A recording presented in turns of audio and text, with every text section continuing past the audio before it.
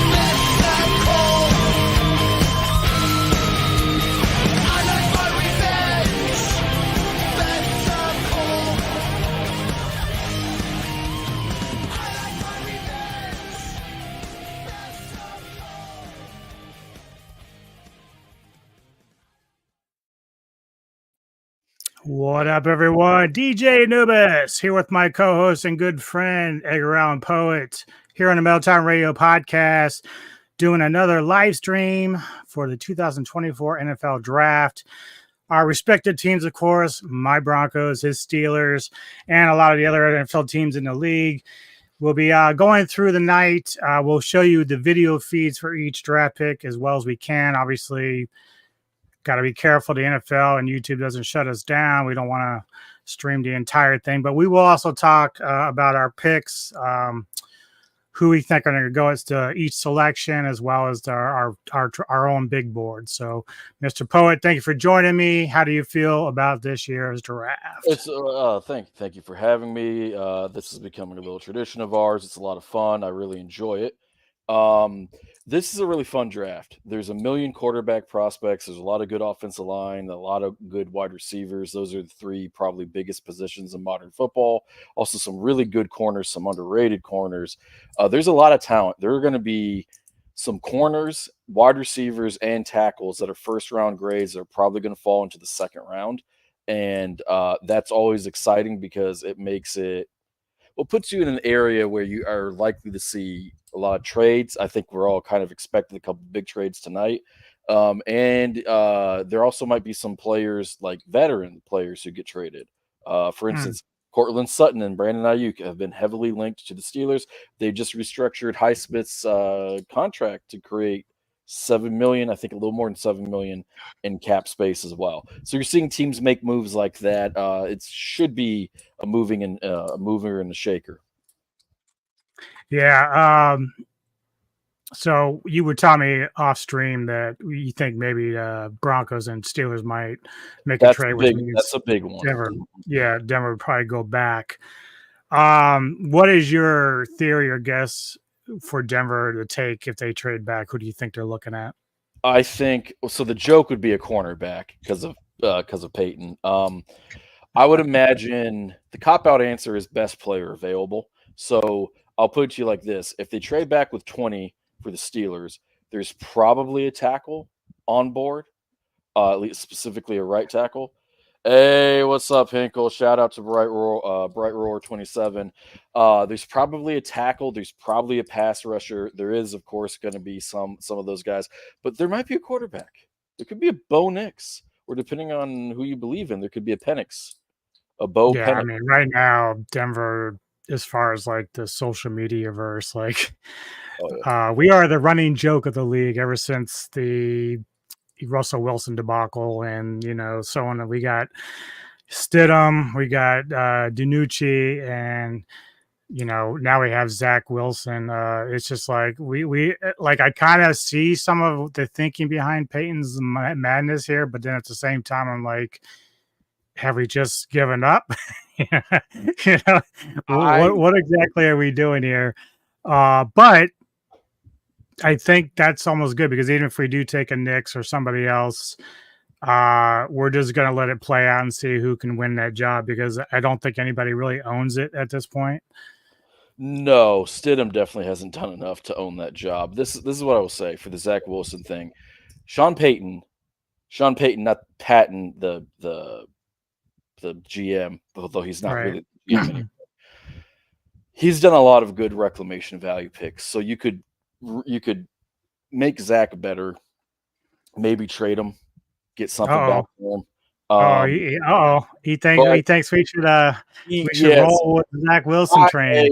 Well, here's the thing too. If you don't take a quarterback, I'd rather start Zach Wilson than Stidham or Ben DiNucci. Well, he definitely has most time invested as a quarterback, as far as time on the field. So I mean, nobody does well in New York. The funny thing is Zach, I guess I'm not as harsh on him as some people, but like, it's like every time I think there's some things that he does really well, there's things that he just ends up imploding. He does. And so and that's the thing that's all kind of frustrated about watching him from the Jets, is that it's like you see him do some cool things, and then all of a sudden it's like, that's not good.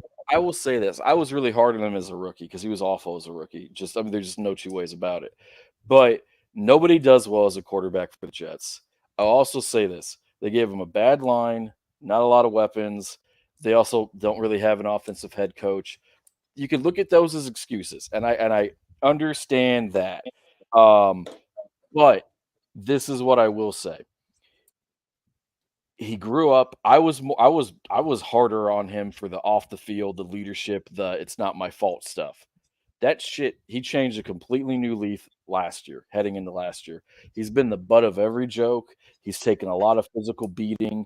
He has, in many ways, matured. And so you just have to ask yourself, is this a guy who can become a Rich Gannon? And I know they played radically different, had different personalities, but we should also remember what Tua looked like. We should also remember what young Joe Flacco looked like. We should remember that a lot of quarterbacks that had early success in their careers were in really good situations. And he does this. He can read half the field. He has a big arm. He can do bootlegs. So you have enough to work with something. And if your offensive coordinator, your head coach can't get something out of that, you might have the wrong guy. So I like the trade. I like having a talented backup. I like developing a backup. It's kind of an old school mindset. I also will just say this, and I know I've said it before, but I really want to reiterate the point. What do you get out of starting Stidham? What do you get out of starting a Ben DiNucci? At least with Zach, maybe you get something. It's low risk, high reward, because if it breaks bad, you're picking high next year. Well, he's also, I think he tends to get hurt. So, I mean, well, that playing in New you York know, will do that for you. there's always a chance he gets hurt, and we just have to go 2 or number 3 anyway. Fuck. Well, throughout the night, we're going to be going through at least our top 6 of our own big boards. And I think we'll start by talking a little bit about our quarterbacks and where we've kind of got them ranked. My top 6 of how I ranked them, obviously, it's a little bit different than, the professionals over there. But again, it's just my own judgment on what I saw throughout the college season and how I see each player. And people are going to wonder about my last one, but I have, as of now, my top rankings is Caleb Williams, Jaden Daniels, Bo Nix, Michael Penix Jr., J.D. McCarthy, and then Drake May. Yeah, you are not high on the Drake May. Start with Drake May. Let's go in reverse order. The issues I have, and I take this because I'm a Virginia Cavalier fan, which means my team sucked last year, like a lot. And we go into North Carolina and we beat their ass. Like, we beat them. And May had 2 opportunities late in the game to win that game and couldn't get it done. And this is not a usual Virginia with a great defense. This is not something that would have been done like 3 or 4 years ago. But it concerns me that Drake in that particular game, it could have just been a bad game. I get it. I know how that works. But considering how bad the Cavaliers were last year, and to be at home and have this happen, it just rings a bell in my head that says something is off. This guy does have skill. There's no doubt about it. He wouldn't be ranked in the top 10 or whatever it is if he wasn't. But it's the same feeling that when people were telling me 2 or 3 years ago about Sam Howell, they kept saying, well, Sam's way better than what he's being, rated and all this. I said, I don't think so, man.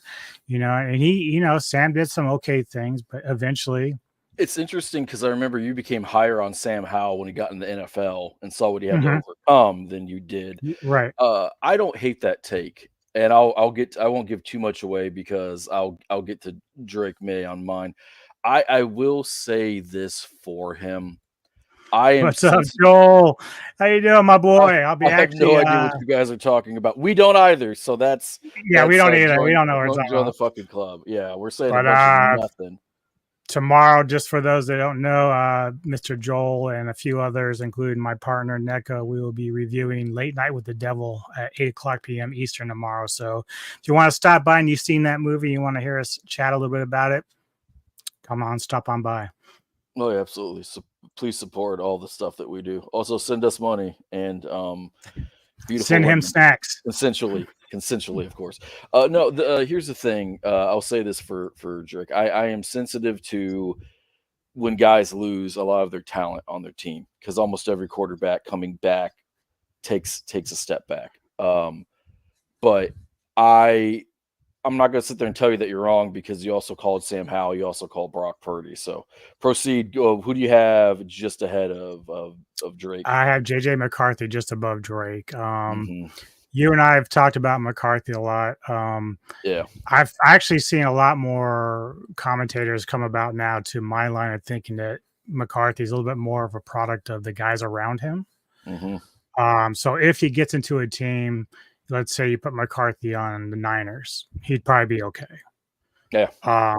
But if you put him on a team like Cleveland or a team that's struggling, to find some stability, he's not going to be the guy that's going to be a difference maker. I think Nix or Penix Jr. are better suited for kind of doing something like that.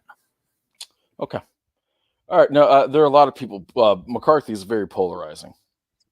And I think that, I'll ask you this. Is he physically a first round pick? After the combine, you saw him show the arm and whatnot, the athleticism. Does he at least... I think they all are.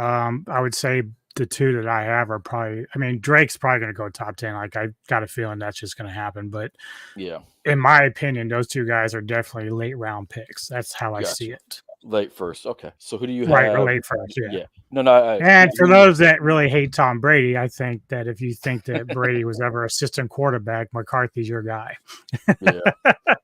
I think one of the special things about Brady was he was at one point a system quarterback, and then he became the system. Because Lord knows the latter half he of his no Elway. No, he didn't have to carry it like that. But we already talked about the whole I had to really eat a lot of crow about Mahomes and shit, which really pisses me off. If he just played in the NFC, it would just be a lot easier. Like if he played for the Vikings, right? You'd be like, how do I get mad at the Vikings? All the teams. The Chiefs, not just a rival, that rival. No, I get it. So who do you have next? Michael Penix Jr., but I can technically, for Bo Nix and him, I could switch them out and not feel bad about it. Both are kind of similar in play, but Penix probably has the better arm of the two. Yeah. Okay. All right. And we've talked a lot about Penix on here. How concerned are you with the injuries? Not very. I saw him play in the playoffs for the college. He looked fine. I didn't see any problems there. He looked pretty fucking healed, didn't he? I don't know if you want him to be doing a shit ton of running. I never want my quarterback to be doing that, but as long as he can do a little bit of it just to get out of trouble, I have no issues there. Gotcha. All right, and then who's after that? Because now we're getting into the big names. Yeah. So the top two of obviously Jaden Daniels and then Caleb at number one. Yeah. What do you think about Jaden? I like him. I have not seen a lot of stuff on him, but I did watch a little bit of the game footage that they've been putting out there, and he looks really good. I know that LSU was kind of up and down, but like I said to you earlier, behind the scenes, he's in the SEC, and that's a tough fucking conference to be playing in, no matter where you're at. Yeah. Unless you play in the mighty ACC and you're fucking mighty Seminoles. Yeah, fucking jokers. And then Caleb is obviously the next one. How do you feel about Caleb Williams? I like him. The funny thing about the entire draft class, though, is that nobody screams franchise to me, and that concerns me just for everybody, for all the teams are concerned, because it's usually we have like at least one that we can sit there and say, yep, this is the guy, he's the future, he's going to be there, he's going to be the guy. I don't know if I see it with any of them. What do you see? Okay, with Caleb Williams, what do you see from a physical prospect? Like how on a scale 1 to 10, if Elway and Josh, very versatile, good arm, makes plays. He did that this year. He's got some good skill sets, intelligent. I think he can do it again. But we thought, you were higher on Fields coming out of OSU than I was, but you and I have talked over the last couple of years about how Fields had seemed to show some improvement, and then he showed some regression. So do we trust the Bears to actually guide this kid to the promised land? One of my favorite takes on that is the Bears got finished with the rebuild when they got finished with Justin Fields. And it's like, and we've talked extensively about Justin Fields to the point where we almost did like a third of an episode on him. So watch our back category, people. But we bring up Fields because not only is it a Bears to Bears quarterback, but it is something to be said for. You can be really talented and not like Fields was not perfect, but he was not like a Jeff George or a Ryan Leaf type of guy. And so you can have the work ethic and the talent and still not always pan out. So that's interesting. I guess I'll start in reverse order. I see Mhm. Caleb as a generational talent. I'm not doing the whole he's the next Patrick Mahomes thing. Um, Is I that am who you compare him to though? Is in terms of play? no. I compare him to Caleb Williams. Like to me, he's actually more like he's like a smaller Matt Stafford. All three of those guys do the arm angle thing, and Stafford probably has the best pure arm out of the three of them. But they all have A++ arms. The arm strength is superfluous at that point. Um, I like Caleb's mobility. I like his ability to throw on different platforms. I like the playmaking ability. I thought a lot of the turnovers he had last year were because he was trying to win games, and USC ended up being, shocker, overrated. I think that he is, on a scale of 1 to 10, if Cam Newton and John Elway and Mike Vick are Hey, and baby. Josh Allen are like top are like 10 out of 10, like all time like video game s characters, right? Right. And then a 9 is somebody like a Matt Stafford or a Marino. Like they're super gifted, but there's little flaws in their game or whatever. I would put Caleb at a 9.5. Like he's 6'1", wish he was a little bit taller. I don't have as many concerns as people do about his frame. You could always get bigger. Look at Lamar. Um, Also, quarterbacks just don't get hit the way that they do. And so lower body injuries are random, like Kyler Murray. He tore his ACL. Oh, it's the mobile quarterback. Well, no, he was rolling out of the pocket. It just tore. It had nothing to do with him being hit or anything. So same thing with Lamar. Most of his injuries have come in the pocket. Like injuries are a fickle, variance filled thing. I like Caleb Williams a lot. To me, I was concerned about some of the reports where they're talking about, oh, he wants to own stock or whatever in a team or ownership stake, I guess is a more accurate way of saying it. But none of those reports were ever truly verified. And I think a lot of the hate that he gets is plays at USC, so that's not going to make you popular. He had the weird crying moment thing. To me, I mean, players cry at the end of the Super Bowl. Like that means that you care. Some people don't like that he wears pink and he has painted fingernails, and I'm like, welcome to 2024. It's a new day. You're gonna be like, oh, the players are soft. Well, yeah, but Caleb Williams would be the best linebacker in 1970. So, like, you can go ahead and take it either way. He's a generational talent. He's a no doubt brainer. And as much as I like Fields, I would have traded him away too for Caleb. And also, you get to reset that contract clock of rookie contract clock. Number Right. two, I have Jaden Daniels. I really like this kid. He is like this weird combination of Lamar Jackson and Joe Burrow. He's not quite the pure passer that Burrow is. He's probably not quite the deep, or the deep. I'm sorry, the running threat that Lamar is.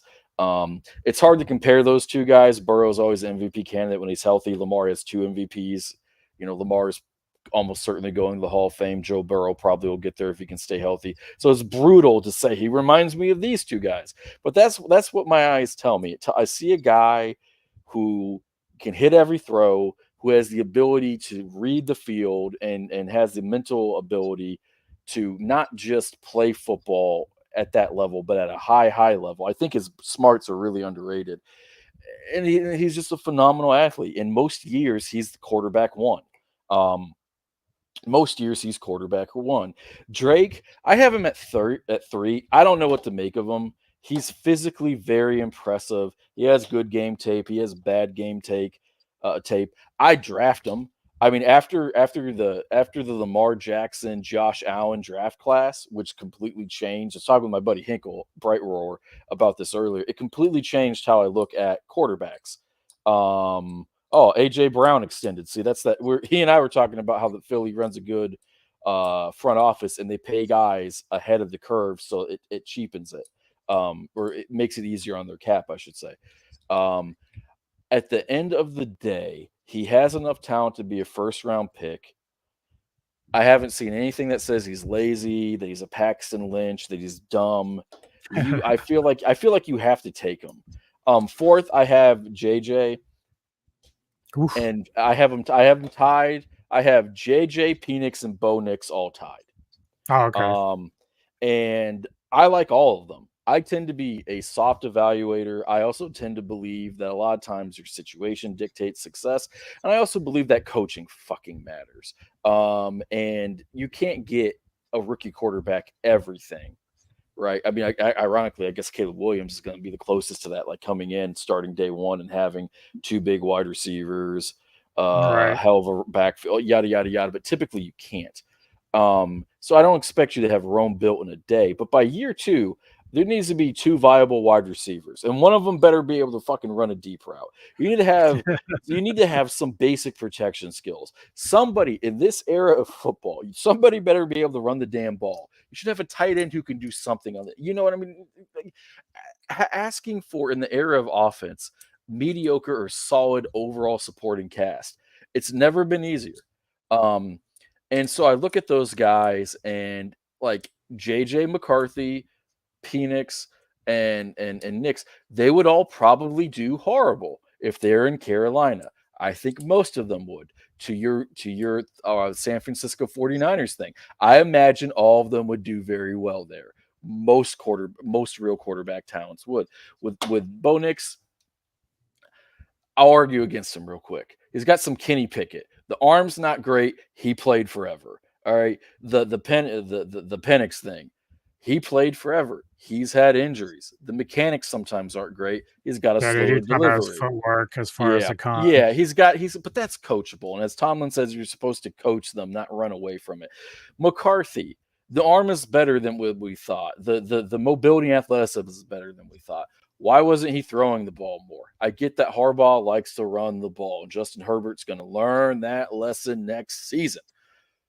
But well, I think part of it too is that the defense was just so good for Michigan that you just leaned on it more than anything else. But if his quarterback was Bryce Young or CJ Stroud, I don't think either of us would think they wouldn't throw the ball more.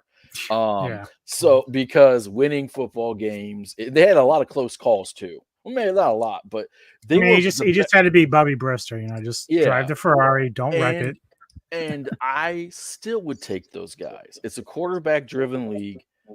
If they have the mental intangibles and the character and the physical traits, you have to really justify not taking a guy if you need a guy. And so that's how I have them. I will say this: the most impressive thing about any of them was, to me, Jaden Daniels, and he's the guy that I'm probably pulling for the most. He's the guy that I probably like the most. The turnover, the ability to mitigate turnovers being the focal point of the offense was amazing. And, I think apparently they signed Brown to a $96 million extension. Yep, because they're trying to get ahead of that Justin Jefferson contract. And that one's looming. That one is looming. But the Cowboys are going to let Justin Jefferson get paid and then pay CeeDee Lamb because they're silly. It is what it is. It wouldn't be the Cowboys if they didn't do that. That's what they fucking do. Well, throughout the draft tonight, we're going to be between the picks. We'll be kind of talking about our top sixes of the wide receivers, backs, centers, tackles, etc. But it's confession. I think everyone kind of knows that Chicago is going to go with Williams at number one. But it would be kind of funny if they threw a wrench in the whole fucking thing. The Chicago Bears trade the number one overall pick to the Pittsburgh Steelers for Justin Fields and Russell Wilson. I agree with you, Bright Roar. Totally.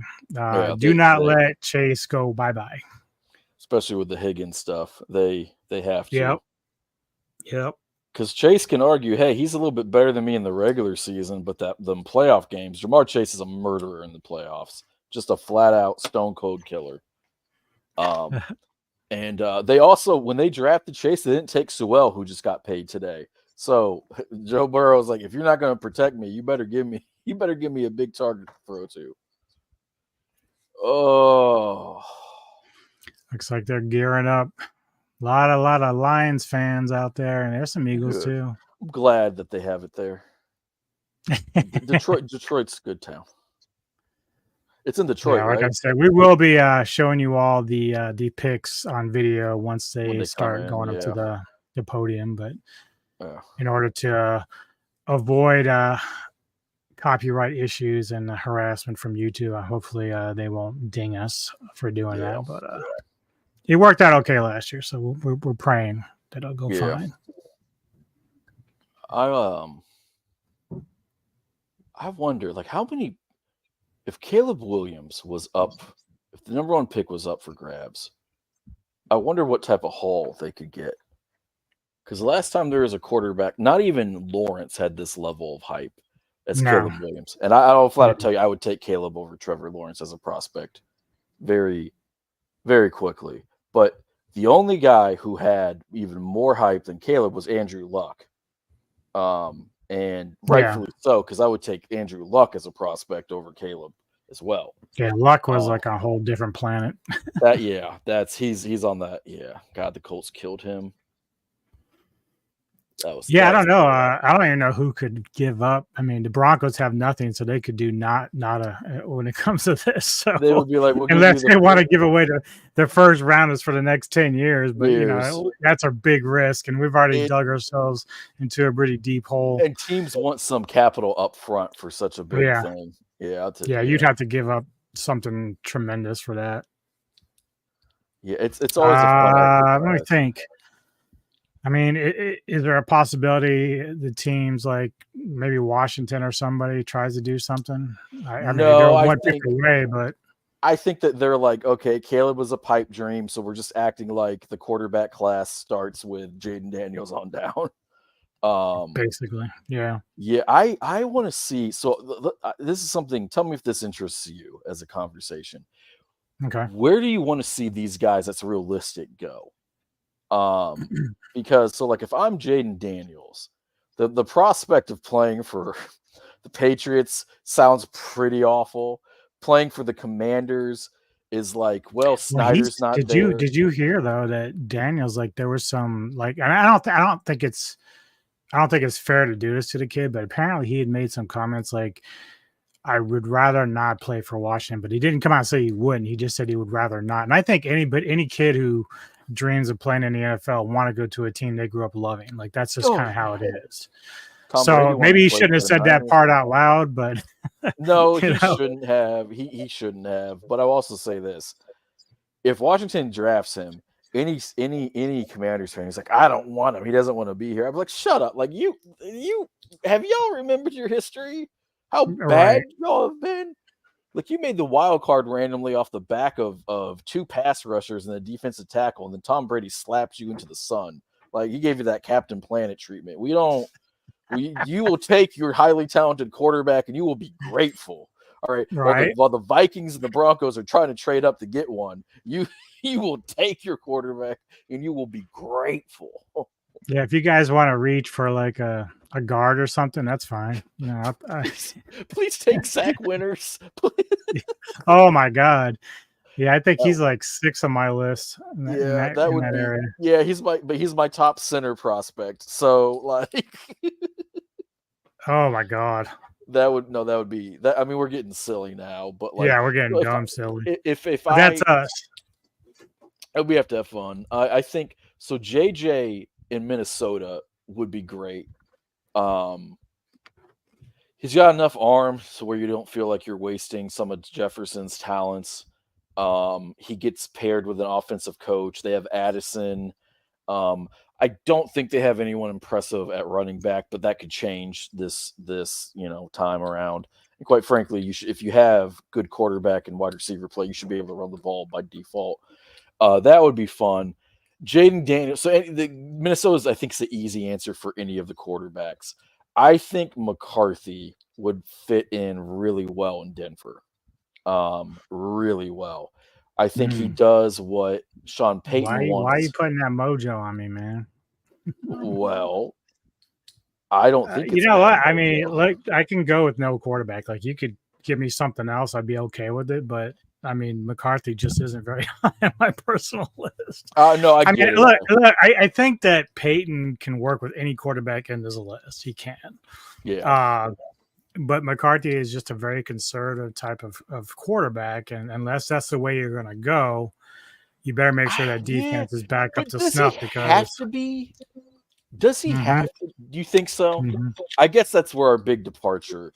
Like if you told I me, mean, look, he can prove me wrong, and I'm all for it. Please. yeah, no, you'd be stoked. Like, oh, competent quarterback playmaking Yeah. ability. Oh, thank you, Jesus. Any guy that wants to come in and win that job and's not afraid of shadows, I just we're watched good. Russell Wilson run into the back of his guard, and then Russell Wilson fumbled to himself. He did this. Yeah. Like the guy did some good things in Seattle, but it's your problem now. You enjoy that shit. It's my solution now. Tomlin is going to fix everything. I look forward to like when week 6 when Justin Fields is. I am curious though with you. I still think, in my personal opinion, I think Fields wins that job there. I think Russ will get it. I think that they said that he's quarterback 1 for now. They wanted stability. So I get that part of it. I just don't think it's going to finish out that way. I don't. I mean, here's one thing for you. Russ is. I'm not even making a joke, but he's an old quarterback. So the odds of him finishing a full season aren't great.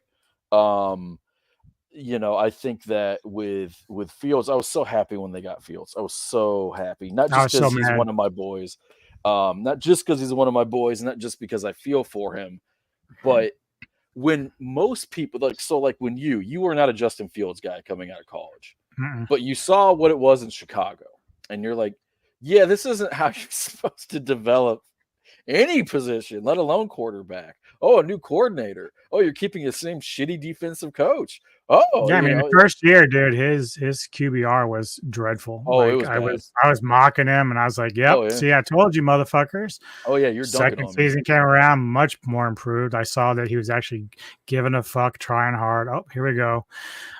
It's probably just to announce that they've got something going on, but let's see. They're announcing that they're drafting me.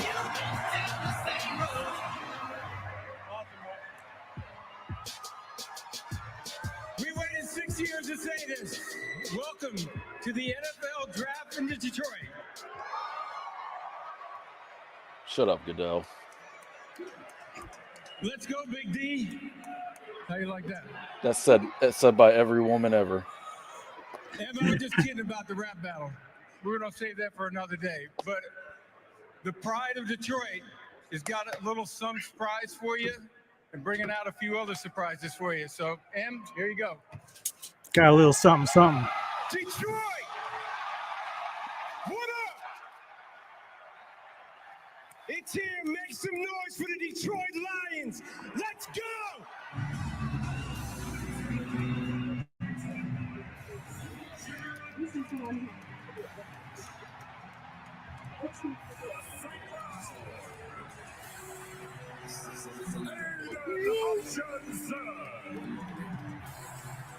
Pro Football Hall of Famer Calvin Johnson. On the 3 greatest receivers of all time. I will die on that hill. One of the 5 best running backs of all time. Some of us don't get a second chance. But I've been blowing this one.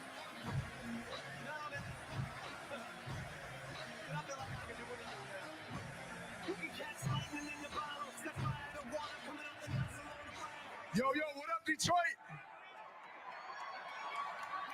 Hey, this is there's Necco's guy. But before we get off the stage, I need to hear one thing. Jerry Goff. That's Necco's guy. Yeah. Necco and I were the only 2 Jared Goff fans in existence. I'm just Ken. Yeah. God, that's watching her explain who Ryan Goff is. She's still rubbing it in that she called the Lions to win that division. She did. And she did. That was the funniest thing about it. She did call it in. Detroit, let's turn up tonight, baby. Let's get it. We're not going to win another playoff game for another 30 years, so enjoy this moment. That would be terrible. I don't want that. She said, leave him alone. I'm sorry. What's up, Detroit? What's up, football fans? Thank you for showing the world how we do it here in Detroit. Great They job, should let Barry go to another team and get a chip. Fuck them. That's the most I've heard him speak in 20 years. Yeah. Barry Sanders, one of the true I goats. just got one thing to say. What up, though? That's like the most I've seen. Everybody's got to take a turn on the mic. I mean, come on. Detroit. I love how Goodell just takes to booing now. Okay. He has no Detroit. choice. We got fans from 32 teams right down here, and of course, all the Detroit faithful in the back. Welcome to all of you, and most importantly, thank you to Detroit. You guys have been awesome. All right, you ready to get the show on the road? Okay, the 2024 NFL Draft is now underway. Chicago. The Chicago Bears are now on the clock. Someone just runs up. We're taking Caleb later. For the Bears fans. There's 8 Mile. Yeah, I love how they like to just kind of like draw it out. Like I'd be like, just stay up there, Goodell. We got the pick. Yeah, it's Caleb. 0.7 mile. It'll always be Caleb. The Washington Commanders took all of their quarterback prospects out to Topgolf.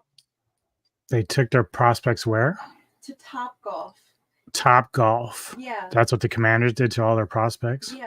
Instead of like having like one-on-ones with them. Oh, so it was like a group. We're not gonna have one-on-ones. We're just gonna get them all together and see who like gets along. What and doesn't with us. stupid corporate bullshit is this? What, Right? What handbook did they pull that nonsense? So if you They did the bare minimum. if you were a college prospect going into the draft and you were like, if you were Caleb Williams and you were whoever thinking, okay, I'm not special. They brought 4 of us to Top Golf. Yeah. It's like the dude who has 5 prom dates. It's like no. It is. It's speed dating. Yeah, That's there's exactly no what it way. is. If I was Caleb Williams, I'll be like, I'll see y'all in the regular season because I'm Well, clearly. apparently, this was Washington, like just saying, "Hey, Yeah. Oh yeah. No. Of course. What? no wonder Jaden don't want to be there." I. You had to let the cats out, didn't you? Yeah, it's okay. They're with me. It's gonna tear my room down. Hey, I wonder if they pop It's like up on the having microphone. lions. hey. Yep. See, she doesn't even. Did you tell Poet that Hazel is afraid of tape measures? Yeah, our way of distracting the one cat is to just extend the tape measure and click it because she'll run. Oh, she just doesn't. Yeah. Meanwhile, the other one, the smallest one, she wants to play with it. She thinks it's a toy. Yeah. She shows no fear of anything. Like Hazel is never. I guess she just doesn't like the noise, though. Yeah. I doubt she's scared that you're gonna like beat her with the tape measure or No, 'cause anything. she's sitting right there. But all we have to do is just pick it up when she's getting bad, and she stops. Yeah. Yeah, that's okay. That's our discipline. Showing our cat. All right. Well, let's while they're working on this, let's talk a little bit about our receivers. Okay. I currently have. Do you want me to go from bottom to top? Yes, Let's start at the top this time. Top. Okay. I have Marvin Harrison Jr. of course at number 1. Definitely the main guy. Mm-hmm. Number 2, I have Malik Neighbors out of LSU. Yeah. Third, I've seen some people put this guy second. Is Rome Odunze from Notre Dame, I think, is where he's from. Washington. He was the Washington. the Excuse me. Yeah, part, Washington. Sorry. Yeah. And Brian Thomas Jr., I believe. And then I have Adonai Mitchell and then Troy Franklin from Oregon. I gotcha. So I almost put Neighbors number 1. A lot of people are putting him number 1, and it's easy to see why. The 4.3 speed. He probably has the best game tape. He's amazing in yak. I mean, he's one of the best prospects I've ever seen at the position. But for Harrison just being slightly better, he'd be number 1 in almost every class. This class reminds me of the year that AJ Green and Julio Jones came out there in the same draft class, and it's like, oh god, like which one is better? I edge it to Harrison just because I think he's a little bit better route runner. I also think sometimes when a guy is clearly the best for so long, you start to invent ways to take somebody over him. I think it's just natural. Odunze is many years, he'd be the number one target. I don't think he's as good as Neighbors. I don't think he's as good as Marvin Harrison Jr. I don't think he has to be. He's excellent in his own regard. And you could argue the straight face that he's number 2 as well. He's going to be probably a top 10 pick. And the fact that some team is going to get him not in the top 3, 4, or 5, which is typically where I think a guy like him would fall, it's going to be one of the best value picks around. I will say for wide receiver, I have Leggett at number 4. I think Leggett is going to be the steal of this draft. And he's Steve Smith Sr., who is, in my opinion, Steve Smith Sr. is the best wide receiver evaluator, period. Full stop. And I'm kind of talking on both sides of my mouth a little bit because I believe he had Neighbors as the number 1 prospect. But Leggett is special, and he's flown under the radar a bit. I don't know. And then to round it off, Brian Thomas Jr., very easily a number 1 in the NFL, in my opinion, a very worthy of a first-round pick. I think that if he is taken like 15 to 25, it's a good value. If he falls past 25, that's a crazy, crazy pick. I just think if I could get Neighbors or Harrison Jr., I'd probably trading up for them. In the era of wide receiver, what those two can do on the football field, man, they're going to be they could be either one of those two guys could be as good as Justin Jefferson or Chase or anyone. Here's the big moment. A second round pick in next Dun, year's dun, dun, dun. trade.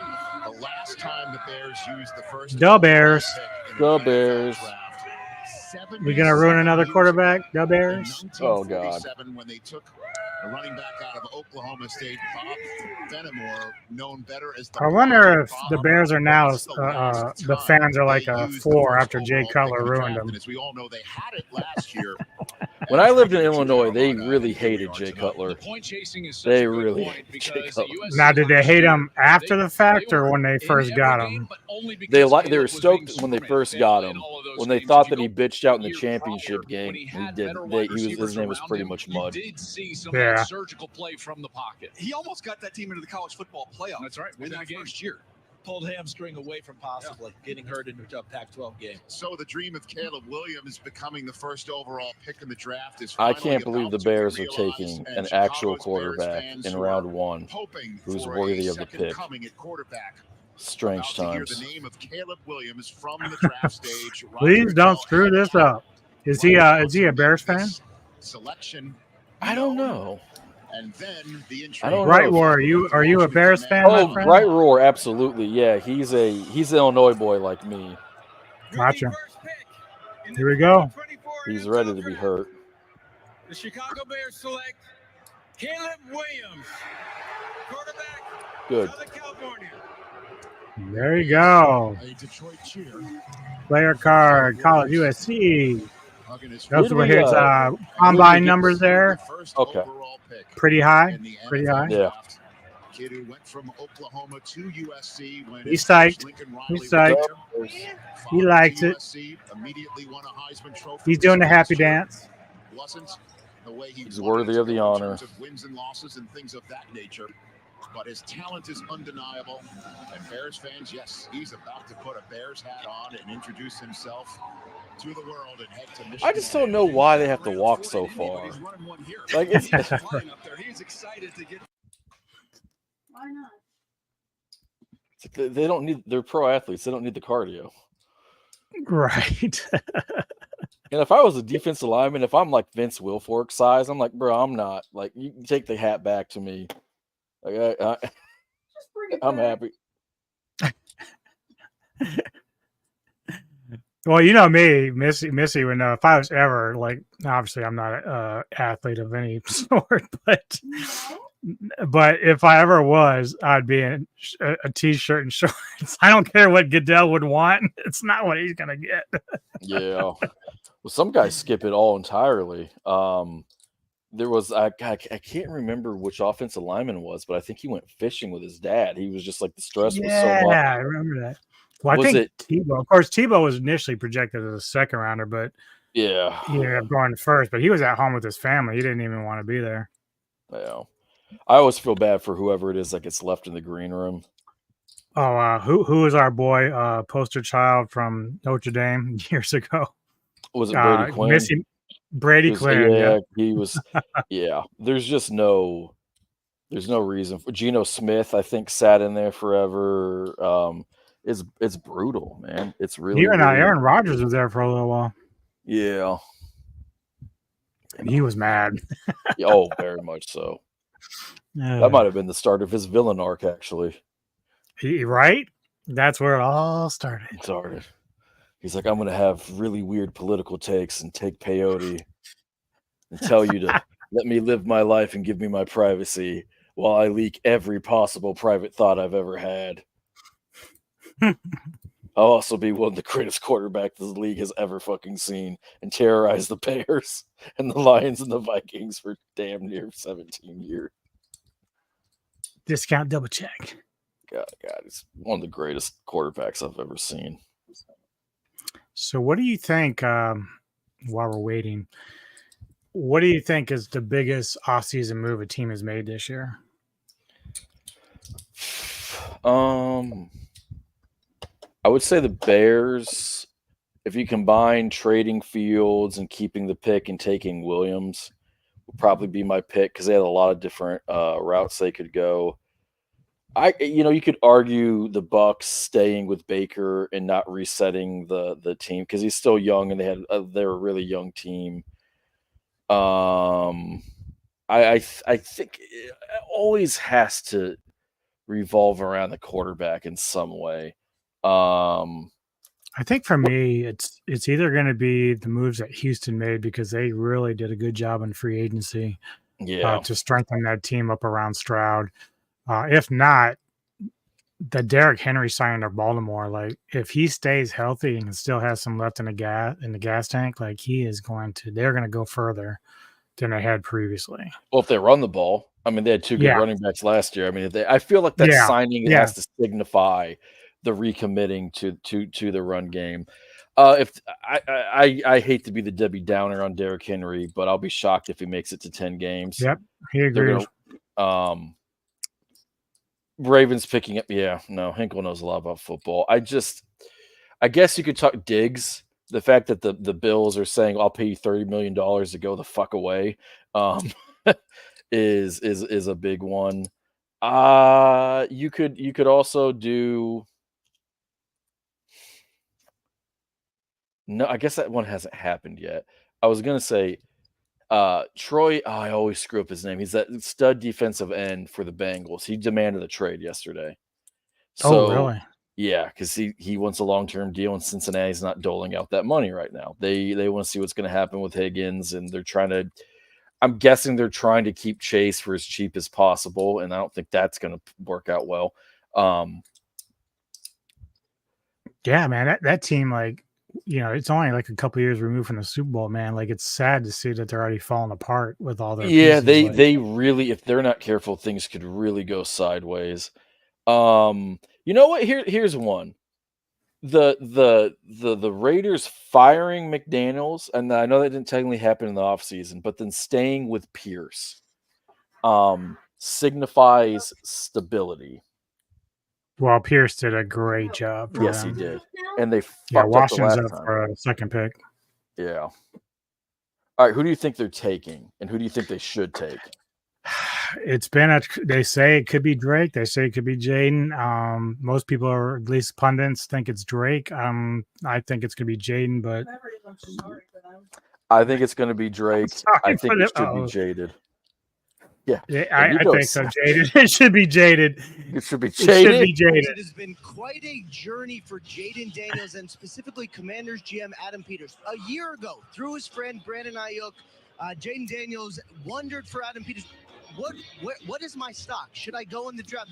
Peter said to Ayuk, it's about a fifth rounder, should probably go back. Jaden Daniels never forgot that. Before his visit to the Commanders, he was a little miffed that there were several other quarterbacks there with him. And Dan Quinn and Peters picked him up, and he met straight with the owner, and he was back in, very excited, potentially, to be with the Commanders. Yeah, that was last week where they had 22. Yeah, let's go play golf with all these other quarterbacks. Fuck you. Yeah, no God. For their final day of top 30 visits, but that'll just Yeah. be, Yeah, you know, a footnote. If you don't we work for Eli them. did it. the name of Jaden Daniels from the commissioner coming Elway to did this it many, you many can moons see ago. with the clock counting Yeah, down on the they can Patriots. draft you. You don't have to show up and play for them. We just heard Caleb Well, you can refuse the contract, but nowadays they're not obligated to pay you a shit ton of money. So you're No, kind of oh yeah, fucking no, they don't have to yourself. pay you if you don't report and whatnot. Yeah. But they have the right to. I mean, they have the right to draft you or me. You know what I mean?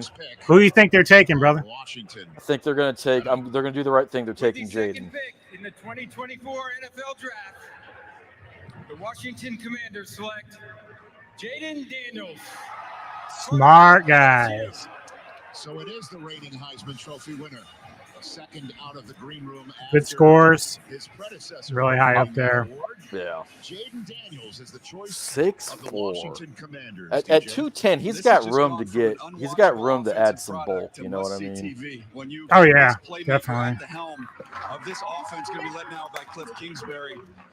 He did this the hard way, guys. This was not someone who just jumped on the scene in college football and took college football by storm.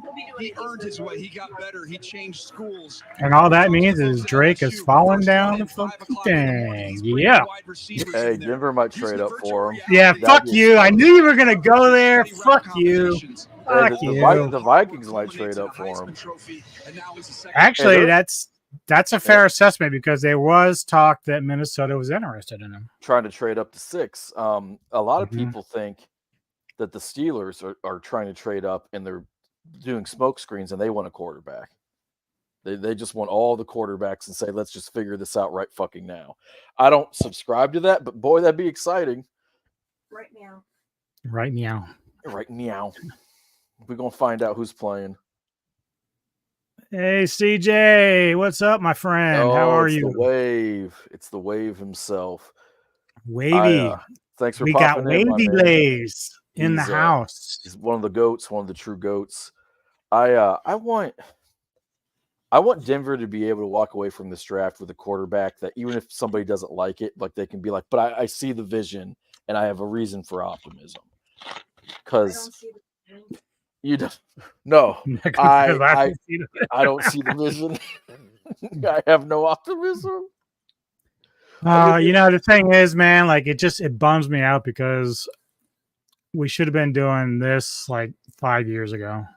It just too much stupid shit we did with the money. So is Vance Joseph still the defense?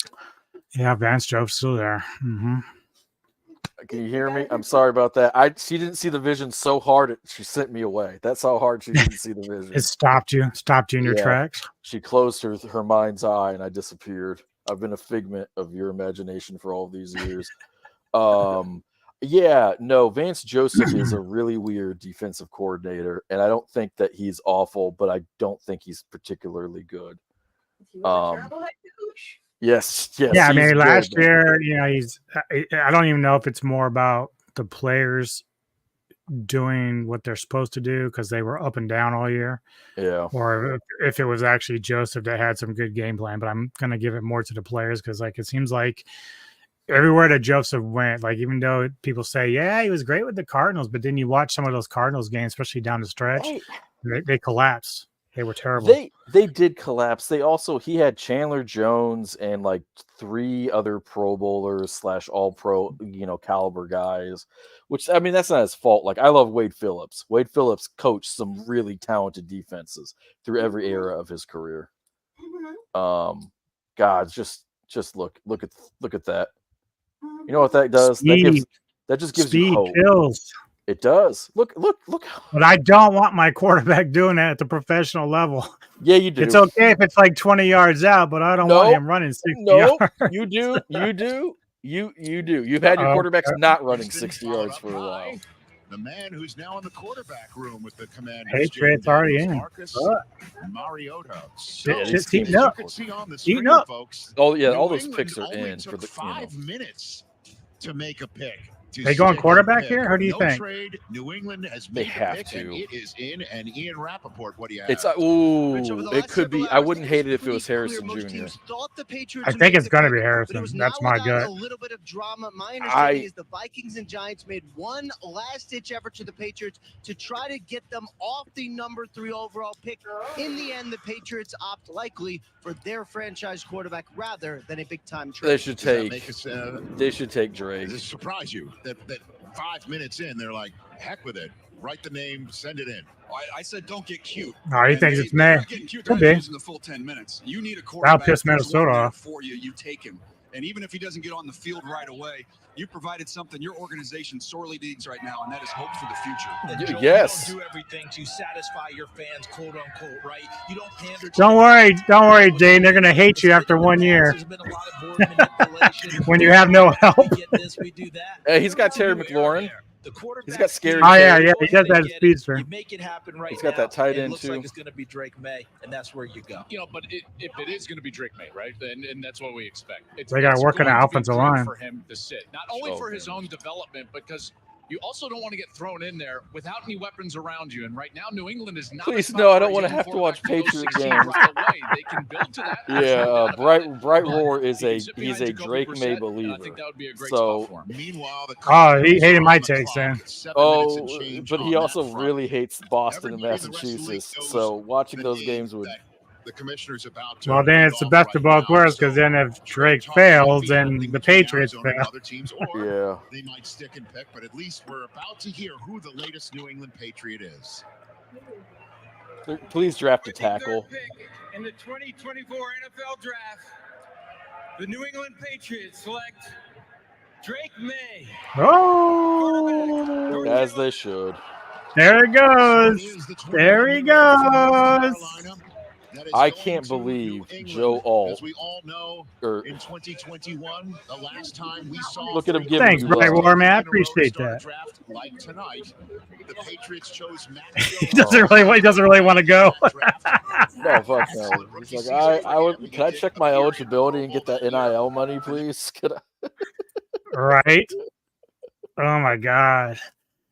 It's a big. Well, I kind of expected it because they traded away the other homeboy, so Jones. So Yeah, they or did they cut him? I can't remember. They just no, cut they him out. traded Right? him to Jacksonville for a 6th Yeah. rounder.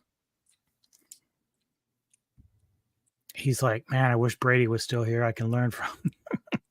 Watch that old man get beat up for a year before I have to go in. Right. I feel for him. I'll play the opposite, or I'll play the positive way, right? You have a rookie head coach. You should be positive and optimistic about having a rookie head coach. The Patriots, Actually, yeah, because everybody's kind of learning their way. Because if you still had BB would be really hard on him, Yeah. Oh, very much so. God, he's just a ass kicking. He's just a big The dude has talent, man. He can pass that ball. Yeah, he. That one game, dude. I don't know. Like, does he have the clutch factor that you want? That's the thing that I need to really wonder about. I'd have to see if he had other comeback wins. It's just, I think for the Patriots, they'd just be happy to see somebody who looks like a quarterback. Did you just on do the a field. plumber there? Yeah. Look at that. Look at that. That's where he gets the Josh Allen comps. Yeah, he's going into a division with Buffalo, and Miami's increasing the heat. Yeah. That's going to be interesting. He's gonna look. Yeah, that is true.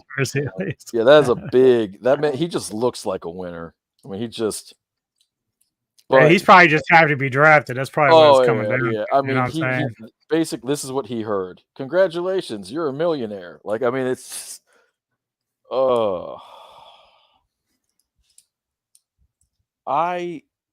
If I was a Patriots fan, thank God I'm not. But if I was a Patriots fan, I'd be optimistic about the pick. Oh yeah. I mean, look, anything's better from where they were. What they Oh, have, Zappo and Jones. It's a Yeah. world better than that. Yeah. Oh, Jesus. Bailey Zappi and Mac Jones. You drafted the same quarterback twice, and they're All right, both tough. let's dive into the running back. So my top 6 Yes, sir. are as follows: Jonathan Brooks, Yes, sir. Jalen Wright, Yes, sir. Ray Davis, This is okay. We're both on that hot take wagon. I fucking love it. Blake Corum. And this one was kind of surprising with you, but I kind of see your reasoning here. Trey Benson, I have it 5th, although I think looking at his stats and the build and his weight and everything, he's a beast. But I have him currently at 5th, and then the last one is Marshawn Lloyd out of South Carolina. I like it. So I think most people can agree Brooks is the best running back out of the class. Yeah, it's kind of like him and then everybody else. I have Ray Davis at 2. So I've watched. I'm a Kentucky fan, and I will take any and all accusations of being a homer, and I fully accept it. I totally get it. I simply ask that people look at the game tape of him in college versus the game tape of Nick Chubb in college. Watch the way they run. Watch the way they pass. Chubb is a little bit better of a blocker, I would say. I think Ray Davis is a little bit more talented of a receiver. With that being said, at that point, I'm not deviating too much. There's Wright, there's Corum, there's Lloyd. I really like, and I was just watching some of his film before we popped on. Will Shipley has grown on me. I didn't see his numbers. Where is he out of? He's the Clemson back. Oh, okay. Okay. Obviously, Braylon Allen, Audric Estime. I think I'm saying the gentleman from Notre Dame. They have to take Harrison Jr. I think they are, because I think they were looking at, because there were rumors they were looking at Neighbors too, and so yeah, I assume that if Harrison's there, they're going to go with Harrison. That's like a no-brainer to me. Like I think like I could hear and understand the argument for Joe Alt. I would get that. He's a tremendous talent. Yeah, because you want to kind of improve that line too. Yeah, but there's so many tackles that are going down. In the 2024 NFL Draft, the Arizona Cardinals select Marvin Harrison Jr. There you go. Wide receiver, Ohio State. I just don't know how you could pass it up. I mean, great they have player. A 73 on athleticism. Yeah. One of the more talented quarterbacks ever at Ohio State. Oh my goodness. But we all know this stuff is like spit in the wind. You never know. Like I know it's a 7 and become the prime target for Kyler. But I think that's the thing too, though, because I don't remember Dunzee's. I have the scorecard, but I don't. Let me see what it is real quick. Big time playmaker. They need blue chip difference. Yeah, he was a little higher because I've seen that Dunzee make some crazy ass plays, man. Like it's just nuts. Oh yeah. He has a #1 wide. I just don't know how many crazy plays that Harrison made. Like he's a great athlete, obviously, but did he have to really make his crazy plays were looking like, yeah, hopefully he doesn't murder anyone like his dad allegedly did. His dad almost certainly murdered somebody, okay? Which, that's true. You know, it's we could, for anyone interested, Google it. Because I'm not trying to get sued by Harrison Sr. Allegedly alleged that he allegedly shot. That was what was alleged. He's a great route runner, and so his ability to accelerate into a route is actually horrifying to me because I don't know how you actually guard that. I mean, he just gets such. Some people would say, "Oh, he's just burning inferior athletes," but like when I watched him, yeah, okay, he did this against Youngstown. All right, not a great football school. He hit 22 miles an hour. All right, so that's playing the game That's with the helmet and the cleats and all of that stuff on. Speed is part of athleticism.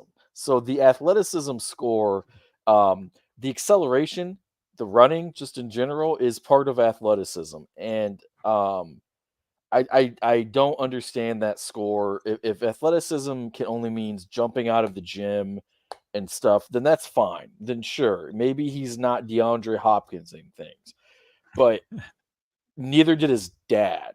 So, and his dad is probably a top 5 wideout ever. So, I mean, I think that I think we've strayed too far from the sun.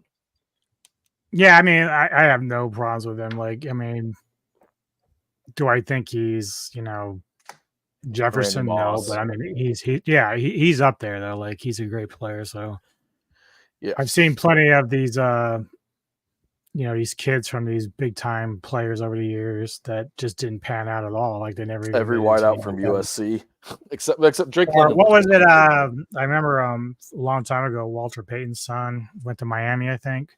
Yeah, Never became anything. It's just kind of like, so it Yeah, happens. So, I mean, if you can actually make yourself something into your own, then it's good. Howie Long's son, Jake. Yep, Chris, Yeah, my boy. yeah, UVA. you got a lot of. There are a lot of great football families out there. The Mannings come to mind too. So just because you have that last name doesn't mean you can live up to it. But sometimes Right. it does say, "Hey, guess what? He too is an athletic freak," and it's easier to believe in his prowess when you see Dad. And it. Well, Daddy's probably saying, "Don't fuck up like me, son. Yeah, You become a good player, good human being." They didn't testify. Nobody testified, so he was okay. Oh, That's the what's adults safe. are up on the clock. Oh God. Fuck the adults. Who do you like here though? Some people. So Bright Roar believes they're going to take Bowers. I believe. That's a good pick. It would be a good pick. I think they're taking a tackle. Harbaugh wants to run the ball. They should take a wide receiver. They should take. They let Eckler go, right? They let Eckler go. They don't have a running back. They don't have any wide receivers other than Quentin Johnston, who's probably going to be a bust if I'm being Because honest. Keenan Allen's gone too. Allen's gone. Mike Williams is gone. All they have. I think I read that they have 0 remaining starters at skill positions, unless you count Palmer, who's a number 3. I think he is still there. They should take Neighbors. They already have a great left tackle. You don't need a great right tackle. It is awesome to have one though. But what are you going to do? Are you going to take Alt, who's really a left tackle, and put him at right tackle just because he's big? That's not horrible, but like, are you going to really commit to a run game when you don't know who your running back is, only who you hope it is? Just take Neighbors. Don't overthink it. Get Herbert a big time baller to throw to, and succeed. Yeah, no, I agree. That's a good take. Yeah, that's a good take. Hey, I like that. Oh, yeah. Oh, God. I like Wade's thinking. Hell, you can give him fucking McCarthy and you can give him fucking DiNucci and all of them. Like, just get them all. Get Herbert. Nope. I draw the line at Wilson. Beloved Zach. They should take Neighbors. If they took Odunze, I would also understand it. Like, if they think that Odunze is a better prospect, I could respect it. What they really want to do, kind of picked up above Neighbors, but either one is great. Really. What they really want to do is trade back, because like it's so crazy. To Bright Roar's point, all right, we kind of expected the first 3 quarterbacks off the board to be off the board. We then expected that Harrison Jr. would be off the board. So now you're looking at it like, okay, you have Nix, McCarthy, and Penix. That's still like a decent quarterback class. You have 2 of the top wide receivers. You have 1 million tackles. You have some really special corners. You have some good interior offensive line. It's really like you could have started the first 32 picks with these guys and still had a good draft. Yeah, I think right now I have like Nix, Neighbors, Odunze, Brooks, Wright, Bowers or Sanders, and then of course you get into like the offensive linemen like Martin or Haynes. But so he's gonna go take a little tinkle, and I will talk to you all for a little bit while we wait for the next pick. which will be coming in soon. He's going to take a tinkle. He's going to go take a tinkle. What is wrong with you? Well, we're going to have intermission at some point, but, it's a whiles away. But anyway. So for tight ends, like I'll just break down my top 6 that I've got right now in regards to that. I have Brock Bowers at number 1, Jatavian Sanders at number 2, Dallin Holker at number 3, Ben Sonat at 4, Cade Stover at 5, and then Eric All at 6. Really, as you get to around Cade and Eric, it just starts kind of dwindling off. I don't expect these guys to be first-round picks, and maybe not even Dallin. Dallin, although I did really like him in my mock draft, that was much later for the Broncos that I was mocking for. So in terms of tight ends, if they're going that route, it's probably going to be Bowers, Sanders possibly if they like him better. But Bowers is really kind of like top tier guy right now in that particular range. If they go running back, you have Brooks, although a lot of teams have kind of waned away from taking running backs high nowadays because they rely on dual backs most days now. So it says the picks in, so we're just gonna pull this up and then wait for that to happen. All right. And then whenever Poet gets off the shitter, because I can make fun of him doing that. For you in the comments, man, who do you think their pick's gonna be, man? Shoot it out. Let me know.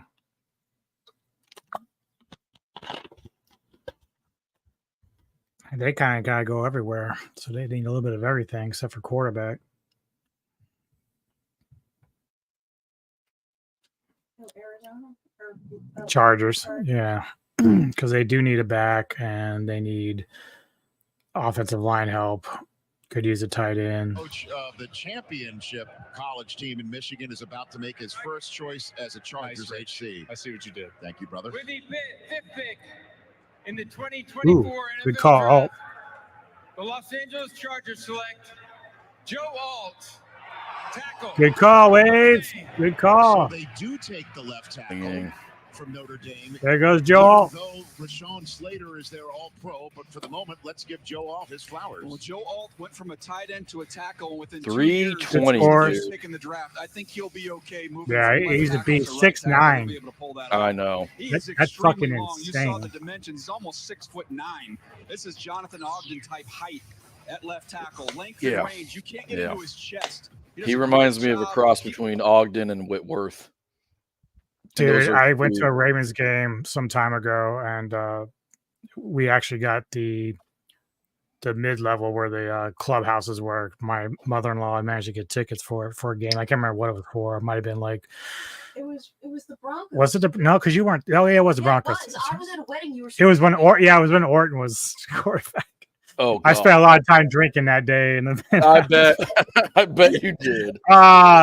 But no, I was walking down with her to the seats and like past the hallway, and this tall motherfucker. And I looked around and said, "Deb, that was fucking Joe Ogden, man.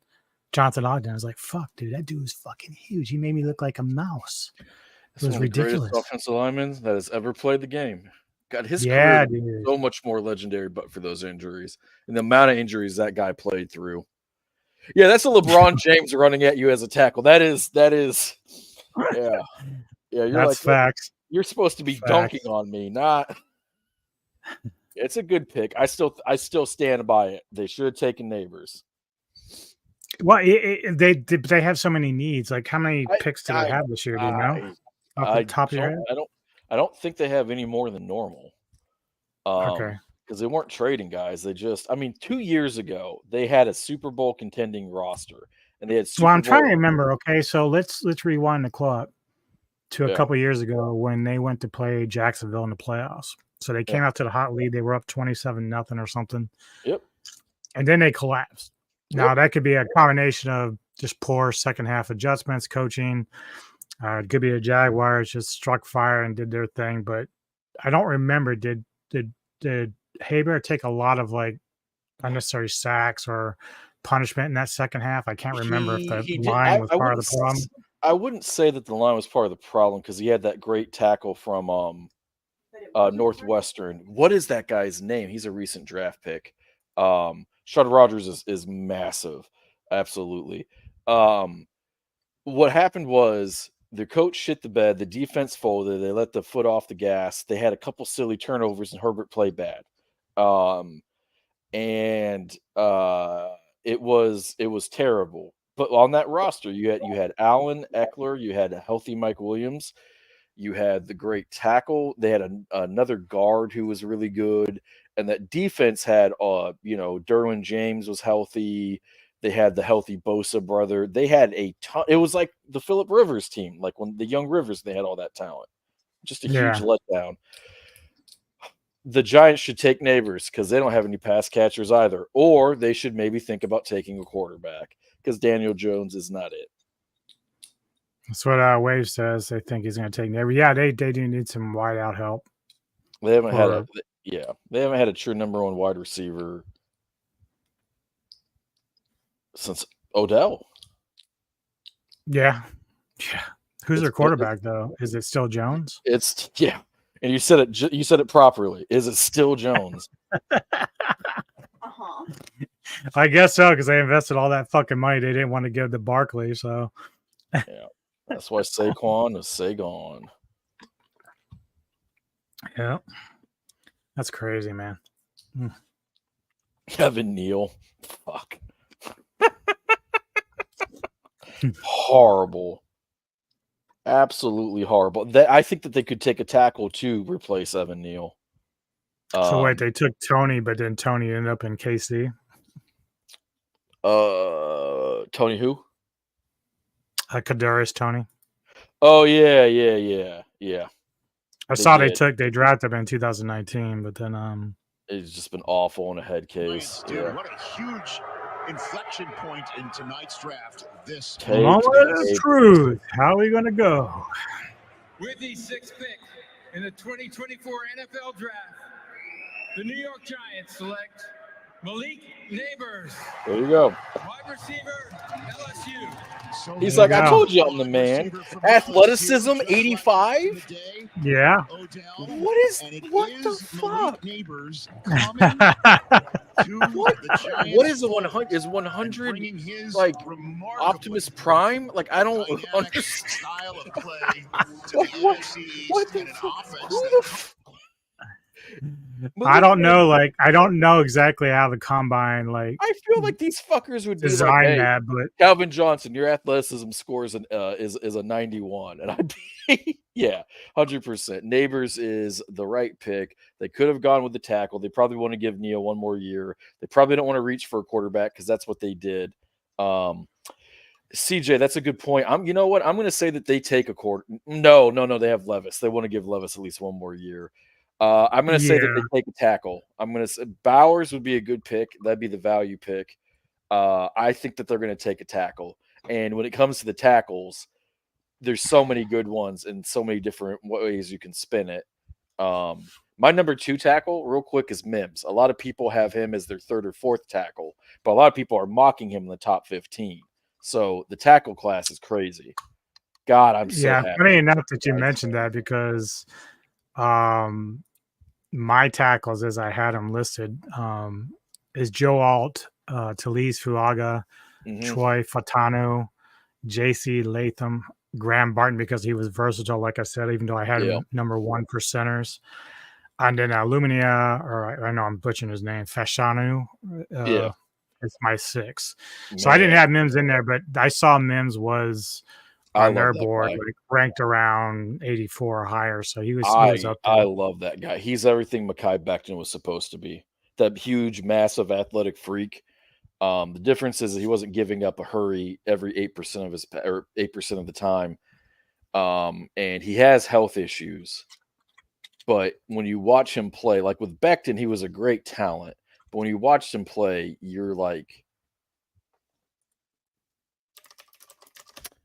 with Becton, you watched him play, and you're like, I'm a big guy. I'm not trying to be funny. Let me just lay that out there. But you're like, I think that he would be better served at losing a little weight. Like, he's plenty strong, right? If you're that big and you're NFL caliber, your strength is insane.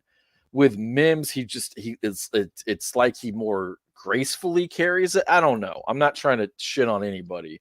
But like there's something. I'll say it this way. There's just an it factor with Mims that I see that makes me go, oh God, he could be one of the best ever. And I love his game tape too.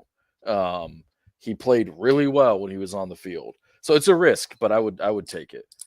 If he gets broken down or whatnot, you just put him at guard, and it's like, how do you stop him in the run game? Like, seriously. Right. Let's talk about Denver real quick. So they're at 12. Yes, sir. Now, you talked about how they might trade back, which is an option. And if they do, that would probably be a place where if they decide to go with Knicks, they could. Mm-hmm. But let's say they stay. Who do you think they would even consider at 12? So obviously they're going to consider any of the big quarterback names that are left. I think we could agree with that. How amazing would it be if he took his eyes were bugging out like Jones? That'd be horrifying, and every cornerback would be scared. That's what I would say. I think Brock Bowers would make sense. I think the tackles would make sense. I think Cooper, the inside linebacker, I've seen his name go up the board. Bowers would be intriguing because I even though I do kind of like the other guy we had, I forget his name, of course, but in this league, you kind of need a tight end that can be a difference maker, like a Kelsey or whatever, and that's sorely missing from Denver for quite a while since Shannon Sharp. So, yeah, I would say I'm not going to talk about any of the corners because I don't want to traumatize you. Some of the defensive tackles too, like a Murphy could be there. Look, there's a lot of guys who like I've seen Murphy get as high in some mocks as top 12, right? And some people really believe in him. Obviously a Jared Verse, I think a pass rusher. There's obvious pass rushers are going to fall, which is crazy. Usually they're overdrafted. Yeah. It's just this particular draft. They all have their own like personality. Who else? Peyton has a huge love affair with interior offensive linemen. So I wouldn't even be shocked to see him take a Jackson Powers Johnson. But I would imagine it's going to be pass rusher or tackle. Yeah, I think some of the pass rushers I was looking at, I had, as far as my rankings, Leatu, Dallas Turner, Chop Robinson, Chris Braswell, Jared Verse, and then Adiza Isaac. Right, and I'll tell you this: if Dallas Turner drops to 12 and you take him, I don't even care if there's a quarterback on the board because Dallas Turner is a monster. I am really big on Latu from out of UCLA. I actually had him tied with Dallas Turner. Chop Robinson, I think, is really, really good. Penn State kid, right? Yeah, that's a Penn State kid. And the other name is, I don't like saying this because I don't like being pessimistic. Like, these are the biggest night of these kids' lives. They're all incredibly talented. They worked hard to be there. I'm not a Jared Verse guy. I watched a lot of his tape, and to me, he looked like a great college player who had a bull rush move, and that was about it. I think a lot of like my picks were mainly just I think really the first three of each group that I did was more of like who could take in the first round. The rest of them could probably fall to the second or later. So it was kind of just a matter of the second half of it. Yeah, I think with Verse too, I think he's had some injury concerns, but there are really smart draft people out there who like him a lot. So with that all that being said, golly, oh God, if y'all took Cooper DeJean, Jada's head would explode. He would. That's actually my number one DB on my rankings. He would be so upset. Denver's the first team with a because he's white, right? Because he's white. It's because he's white. He'd be very. Doesn't matter what his 40 time is. I'm not gonna lie to you. I actually watched very little on Cooper. He's good. He's good. Mitchell's really good too. I mean, I don't have a problem with either one. I'm not gonna lie to you. I did like my prereq work on the corners, but it just wasn't. This year is about the quarterbacks, the wideouts, and the tackles. The corners, I'm like, I know Quinion Mitchell is probably going to be a monster. And other than that, it's like, I don't fucking care. It's a cornerback. I wonder, I don't expect him, but what if Dunzy drops to 12? Is that a consideration for Denver? Yeah, that's just pure BPA. Yeah. Because I hope that's the way that Peyton's kind of approaching this too, because God knows we need best player available. Well, Sutton looks like he's on his way out. Mess. Yeah. Yeah, Sutton looks like he's on his way out, and Sutton also looks like, I mean, he's rumored in some trade talks, right? So, a wide receiver, and Sutton was a great get in the second round out of SMU, and I think if he played at a bigger school, he wouldn't have been a second round pick. I'll say they take Bowers. With the 7th pick, Bo Nix. 2024 NFL Draft. That'd be crazy. Bo Callahan. J.C. Latham. Oh, that's the wow. Did not expect him to be the second. That's the surprise of the draft. 5-7, not a surprise either spot. The Tennessee Titans, this was a glaring. I mean, he was 4th best on my list, but hey, okay. I did see him number 2 on, I think it was Lance Zierlein's. Latham is a mammoth human being. Played at right tackle. He's also played inside a guard. He's a mammoth. He's a first rounder, but I did not have him. I had the cat from Penn State and Mims solidly ahead of him. Oh man. Hey, real quick, I know you feel the same way I do. We want to say thank you to all the viewers. Like, we love doing this, and it's really great to have y'all here with us in the chat and whatnot. Y'all make it fun for us, and thank you all, because you could be watching and hanging out. There's a million different places to watch the draft and get coverage or whatnot. True that. And the fact that y'all did it here with us, we really appreciate it. That being said, that's the last nice thing I'm going to say about all of you, because too many of you hate the Steelers, you fucking heathens. So here we go, Steelers. Here we go. Taking all your quarterbacks. TJ Watt's taking them to the now. Wait a minute. What if the Steelers trade down? I'll be stoked. What if they take another quarterback? I'd be stoked. I'd be stoked. You want more quarterbacks? If they just give me all your quarterbacks. Think about what that would mean. I mean, real talk. Thanks. Oh, see, that's a cool dude. Yeah, right we there. love. Yeah, like we love you, Hank. We love all y'all. Even though you're a filthy Tom Brady lover, that's the other thing. So Hinkle, that's me. I'm the Tom Brady lover. No, that's him. He loves. And wow, he got a pet goat and named him Tom Brady just to spite. Smart man. Just to spite. Just to spite you, huh? Just to spite. Well, that's like you picking a freaking name in Diablo 4 and calling it Patrick Mahomes. Yeah, sometimes I'm a dick. Sorry. Golly, Latham. I know Wave loves Patrick Mahomes too, though. I mean, yeah. I think I will say this for Tennessee. They have a great track record with offensive linemen. So I am going to give them. It's like, you remember when the Packers took that defensive lineman last year, and we're like, yeah, that's the right value. But the Packers, they draft well. It feels wrong. Are the Vikings' heads exploding right now? Probably. Just trying to trade up. Yeah, I mean, I don't know. Okay, correct me if I'm wrong. They ended up picking up Howell, right? No, they got Sam Darnold, I believe. Oh, Darnold. Okay, wrong, yeah. Wrong guy, wrong Sam. Sam, I am. Depth chart, 2024. Yeah, I don't know, man. Like, I mean, I've seen people in Atlanta say they want another quarterback too. Like, they want Penix, I think, down there. I wouldn't hate it, because why not develop him behind Cousins? True. And if I just gave Kirk Cousins another $100 bajillion, I'd be like, Kirk, I really don't care how you feel about it. Like, I don't care how you feel about Cousins. Really, that dude is the smartest player on the planet to be able to fleece. We love not fleece, maximize his value.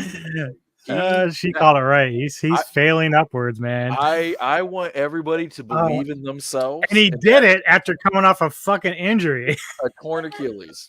Damn. Well, you can do that. Go ahead, Nico. But you know what? This I will say this, because you will fucking agree with me. this is why his reputation is not as bad as people try to make it be, because yes, he hasn't done certain things in the playoffs or hasn't gotten to a Super Bowl, but Yeah. there's clearly value there that teams keep wanting to do this.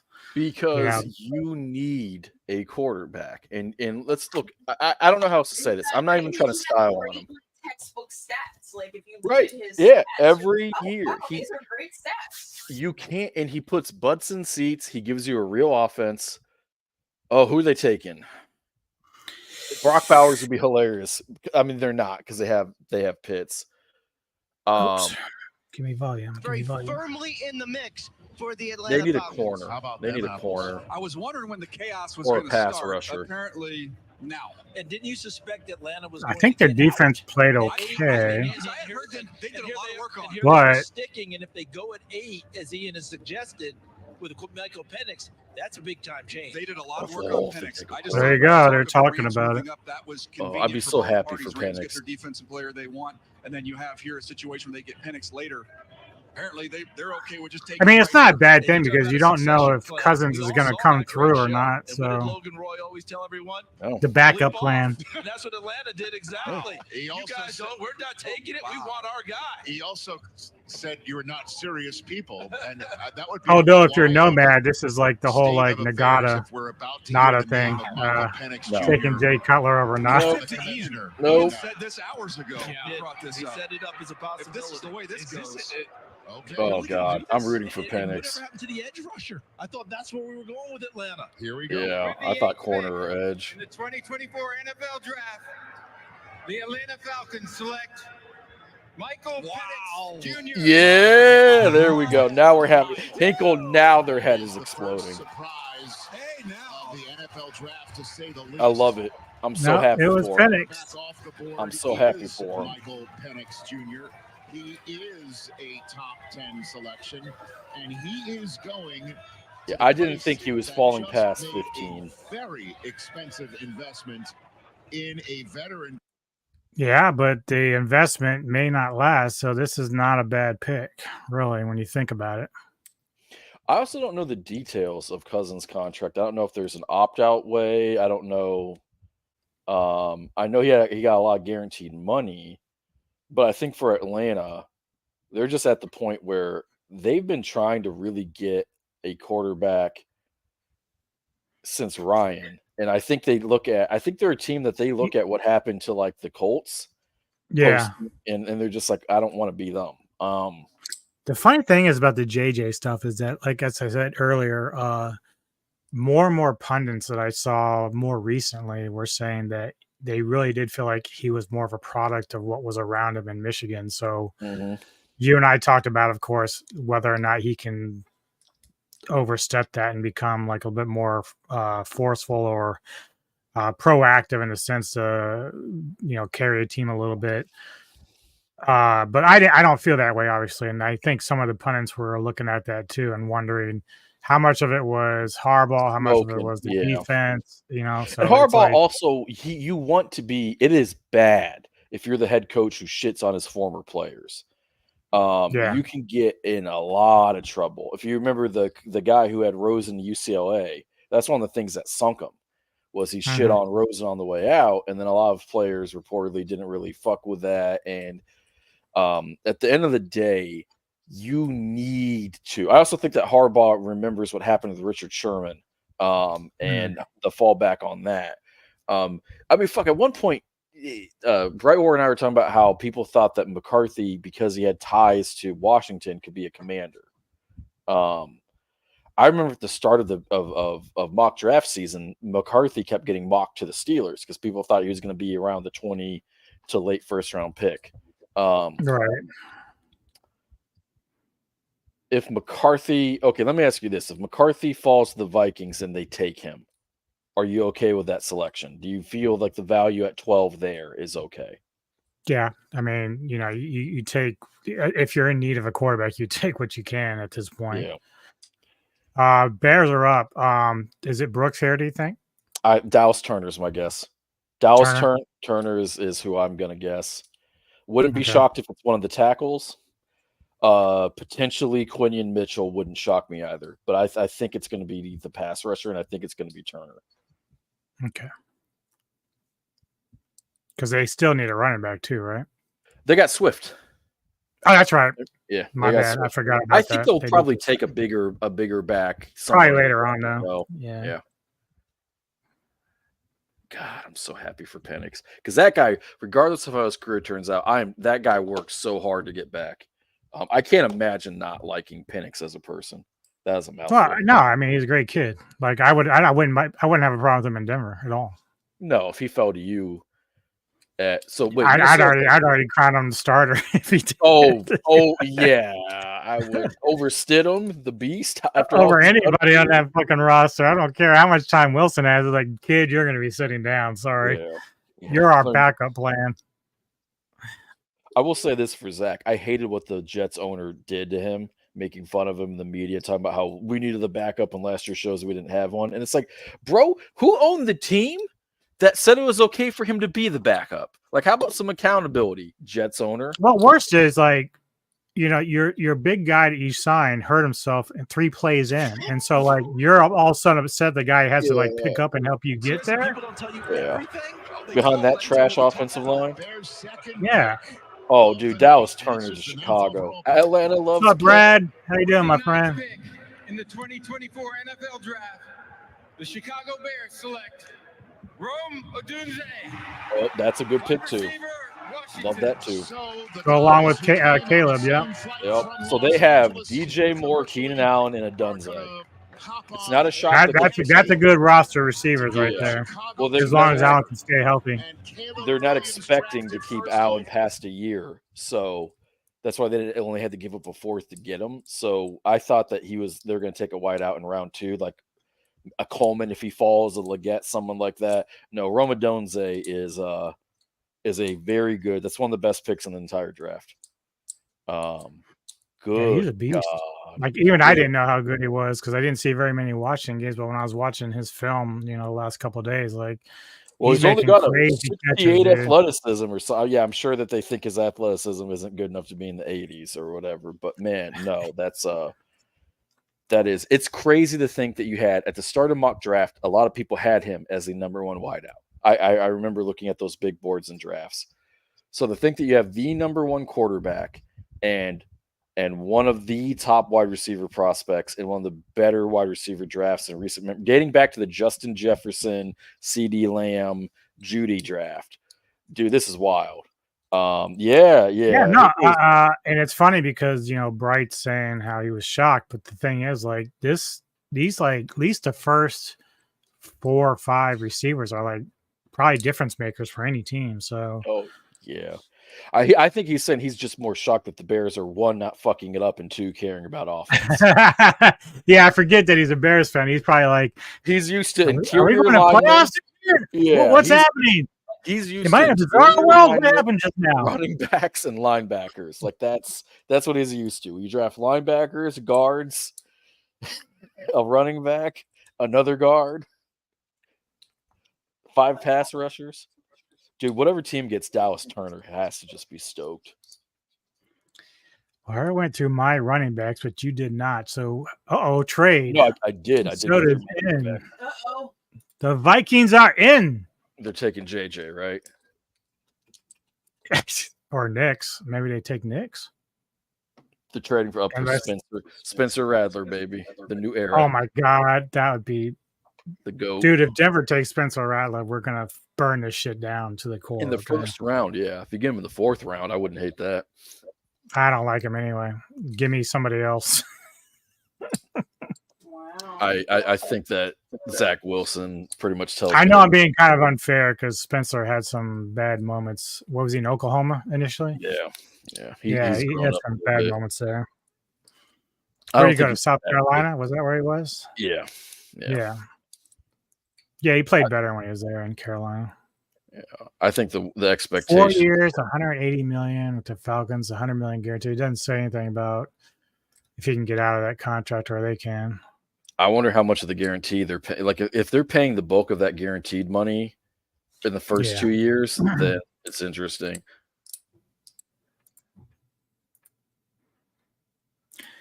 Yeah, that's what Poet's thinking. Is they're gonna go with JJ to JJ connection. You gotta keep So let's Justin. see. Let me pull this up real quick because 10th overall pick, 6th round pick, and then the Jets receive 11th. So they only went down one, so the Jets didn't lose much there. Yeah. Picked up a couple later. Yeah, that just tells me that some team was testing the waters and they wanted to just get that pick locked up. A 4th and a 5th isn't nothing either way, but I can't hate it. You hating? Can't hate. Can't hate it. He's hating. So let me go over my center. So hard. I'll laugh so hard if they fucking take anyone that's not a quarterback. They can't not afford not to. God, Lord knows. I mean, you've got 3 out there still. No, you have 1. You got Bo Nix. 2. You got 2. You got Nix and McCarthy. So unless you're gonna reach, which I don't think they're gonna do. All right, pick is Ian. Yeah, I don't think they're gonna reach. I don't know. I got a weird feeling it's either gonna be Nix. I don't know about McCarthy. Why would you take McCarthy over Nix? I guess unless you're just because they do think that McCarthy's more NFL ready, so maybe that's part of it. McCarthy also has the better arm. Really? So it's that's crazy. Yeah, McCarthy's got actually a pretty good arm. It was a lot better. I guess McCarthy kind of fits their system more too. They're going to need some help, though. I'm a quarterback. Fucking Nico. So, yeah, my centers, let's see. I had Graham Barton at number 1, Zach Powers Johnson at number 2, Zach Frazier at number 3, Tanner Border-Tolini at number 4, Cedric Van Pran at 5, and then Dylan McMahon at 6. So obviously, the first 3 are probably more of the ones they're going to be looking at any team. And they're also, most of those guys can play guard. Yeah. And which the funny thing is, I think that's the most important thing now for a team is versatility to move around on the line because you're seeing more and more of it with some of these teams now where they're having to readjust their lines. Injuries happen, scheme changes. I mean, it's just sometimes you have to do it because a guy gets hurt and it's like, hey, he can't play tackle right now with that injury, but we can put him at guard. You know, the concept of a swing tackle started to die out because it's so hard just to find like a normal tackle. But I think that I'm always a big fan of taking a guy who can play both, putting him at right tackle, like Tristan Wirfs. I said he won his draft class. That's the best tackle in the draft class. And he can play left tackle. Well, he only played right tackle in college. I don't give a fuck. He did play right tackle. He did play right tackle for a couple of years, and then he's arguably I mean, Sewell, I think, is the best left tackle, but he's arguably the best left tackle in football again. Not again, right now. The fuck is wrong with me? The fuck is wrong with you?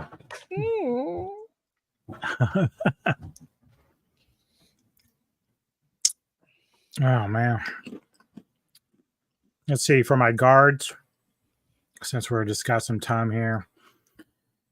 Guards, I have Christian Haynes at number 1, Mason McCormick at 2, Trevor Keegan at 3, Javion Cohen at 4, Christian Mahogany, that's a great last name, 5, Zach Zinter at 6. I have Zinter as a center. I have Isaiah. So let me think here.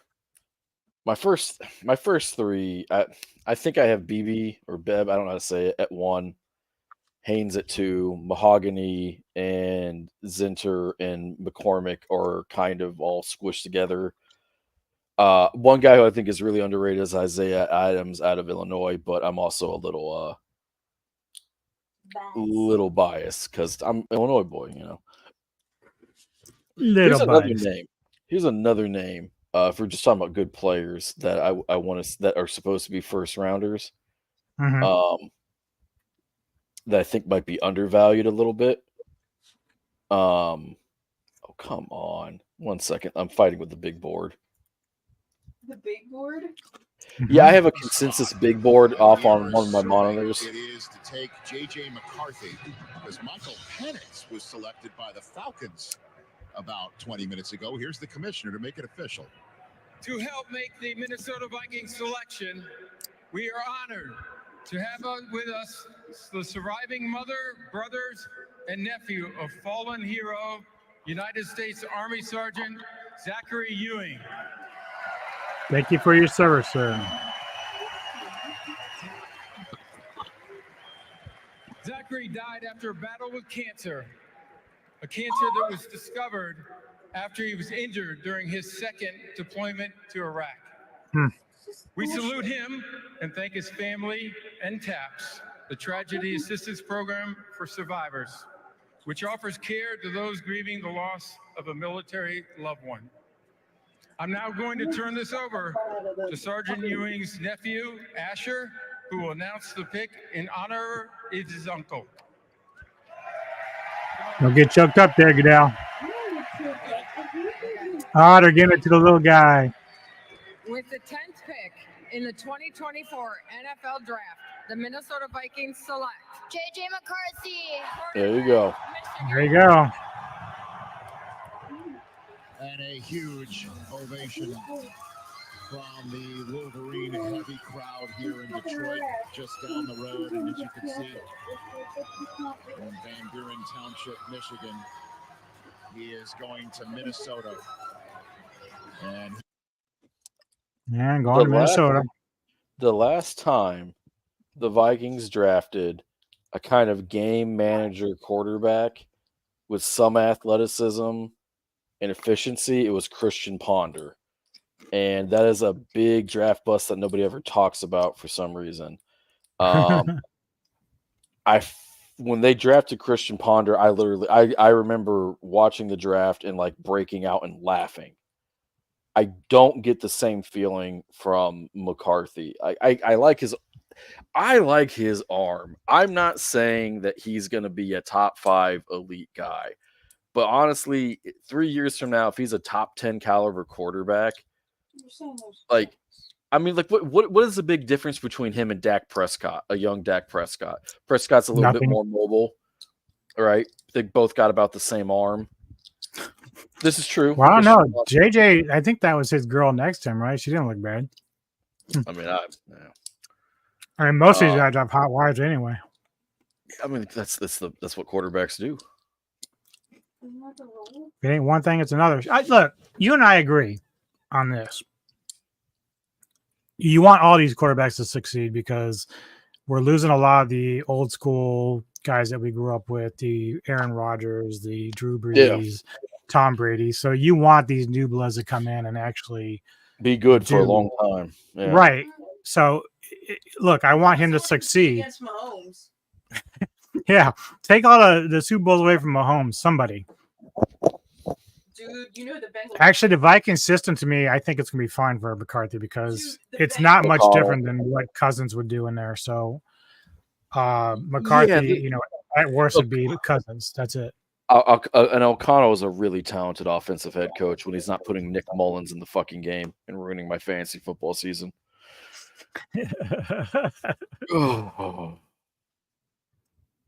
But on the flip side, it's not like O'Connell is like an Andy Reid or, like a Shanahan, either one of them. So Jets trade down. What's their thinking?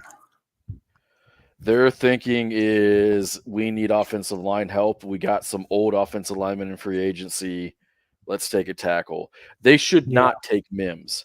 And I love Mims, but they should not take Mims because they need a more polished, ready-to-play tackle right now. They should take the cat. They honestly really should be. They have to pick someone who could play right tackle because they just got the left tackle from Dallas, and I can't remember. Tyrone Smith, I think, is his name. He's really good. He's going to Canton. Right. But he has injury issues. They should trade Fatanu from Washington. He was 0-2 offensive tackle 2 to a lot of people. I don't know. I mean, if they took Fuega and put him at right tackle, like he's going to be a beast.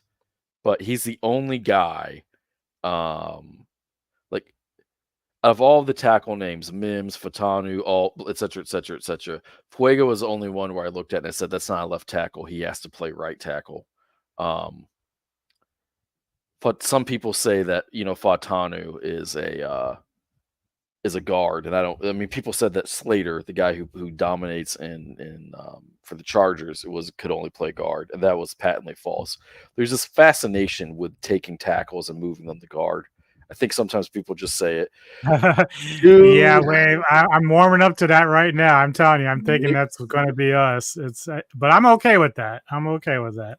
The 11th pick in the 2024 NFL Draft, the New York Jets select Olu Fashanu, tackle, Penn State. That's So the they pick. go in the direction of protecting Aaron Rodgers. That's the pick. Oh, he took like my 6th best. That's interesting. Your 6th best is number 2 on some people's big boards. That's how crazy the tackles Hey, are. that's okay. I mean, they do this for a living, man. I'm just here, I'm just doing my exactly. I mean, Mims was my second, and oh god.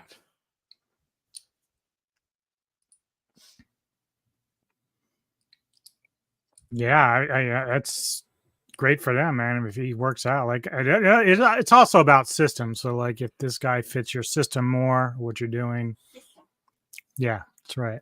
System. So Denver, is it going to be Bo? Come on, you pancake eating motherfucker! You want Bo? Would you be sad if he took Dallas Turner? No, not at all. Denver has so many needs. You can go any direction. Does not affect me whatsoever. Like, please don't take a corner. You're just give like, me please. whatever. We don't need a corner though. We got no, exactly, and it's the meme, dude. That Peyton must always draft a corner for round 1. Let me see. Because I think, oh god, there's so much talent this draft. I mean, there's still Brian Thomas Jr. Mm-hmm. But do you risk taking him over a QB? I don't know.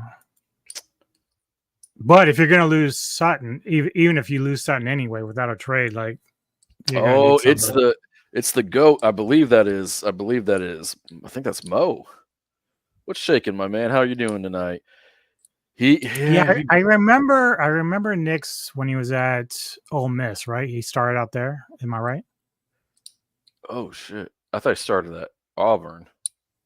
Oh no, you're right. You're right. Auburn. He's right. Who the fuck was I thinking about? Ole Miss. Why am I thinking? Are you thinking about Coral? No, I remember Curl, but it was somebody else. But yeah, okay, Auburn. You're right. And I did like Bo kind of at Auburn a little bit, even though I like Stidham better when he was there. But go figure. For the 87th time, when the quarterback is a first round talent and you need a quarterback, you must really have a good reason to not take him. Because that is why you do not have Josh Allen, who Denver did not trade back, or Herbert. They're definitely in. So they have to take Knicks. Yeah, I mean, unless he goes out of line, but yeah. Hey, guess what? That means that rumor that we talked about earlier, Pittsburgh trading with Denver to get Quinion Mitchell, is now officially dead. I didn't believe that either. Well, you guys are at what, 20? Because I think I remember like at number. Yeah, so I mean, it's not bad, man. You got a shot. There's a lot of good players that are gonna be on the board at 20. They might take DeJean. They could take DeJean. Oh, Jada will be so mad. TJ Watt and DeJean on the same team. Oh, he's not gonna like that. I kind of want one of those pass actually there was some trades, wasn't it?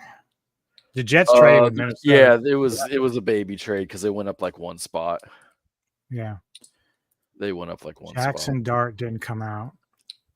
I don't recognize the name. It's good to have you here with us, Mo. College, I guess. Yeah. Glad you guys are here, man. It's a lot of fun. Thank you for chatting with us and watching Oh, this. I think he was Jackson Dart plays for Ole Miss. I think he thought that's what you were talking about, the Ole Miss quarterback. Oh, no, fuck. Who was that, dude? Because I think the guy ended up transferring at some point.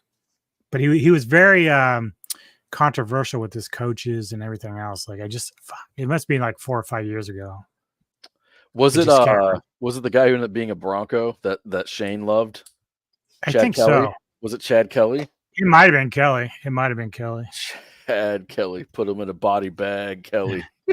Losing record, 7 straight seasons for Broncos. Woohoo, baby. Gotta love it. It's so un-Bronco like. Y'all It is had so un-Bronco. Y'all had a long streak of never having consecutive losing seasons. Right? Yeah. You don't need to remind me. Oh, Bo Wallace. That's who the fuck I was thinking of. Bo Wallace. So much nobody remembers him. Hey, I don't know who Bo Wallace is, man. Shout out to Bo Wallace. We love everybody on the stream. Shout out to Bo Wallace. Nobody picks QBs like Shane. You got that right. Guy, man. The pig is in. Pig is in for Denver. I know. I see it. You're drafted. DJ Anubis. Yeah, we traded some things. Well, no, this is from us sucking, so that's part of it. This is our constant. They can't steal away us sucking. This is our That's your Panther. consolation prize. Let's see what they got to say about Denver here. We've had 5 goes so far. There's really only one more Bo Nix who teams have had rated anywhere near the first round. That means we got the Denver Broncos, we got the Las Vegas Raiders. Both have quarterback needs. If Wallace is even older than Kelly. And I would say this for the Las Vegas Raiders, Maybe, yeah. No, it might have been Chad Kelly. I think Chad did have some problems at Ole Miss, if I remember. So I think you're right. I think it was Kelly. He had a lot of problems everywhere. Yeah. Randomly walking into somebody's house. I mean, what the fuck? Raiders are currently on the clock, halfway. He's like Officer Doofy with the vacuum. It was classy for Denver to offer to pay for his rehab after they cut him. It's the Broncos' spot. It's the least you can do. Talk of a trade right there to help out a division rival. No, you look at the caller ID. Absolutely not. Not in our division. The Vikings and the Jets, last time they made a trade for a quarterback, right? Or Huh? involved any transaction about a quarterback, it's Brett Favre, right? When Brett used the Jets as a transfer portal to get to Minnesota to get back to Green Bay. Dude, if we had the power to work our draft magic like fucking Costner, it would be great. But Roger trying to let them finish with their Neil Diamond song? oh, did you guys get it already? You guys are killing me, man. I know. I just don't understand. With the 12th pick I just don't in the understand. 2024 NFL Draft, the Denver Broncos select Bo Nix. There it is. There you go. Hell yeah. For 12. Athleticism. Rocking it well. We're going quarterback heaven in Denver. Gone, sir. All 6 of the quarterbacks are gone. Bo Nix. Told you. The comparison was 6 because I told you. quick hands. He's Let's very see what athletic, and he Nation can lay the thinks ball here. up. Some of the Look drive at throws, that. that's what people want to see. Broncos There are country. there is evidence out there of him driving. Broncos the football. country. They liking left it. side. Just didn't They require liking very much. A it. lot of quick hitters, Is Brad on the balls board? underneath, but the ability I there is need where a an lot of interview with the football one stars minority do at the in Bo games. Nix In draft. college, that's Oh, where you see the God. polish and things like this That's a with all fire game. take. He's played so much We got our football. Bo Callahan, At folks. Auburn, you saw more of. God, those jerseys are They dope. didn't have to run it quite as No, much. we don't want him to have no friends. He's got to have They would friends. trade down, but I think the fact that the 5 other guys were gone, I need to they know were how the going to get cute. casserole That's the is. moral of the story. Don't get cute this year. Get your guy. That's the Fam Cam presented by Rocket Mortgage in Alabama, Jackson's Gap, Alabama. Yeah, he looks like Bo Callahan. Celebrating with his friends and family, and with the Raiders right after. Maybe they would have gone there. You know, who knows? But Sean Payton sends Russell Wilson packing. He's now in Pittsburgh. Yeah, And it's don't Bo remind me, Nix. Rich. A couple days after they acquire Zach Wilson via trade, and we all know Jarrett Stidham is in their quarterback room, and that's the way they're going to go into the season. We're just following Pittsburgh. There it is. Number hanging over them over the next couple of years that they're paying off from the Russell Wilson trade and the Russell Wilson contract on which Russell Wilson played a grand total of 0 downs for Denver. Kurt? I tell you what, guys, when you watch Bo Nix on film, he reminds you a little bit of Drew Brees. Drew Brees, Sean Payton, we know what they did together, but he played in an offense where they asked. How do you feel about that, Poet? You see Breeze in there? Wait, they had Drew Brees as a comp? No, I see like a high-end Jeff Garcia. Jeff Garcia was really good, though. That goes like a high-end Jeff Garcia. Jeff Garcia was a Pro Bowl quarterback. Jeff Garcia was a top 10 quarterback. Yeah, but he flamed out, man. Like, yeah, well, he got in the league so old, like his body failed him. No, I've been told they're. It was a compliment. Yeah.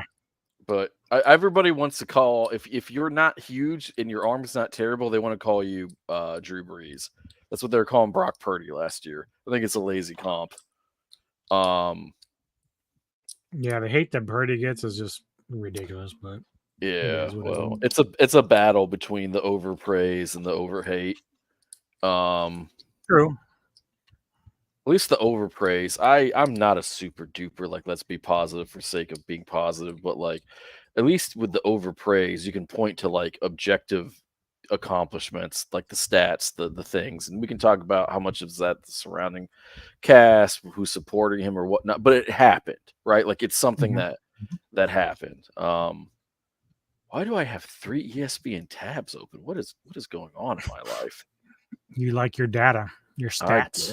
I guess. My computer run as slow as But it was of the same page, brother. Like what? It's why his computer is going to overheat. I hope not. Oh, I should check its temperature. Lot on the line here. Well, I'm good. Fuck the Raiders! The 2024 NFL Draft. The Las Vegas Raiders select Brock Bowers. Oh, fuck you, motherfuckers. That's a good value pick. That's a hell of a pick. To the Raiders. Fuck. Well, this is value here. This is my This seventh is just overall ugly. player, big-time player. It came down to position value. I think that's why you see him Pierce is available making right some here. moves. But when you've watched college football over the last few years and you've watched Georgia, he's the best player on the field in every single one of their games. What he does with the ball in his hands, the run after catch. One of their coaches said, if we put this guy at tailback, he'd be our best tailback on our Hey, you roster. could have put that in the main comments, Dick. No, that's just our special moment, baby. Don't tell Nico. Yeah, right. Oh. He made a personal comment that Bowers is going to be fucking us in the asshole for the next decade. I allegedly said that. Yeah, the funny thing is, though, like, now we're going from that to Kelsey back to him. Like, dude, what is it? I don't want to be facing all these tight ends. We have no one to cover the tight ends. That is a Denver Bronco tradition. Dallas Right? Turner, Mo. It's either going to be him or Quinyon Mitchell. Well, it's funny because who do I have? Who did I say I have?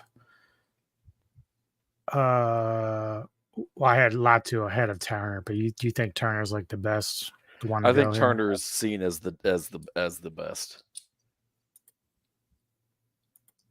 I God, this has been he such was a second good to draft. me, so that's fine. Like that's Yeah. a pretty good move. Dade Nation, fuck you assholes. There's a Turner guy was at supposed to work go in the who's a top Raiders 10. fan, and I haven't clued him in that I'm a Broncos fan yet. Oh, I always let any Raider fan I come across know that I'm a Bronco fan. I always feel like we do have one thing in common, though. Is It's like your civic everybody- duty to let them everybody know. hates the fucking Chiefs. Like, so I feel like we should just. Oh, I let Chief fans know too. Like when I'm delivering, I'm like, I can't deliver this to you because you were a Chiefs fan, so I'm taking it back. They get really mad when I do that. I've dropped this off in the water. Yeah, I'm gonna stomp on it like Ace Ventura. I'm gonna kick it all around. Yeah. Got a package. All right, Saints are up. Receiver, maybe Junior here. Their defense was Ryan really Thomas? good last year, but I remember there being concerns that it was aging out, and that it wasn't as good at the end of the year as they had hoped. I don't see Maybe- any. I could see maybe- their offensive line was really bad though. So Okay, so it's probably gonna be line. I could see an offensive lineman. Especially if you're going to still give in to Carr if he's going to be your guy. They're stuck with it. I think they're stuck with him for a year. Boy, What was I about wrong about Brooks? Derek Maybe Carr. running? Who do they currently got running the ball? I don't think there's gonna. I think if Brooks goes, he's gonna be 25 on out. Yeah, I Dallas Turner. God, I just think Dallas Turner is the best player left on the board, and I think difference that maker. They have a pretty decent defense too. So like you could probably add to that by adding Turner in there. yeah, they could use some. That would cheese. I change mean, the game around a bit. you can't have too many pass rushers. Nope, not good ones. Oh. Bauer at 13. What a pick. Yeah, we haven't even had a defense area. That's funny. Yeah. It's an offensive league.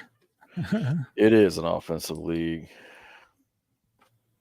Yeah, but defense wins championships. Just look at our win in Yeah, I knew she was going to cite to the good Denver defenses that have not been. I'm sorry. Yeah, right. The one defense that's like once in a generation that you'll never get again. Yeah, well, hey, the no-fly zone is the greatest secondary in NFL history. Dude, that defense was amazing, dude.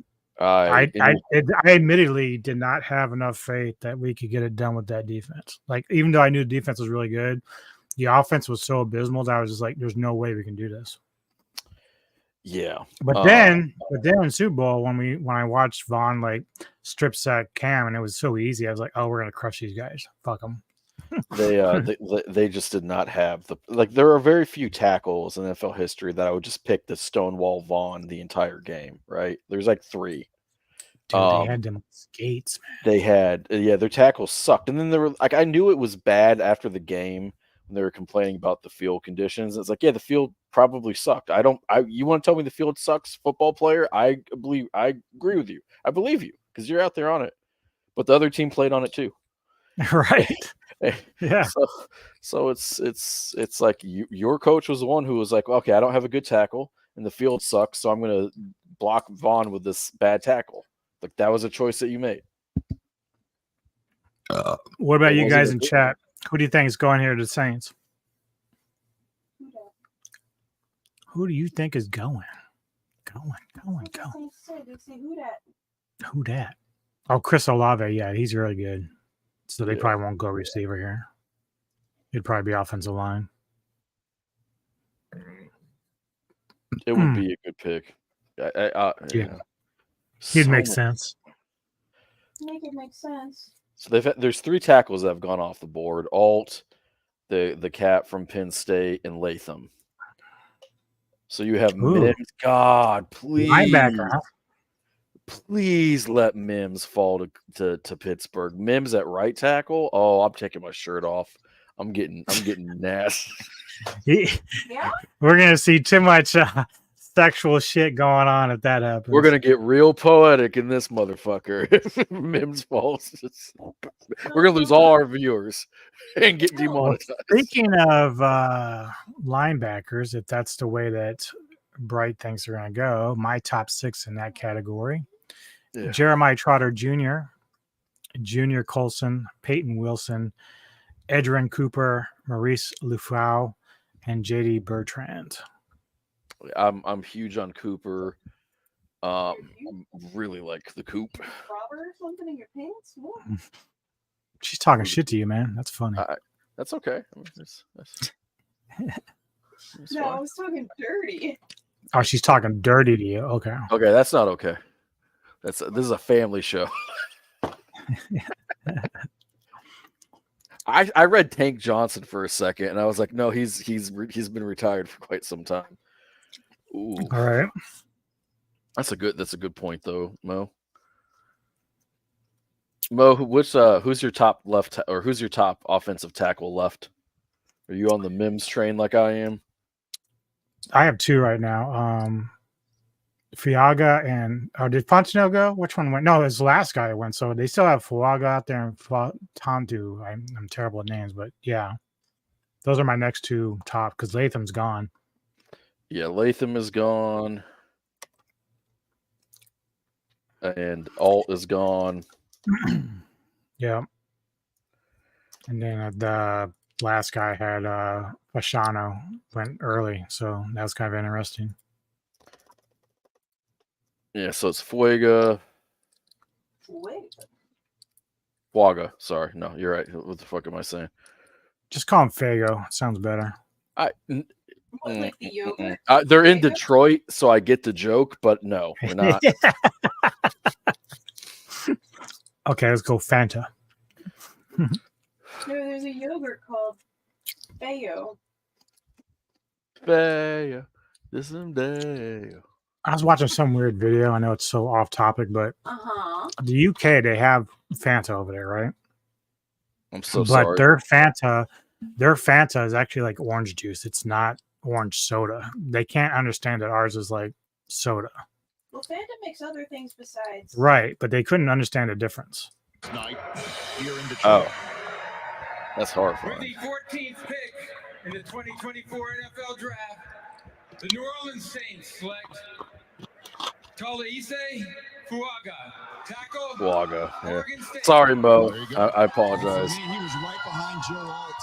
I just loved watching him in the temperament and the physicality There you go. with which he plays. Some Samoa action. There. Powerful and nasty, and usually when Yeah. you have those first two things, you'll see guys are on the ground a bunch. He stays off the ground. He's got excellent balance. Played right. Yeah, I agree. It's crazy. And Dallas Turner's still out there. Dallas Turner to Pittsburgh or Mims, and I'm going crazy. Well, that will give you a bit of a conundrum because you like Mitchell too. I like Mitchell, and I like Highsmith or second pass rusher, but I don't like him more than I like Dallas Turner. Yeah, Dallas Turner. I mean, him teamed up with your boy. What? That would be crazy. nasty. Yeah, that'd be nasty. Golly. There are a lot of defensive players going. I was supposed to be in the top 12 or 15. What the fuck is happening? Golly. Is he crying? There's no crying in football. Just kidding. Happy moment for him. Yeah.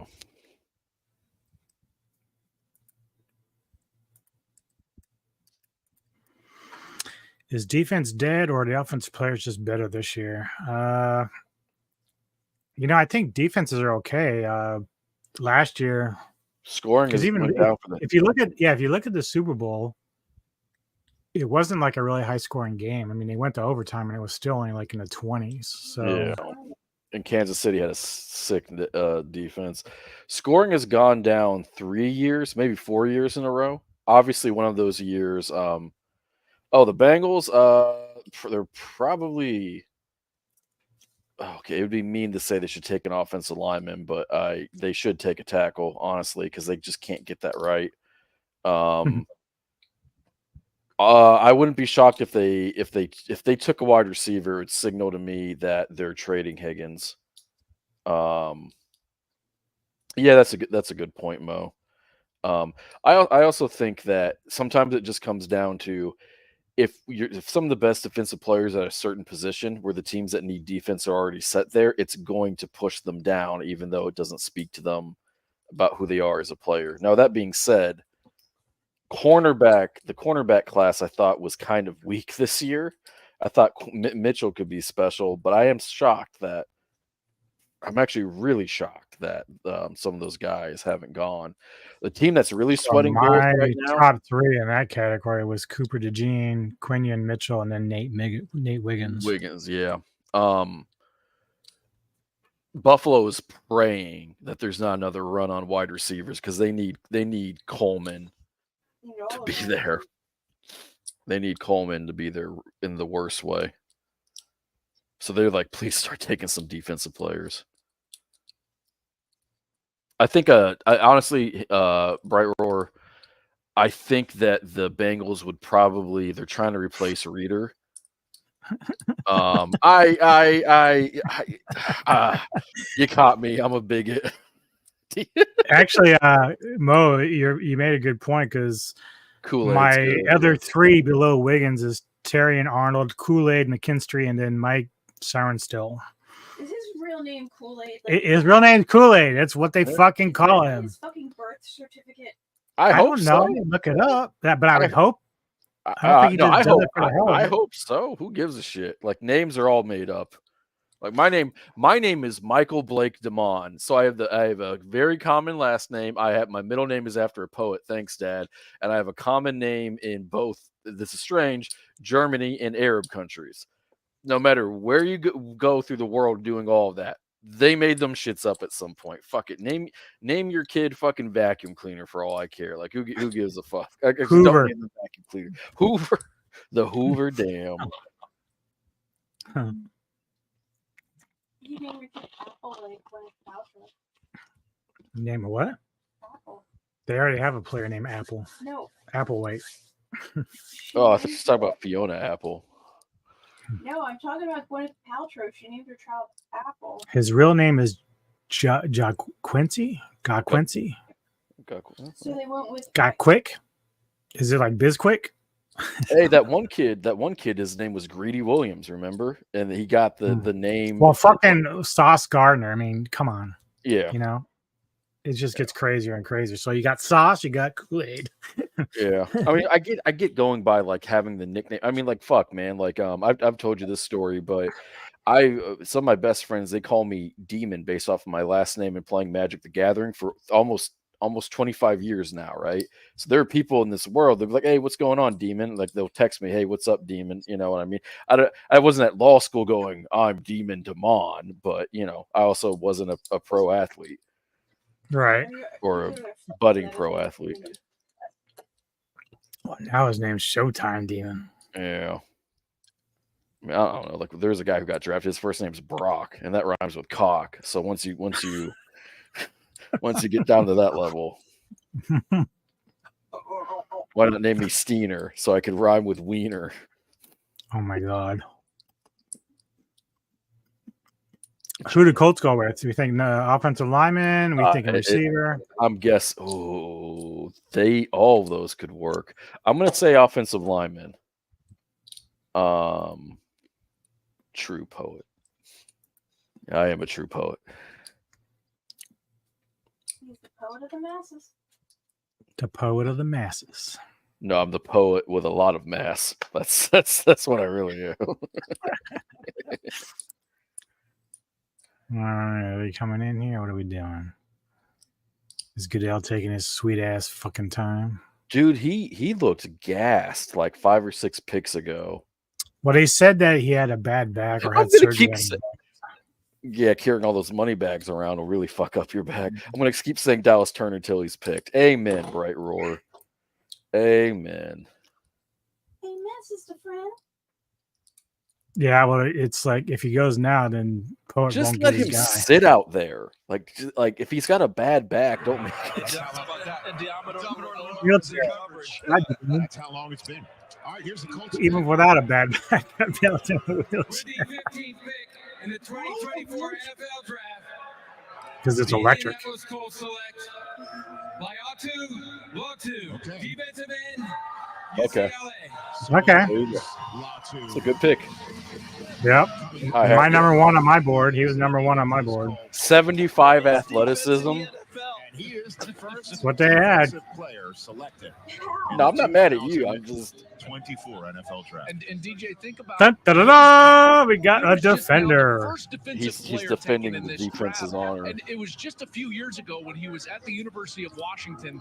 He had to medically retire from the sport. It was a second chance to get to UCLA. Imagine the emotion Oh, wow. that he's going through right now. Remember what Dr. Claire did?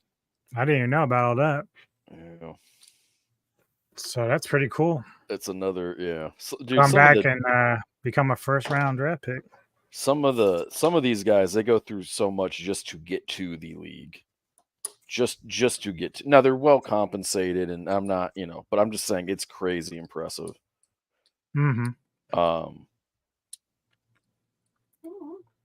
Could stand to take the sunglasses off though, but All of them have glasses, and they're probably stoned out of their mind.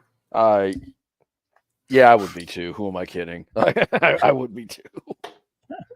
No, it's just their stars shine so bright that they need your sunglasses. That's what you're going with.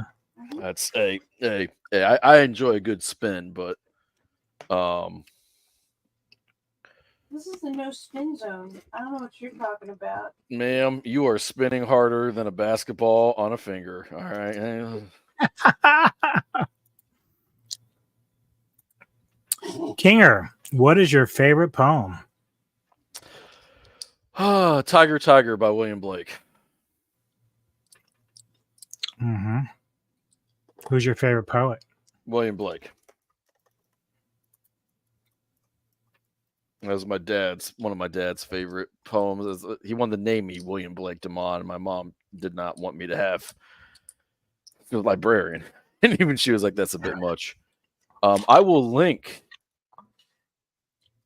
the poem in YouTube chat. Hold on one moment.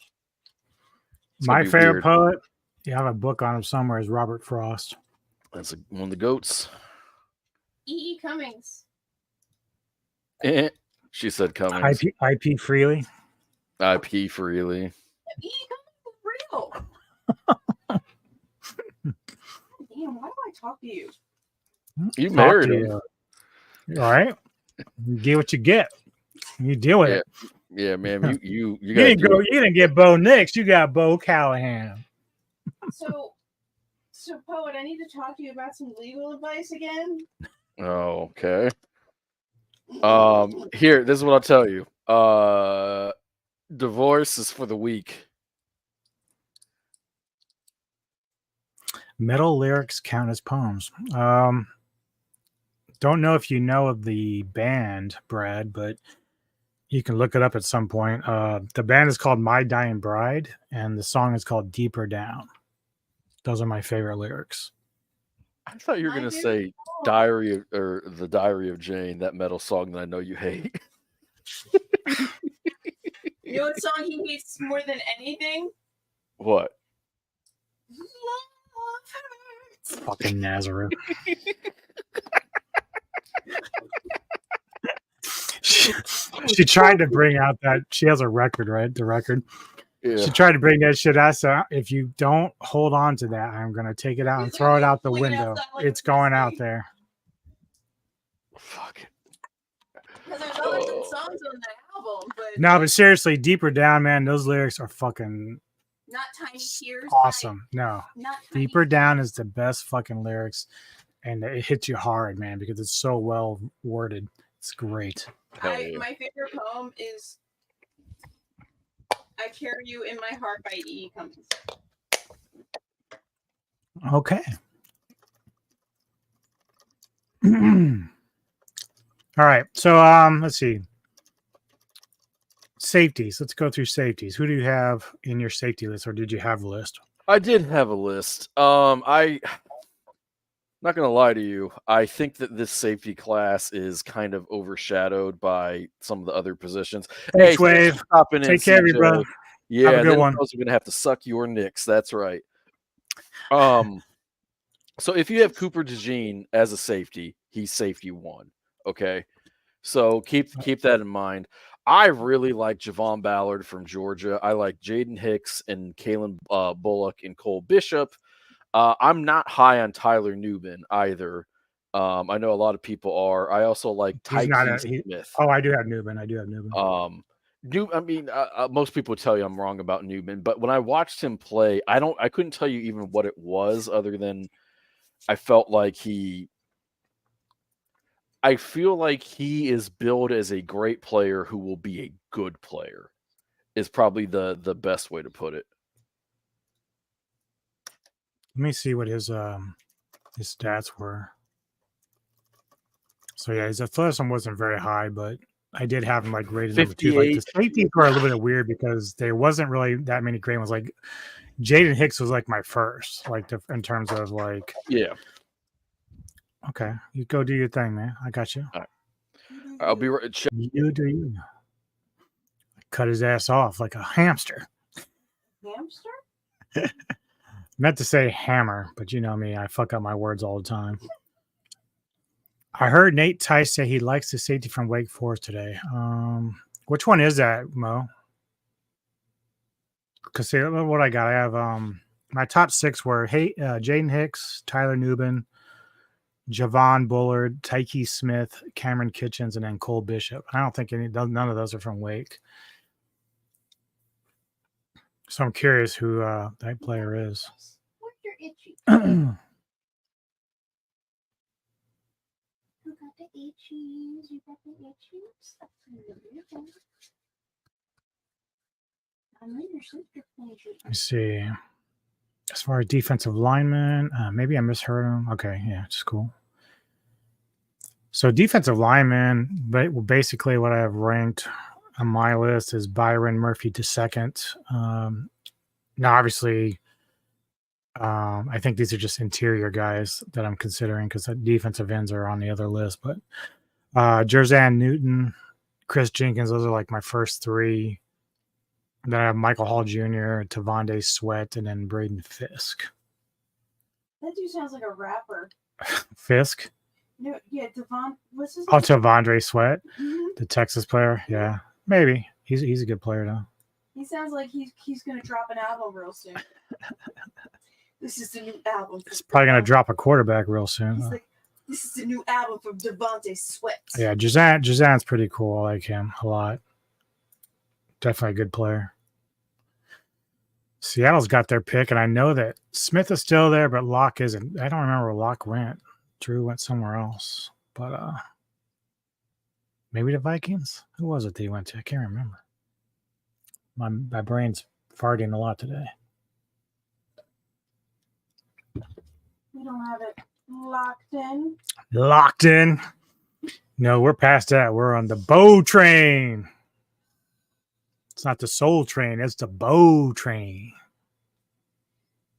You know, I'm trying to have like a little bit of Optimism. yeah, I really am. Neko wants Drew Lock back. That's what she says. She's locked in. She wants Drew Lock back. No, I'll take Brian Greasy back. Oh, we're that down bad that we're pining for Greasy. Hey, Missy, do you want to try to? I'm actually the president of his fan club. She is. Yeah, She is. I tried to forget that. Do you want some optimism about Bo Nix? Or Sure. do you want to wallow in your misery, Missy? I don't want to force optimism upon thee. She doesn't even know anything about that player. Yeah, I don't know, Bo. Bo knows. I think that might be the basis of her.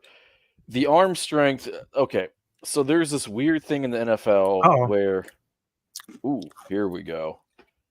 There's so many different ways that they could draft. Video screens for I thought they were a going to take a special quarterback message if one from fell to United them. States service members forward stationed at Osan Air Base in South Korea. Oh my God, that's where Jason is. And Lumen Field. Is he? Yes. This is our field. Oh yeah. My boy Jason Steffen out in Korea. 48 miles from adversaries. Yep. Oh my God, if we see Jason, I'm gonna shoot him. To defend the freedom. Not yet. I see pilots for planes, but not helicopters. He flies the Apache. Oh God. Yeah. He loves that shit too. Back to you in Detroit. What a man. It is so funny because he was our roommate for years, and he did a 180. He was like the biggest stoner ever. Was he the guy that you kicked out of your house because he kept leaving the door unlocked? Yes. We didn't kick him out. And now he flies Apache helicopters. Well, we pushed him to get We urged him to get a life. because in the United honestly, States we were gonna military, just, like, your not sacrifices to defend our we were, country's like, freedom ready to- do not go unnoticed. Thank we you were so ready much. to quit. With the 16th All right. pick in the 2024 NFL Draft, Jonathan the Seattle Brooks. Seahawks select Byron Murphy. Oh, Cincinnati's in Good pick. shambles. Cincinnati's in shambles. He was number one on my board for interior. So The middle of the defensive Sorta. line in Seattle, and as this pick gets announced, Minnesota just traded up into the Jacksonville Jaguars. ooh, Minnesota going double dipping. Up a 3 and a 4 next year, and a 5 later on in this draft. But we'll get to that in a second to talk about this kid from Texas going to Seattle. This is the best defensive tackle in the draft. Leverage and quickness. Very disruptive. You talk about. Yeah, that's big, man. Yeah, you still have to control the line of scrimmage. Dallas Turner's still out there. I know. Dude, no running back shit. That's insane. I think Brooks maybe in the last couple. Tice's Is that top Mike? safety was Is that Malik Mike Mustafa Tice? at Wake Forest, but he was maybe, but he was ranked at 44. Yeah, okay, I get that. I do remember Mustafa at Wake, so I don't remember where he was ranked on the list that I was looking at, but I don't think he was even up to. But he could have rose up the list much later. That happens a lot. I had to actually adjust my list before we even went on because some of the players were after the combine had just done better after the fact. I think since we're talking about what Cincinnati might do, I now think they're going to take Newton from Illinois, who would the defensive tackle. Okay, yeah. So who do you think Vikings are taking here? Man, okay. It's got to be. I'm guessing a corner or a pass rusher. I'm going to say Mitchell or Turner. If I had gun to my head, I'm thinking Mitchell, which probably means it's Turner. So the trade gets the 17th overall, but they give up a shit ton. There's a couple next year. Pick swap. That's still a lot to give up, rounder. Not bad. It's the big one's the third rounder in 2025. Yeah, but basically that's Jacksonville saying, yeah,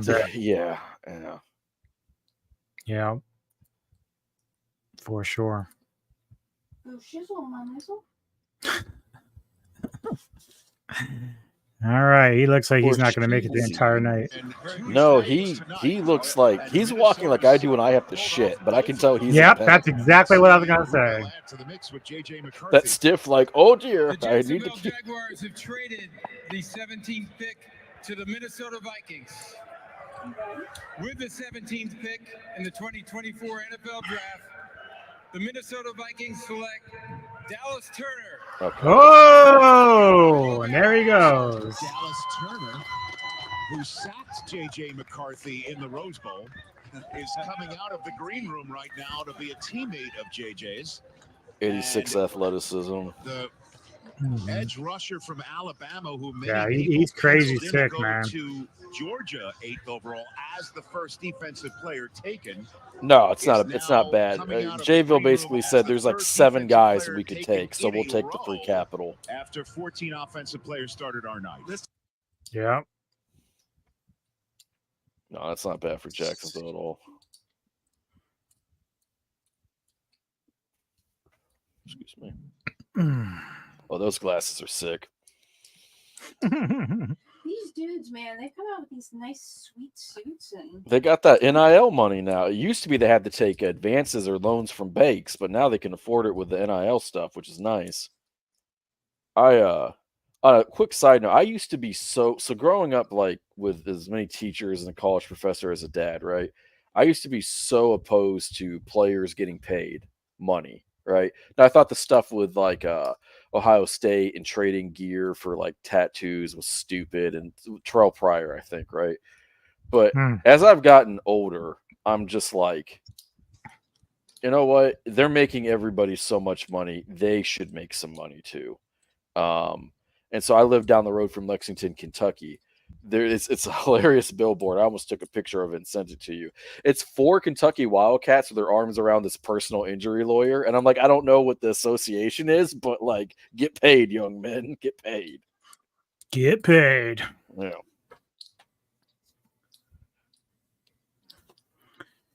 Oh, man. oh man, Oh, those suits are all still paid by the agents. Oh, shit. I didn't know that. I didn't know that they ever did that. That's kind of sick. yeah, but some of them get in trouble for that shit. Do they at this level though? Like 1 year in draft day? I don't know if they'd get in trouble for this. I can tell you that since when you declare for the draft and you keep your eligibility past a certain date, you can never go back. So they couldn't get in trouble with the NCAA at that point. After you declare. Yeah, like you there's a window for some sports I remember where you can declare and then withdraw it. Yes, Bright Roar. The NFC North is horrifying. Let's see. Actually, All Mara teams. says once they declare, there's no problem for gifts. Yeah. See, I didn't think it would be because they're out of the college game, and you know it's all free game from there.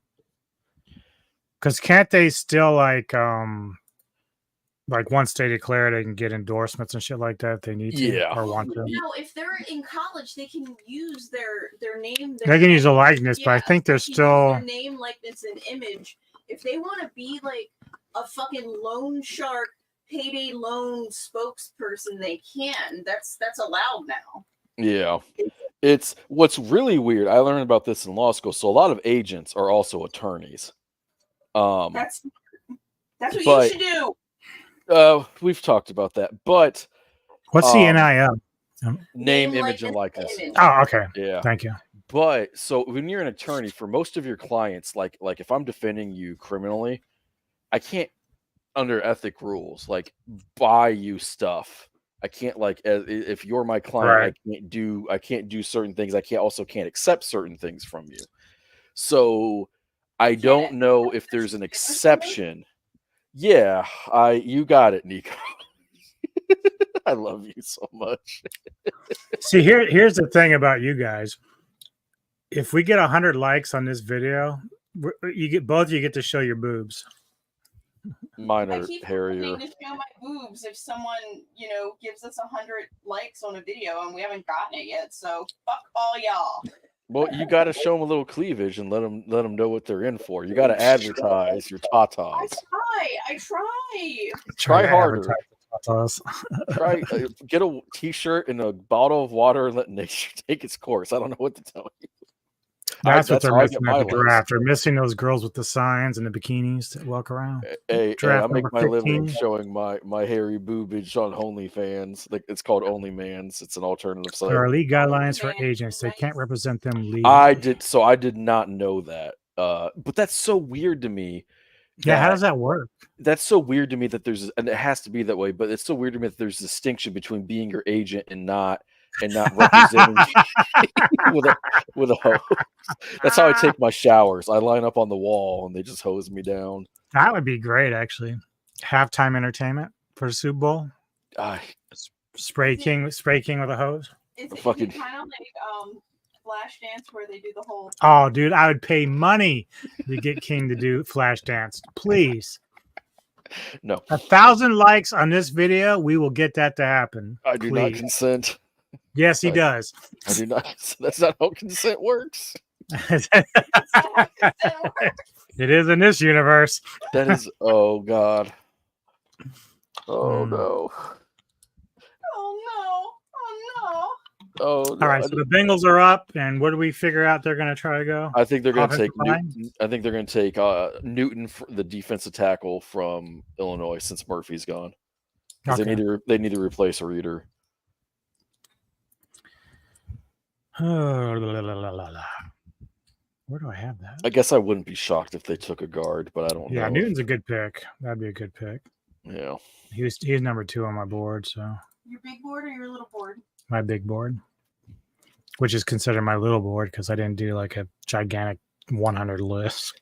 I don't know how people do. Dude, the I was top doing 10. those player cards and like it was taking fucking forever. I kid you not, I spent like 5 hours on that shit. Yeah. It was taking forever. And And thank then you for finally, that. like, it got to a point. It's like, hey, there's an error, and I was like, okay, I'm gonna stop. I'm gonna do like. I'm just just the this first is 3. this is a sign. Yeah, yeah. This is Just a stop sign. it. Stop the madness, please. Mm. Like, dude, seriously? Do you want to give again a shout out to your viewers that are tuning in to check us out and hang around Hell with us and chat a little bit? Appreciate all the love. Much appreciated that you're spending some time with us to have fun with the draft, and hopefully we're being at least a little entertaining. Yeah. Yeah. And if we're not, it's the problem's you. Because we're amazing. If not, we'll get King to get sprayed down with a hose. So just keep working on it. How did this become a thing? This is not a thing. Mo started it. You're gonna finish it. Okay, you know what? So he is a steel. Okay, it's all coming. Squealer. full- He's a squealer. So No, it's full circle. So like It's full circle. This is full he, circle. not a circle jerk, but full circle. He is a Steelers fan. Mm-hmm. Flashdance takes place in Pittsburgh. So therefore, The connection. he needs to go and do the I agree with this 100%. the song Maniac, just a Steel Town girl on a Saturday night looking for the time of her life. He's trying not to even address this at all. So I think that one of the big second round defensive tackles that might slide into the first Problem round. is she's drinking wine, so she's already starting to get nuts over there. So. Oh, don't I know? Now it's 3. Three Saturday classes. is I get up at 4:45. Okay. Just don't go to work. Just Yeah, call in I won't. sick. No. Well, a lot of things happen. The bridge goes down, and then No, I'm just talking you have shit. to drive different routes to get there. And Going to work is not the big deal. Coming home takes 2 hours. Oh, that But I've been sucks. working some overtime, so I've been working 12 hours every day this picks week. in. I'm sorry to hear that. Too. With the 18th pick in the 2024 NFL Draft, the Cincinnati Bengals select Ryan Thomas Jr. Oh, tackle, Georgia. Fuck. There's your guy. God damn it. So you see the size up there, 6'7", 340 pounds. He is massive, and he is not fat. I mean, it is well put together. Limited starts, only 8 starts. 6'7". When you go back and watch him Damn. in 2022, in this game against Ohio State, you see everything you need to see. There's not as much volume as some of these other offensive linemen, but he's got excellent feet, excellent balance. You see him using his hands here, showing you the awareness to be able to pick up that twist. This game showed you what you needed to see. Now you have to be a little bit risky here because Yeah, that's crazy, man. Still got Brian Thomas Jr. out there. You still got your boy Leggett, who you thought was going to be kind of a steal. Yeah. God. Damn. Damn son of a bitch. You were wanting him to drop, so you were like 2 picks away, maybe. Yeah. Is Mitchell So still on the board? who do the Steelers look at if Mims is gone? If they take Barton, I'm going to be deeply upset. I know you're higher on him than I am. I'm hoping that they take Mitchell. But you think You said you didn't like Verse though, right? No, I'm not a Verse guy. He only has one move. Doesn't he have neck injury issues? That I don't know. But I'm trying to see. He was like 5th on my list, so. Yeah, no, I mean I know. But hey, curious Mo, do you like Verse more than Robinson?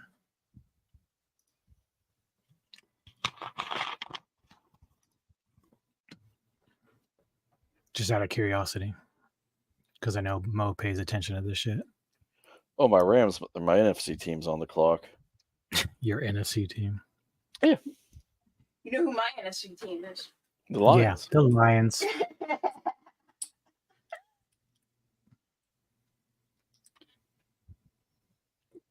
Puka Nuka. What a stud. He had a good year. I mean, shouldn't that be everybody's NFC team?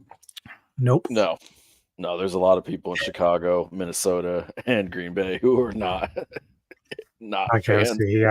What do you say here? We're gonna go with Different players. Robinson probably down lineman and 3-4 verse outside 3-4 opposite Watt. Okay. Yeah. Of course, Poet would have preferred Turner, but Yeah. Who got Turner again? shit, I forgot already. Who was before the Bengals? Fuck, I forget. I don't have my tracker up here. Shame on me. Let me take a look. Bowers. We're so bad at this. Oh, the Vikings did. That's right. Okay. Yeah, they're doing all right. Yeah. So the Rams are going to take Mitchell. You got the worst. Well, you got the second worst quarterback in the draft, and then you got a great defensive end. So I'm just having fun with Poet. He believes in it, McCarthy. I see the vision. I see the vision. I see the vision. Halloween cat. I have a Halloween cat. Me too. Oh, there's trouble. You know, That wasn't even like a meow. What are you doing? That is Daddy's cat. Oh, what are you doing? You look like you've been sleeping. She was laying all over her mommy.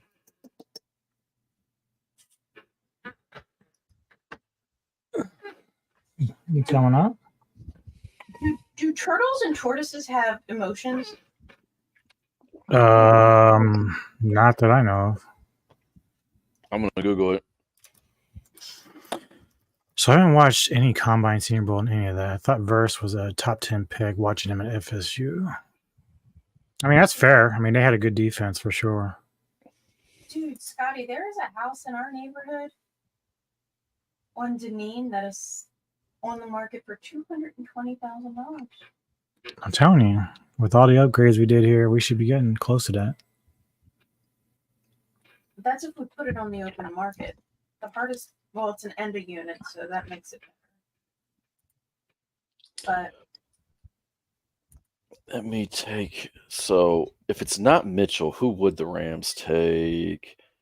They could try to grab a replacement for Aaron Donald, though no one really replaces Aaron Donald. Linebacker help, maybe.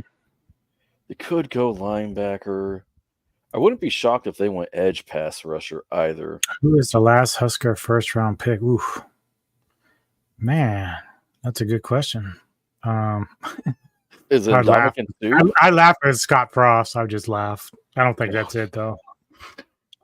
Although I did see Randy Gregory. I think it's Randy Gregory. I do remember I just saw like some of that is it Arena League? No. What is the one that they just had out there right now? XFL? Well, no, is it XFL? I don't know. I'll get back to it in a minute. He's coming out. Which is something he is He looks better. He just took a Soma. 2024 draft here in Detroit. With the 19th pick in the 2024 NFL Draft, Mitchell. the Los Angeles Rams select Jared Verse, defensive end. Oh shit! That's a good call, Mo. Yeah, they got some. Dude, Mo You're nailed not it. able to replace Aaron Mo's a Donald, genius. But it can be a collective group effort, and this is a rugged, Yeah, he was like physical pass rusher. fifth on my I made this list. comment about Jared Verse throughout the process. He comes in clear. But you know, like I There's said, no it could come down mistakes to about who he is and what he's system. about. So He is a bully on the edge. He is explosive with his hands. he and might his be feet. exactly what they He's need. a little bit lower version. I of don't get the Will Will Anderson, Anderson who we saw go last year, Jr. be the rookie comparison of the because year Will Anderson with had the more Houston moves Texans. coming out of But he's going to college. test your brakes. You want to go to the car dealership and test your brakes for free? He will test the brakes of offensive tackles for free across the NFL. The way he's rushing, there's no brakes. Into the quarterback. He's horrifyingly powerful. He'll mix that in, try and win at the top of the rush. But more than anything else, he's going to go through your pads. The quickness shows up against the run. everybody feels very confident about the Knicks pick. Well, that's good because, you know, I mean, there's only one way to go up. Hey, at least you're not paying him a ton of money.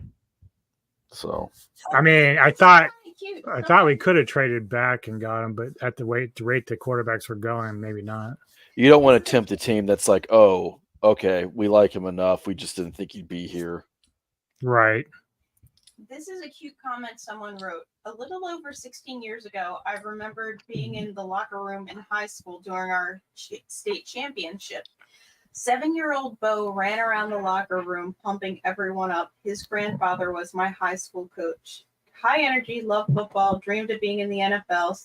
Guess who's up? Sitting on the couch now and watching him get drafted. Please take Quinion Mitchell. Yeah, it's got to be defense. It's got to be.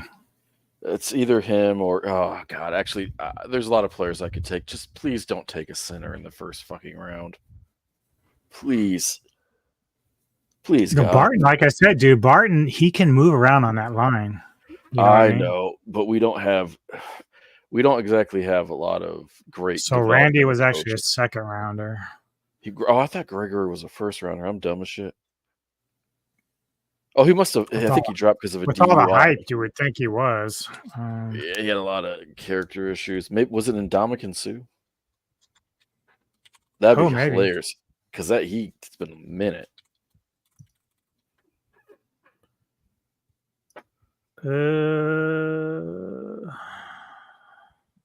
These do not take.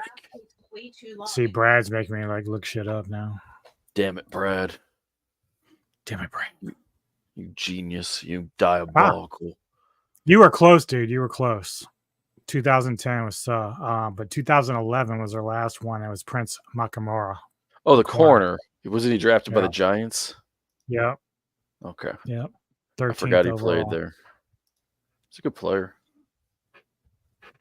Didn't quite live up to lockdown. No, didn't Sugg go after? Did Sugg go after Vaughn? Or it was Vaughn earlier? Vaughn came after. After? Oh, okay. Yeah. Oh, because it was. Who's the other guy that came out with Vaughn? Was it the guy from Bama? The interior guy? It was. Oh, it was. Because I remember the back and forth that we were talking about what we needed. There was the big dude. I cannot remember that guy's name. And he actually played next to Sue for a while, I think. Yeah, he played next to Sue. It was in Detroit. That guy came from Auburn, and I can't remember his damn name. I can picture him. He was pretty good. But I can't remember. It's been a while too. Yeah, he wasn't. Neither of them. Sue lived up to billing for a while, but he became. Conclusion: the Huskers are trash. I agree. I hate the Huskers. Don't tell what's his face, Dad, but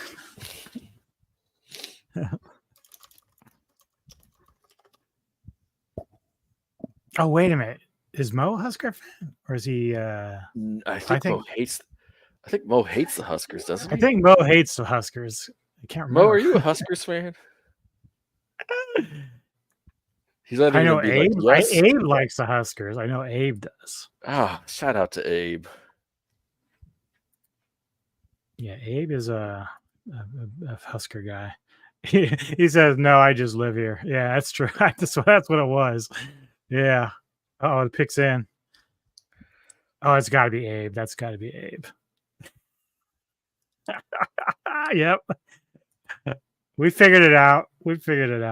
You trying to play us? Oh shit. That's cool. Got some Abe action, some Mo action. We got a lot of action in here. God, just a lot of dudes getting action with dudes as God intended. Right. For the love of God, please bunch of man love. There's nothing wrong with it. Just don't be a fucking sinner. Because then I'm gonna have to turn around and act like I like the pick. You know what I mean? So Pittsburgh, what are we doing? What are we going? It's not going to be running back. How about Brian Thomas?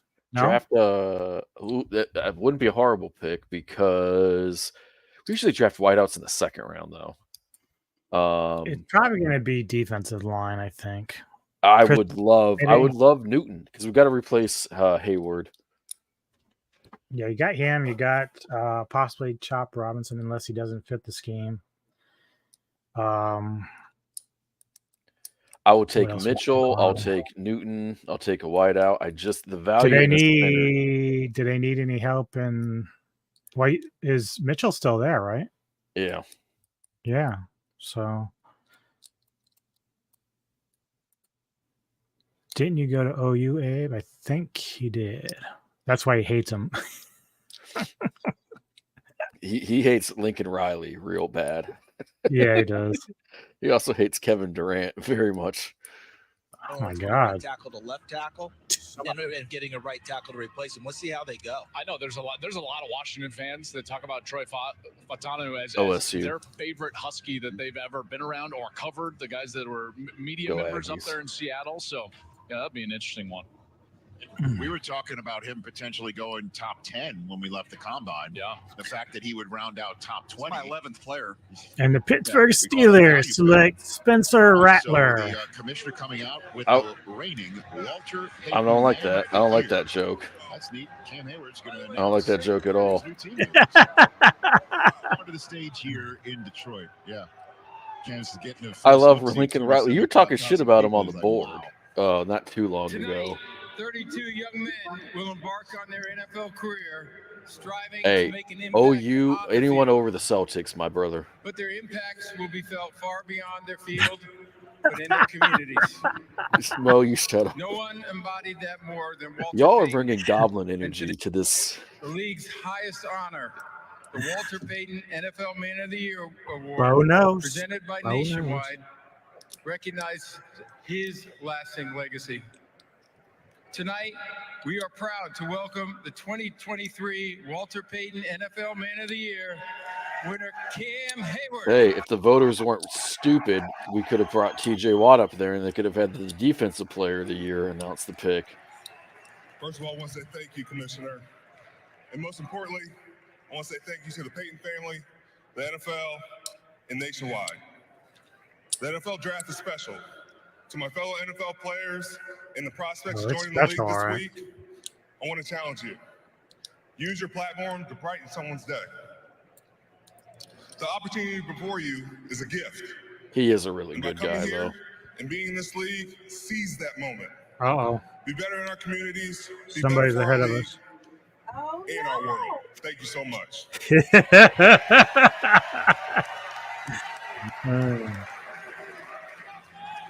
Here we go. And with the 20th pick in the 2024 NFL Draft, Please the not. Pittsburgh Steelers select Troy Fautanu. Okay, there we go. That's the value is there. That's a right tackle. It's not Simone crying. Come on, guys.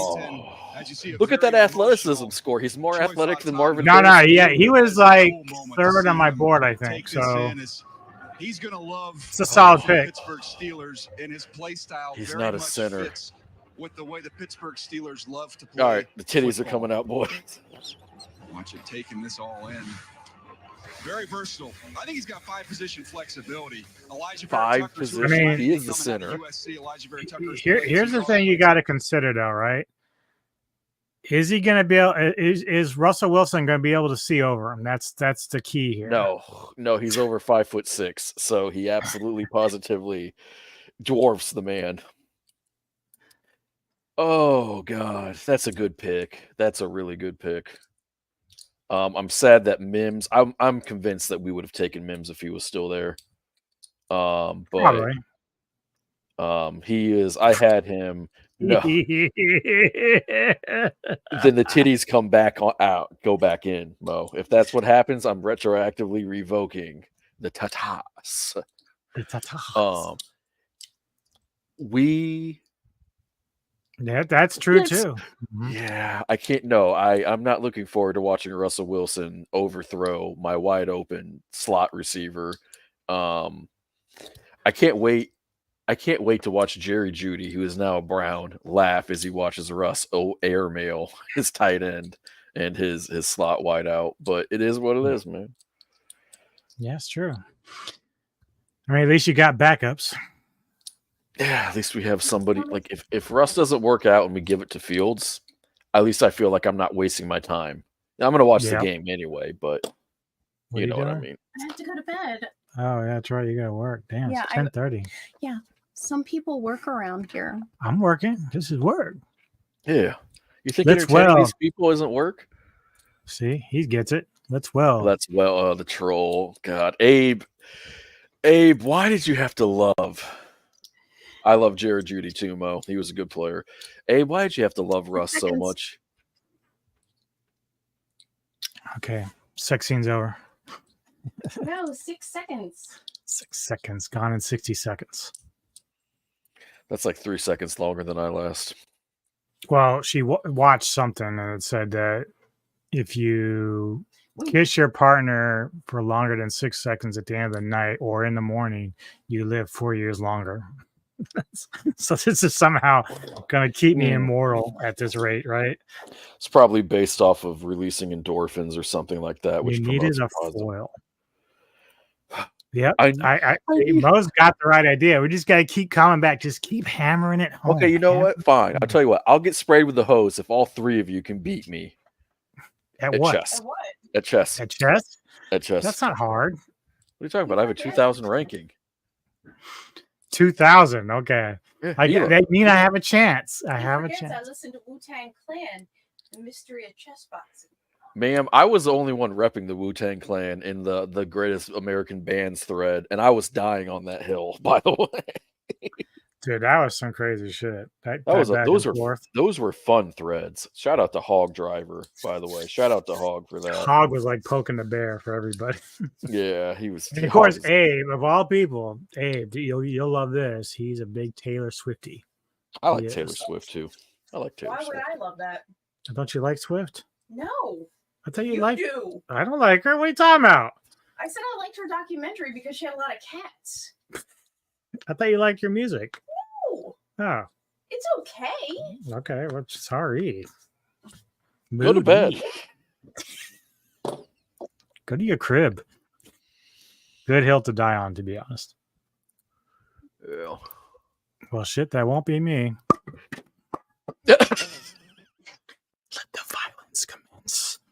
Let the bodies hit the floor. Right? All right, Steelers. Now trade back up for Quinion Mitchell. So, hey, Abe and Mo, like, do you think Denver should try to move back in the first or just stay put?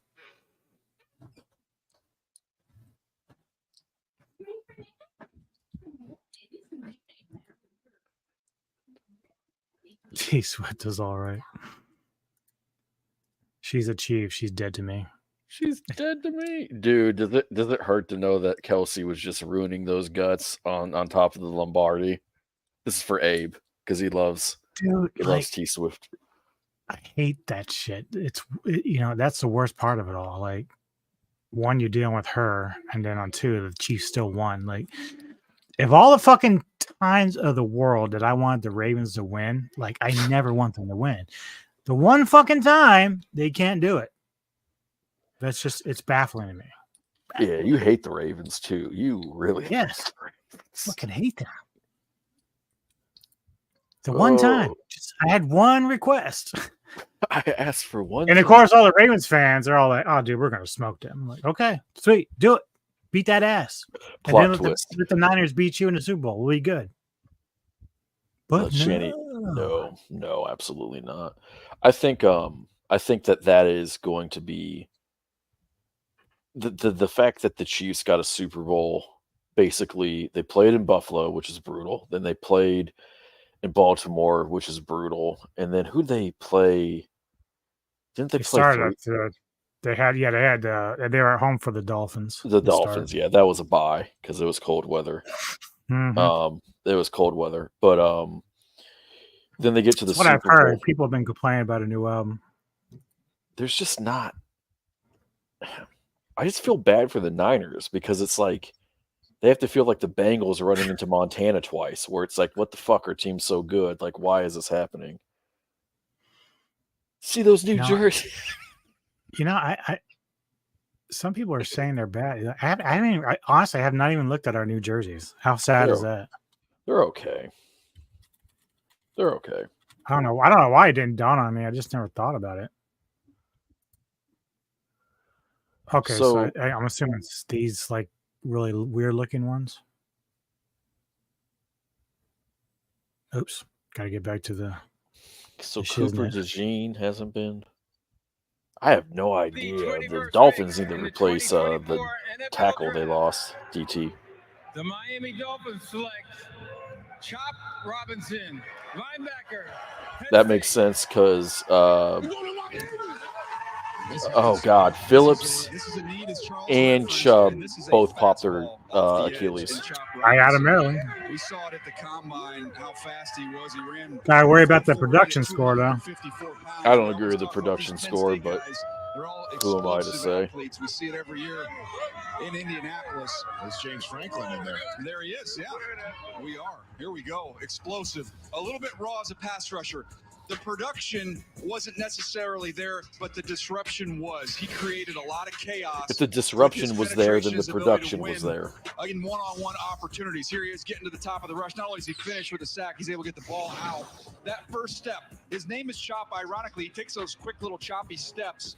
I think if he lengthens that out a little bit, he'll even be more devastating at the next level. Very sudden, wins early in the down with that quickness. Again, you saw it there. He doesn't get the sack, but he caused the sack. And then in the run game, just shooting gaps, using his quickness. Do the Dolphins still have Chubb, or what's the story? They do, with but he that? tore his Achilles, and then the kid that they got from Miami, I think his last name was Phillips. He also tore his Achilles.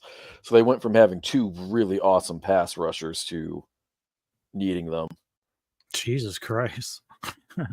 14 pounds? His poor I bet his mother loved putting that out there. Oh my God. Did they cut her up to the fucking throat? Jeez. That's some heavy duty lifting there. Yeah, that kid came out flexing. What's up? I'm going to play in the NFL. And the doctor's like, I believe you. I told Right you. out of the womb onto the field. Boom. Yeah. From the womb to the gridiron. So Jaylene Phillips, Bradley Chubb, Chop Robinson, Jalen Ramsey, and Javon Holland. That's some of their defensive guys. They lost So a they have lot three of talent. linebackers. I can't, okay, so am I crazy for thinking that Quinion Mitchell was, I thought he was going to be gone like by 12 or 13. I really did. Well, I mean, I had him second on my board, but I had Cooper first. But the thing is, neither one is gone. So I guess they're just not really, no one's really looking for him right now. Yeah, But no running backs have gone either. Yeah. I think Brooks will That's go. not as shocking as the DBs, though. No. Christ. Yeah. Yes, it is. Too bad they couldn't be KC, though. Motherfuckers. They were never winning that game. It should be called Pork Chop. Let's fucking go. No, Quinion Mitchell, the DB.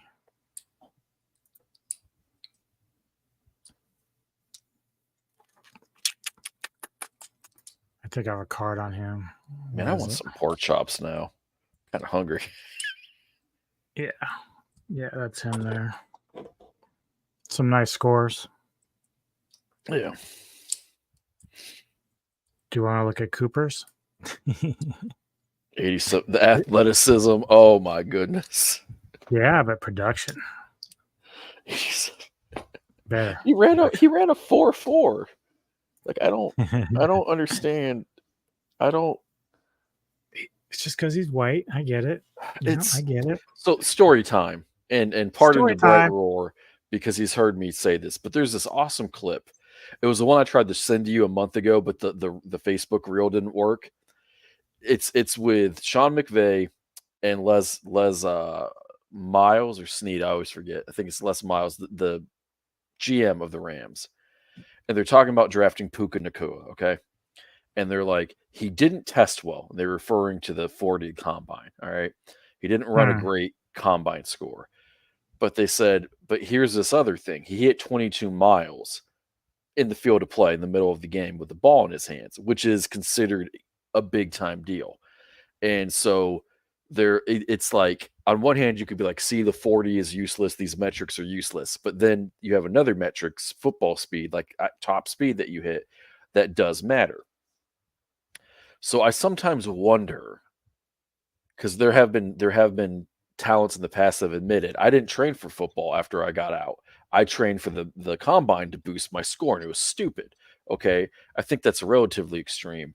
But I sometimes wonder, like, when they're grading athleticism, are we just looking at the same 7 or 8 drills that Paul Brown came up with? Paul Brown's credited with basically creating the combine, directly and indirectly. Are there not better measurements? Because I don't believe that a combine warrior is necessarily going to be great. One of the greatest linebackers, talents I ever saw was Keith Rivers coming out of USC. He was one of the most average linebackers I ever saw when he was with Cincinnati. He wasn't bad. But exactly, there is a certain point where it's like, if he's magically slow running the 40, but he's burning people on the football field, one of those directly results in touchdowns and actual in-game stuff. But the combine, it is good to know what the physical limits of the guy that you're giving millions and millions of dollars for. Some teams really believe in it. and draft. Like the Ravens really believe in the combine and they draft really, really well. But the Raiders only believed in the combine and they were horrible at drafting. So some of it has to be common sense. Because they're not just drafting first round Olympians because they're some of the best pure athletes in football. So when I bring up stuff like the athleticism score, that's why I roll my eyes at it, because I understand that it's compared to other pro athletes and not average Joe and Jane off the street. But it's bugging me, man. Some of these scores are just bugging me. All right, let me see the Eagles. The Eagles are going to take somebody from Georgia. All right, now that we made that joke. If it's the safety from Georgia, I'm going to shit myself, by the way. 275,000 people here in Detroit tonight. The NFL has gone global. This past year, we played games in front of amazing crowds in London and Germany. They were too drunk to know what they were watching. Season, we will play our first ever game in South America, in Sao Paulo, Brazil. And we will be coming to more markets on a global basis soon. The NFL's International Player Pathway Program helps foreign-born players reach the NFL. Elite international athletes have an opportunity to compete at the NFL level and potentially earn a spot on our NFL roster. One of the most successful players from the program is the Philadelphia Eagles' Jordan Mailata. Jordan is currently in his native Australia for the opening of a new NFL academy for high school football players. To make the Eagles selection, let's join Jordan live from the Eagles draft party in Burleigh Beach, Gold Coast, Australia. That's cool. Take it, Jordan. Let's go. How good is this? Thank you, Uncle Roger. Good evening to those of you from the beautiful Uncle land Roger. down under. Yeah, they With did. the 22nd pick Yes, he in did. the 2024 NFL Draft, the Philadelphia Eagles select Quinyon Mitchell, defensive There you back, go. Toledo. Go Giants, baby. Well, they got There the it corner is. that they wanted in Quinyon Mitchell. And Yeah, he's going to a good team. Guys that go through the whole process and ace every part of it. Fall season, check. They need that corner Senior real Bowl bad. check, combine So check, that makes interviews sense. with teams, check. A straight A student here in Quinyon Mitchell, guys. And think about this. You mentioned loyalty. I think you mentioned it as well, Joel. Yes. Different guys staying, right? DJ, you pointed out that Quinyon. Yeah, that's a solid pick on a good defense. They need They need people who can tackle, and they need some fucking secondary help. So that's good. Yeah, I've been surprised if they would have gone with offense there. It wouldn't, especially after Saquon and they locked up their two wideouts. That'd be crazy. I wouldn't have been shocked if they love the Eagles love them some O-line, so that wouldn't have been a total shocker. But there's going to be quality guys in the next round. If I were them, I'd take a safety next round as well because their secondary was horrible. Be right back real quick. Gotcha. All right. So, chat, it's just you. It's just me. The Jags are on the clock. Who do y'all think they're going to take? Good Lord.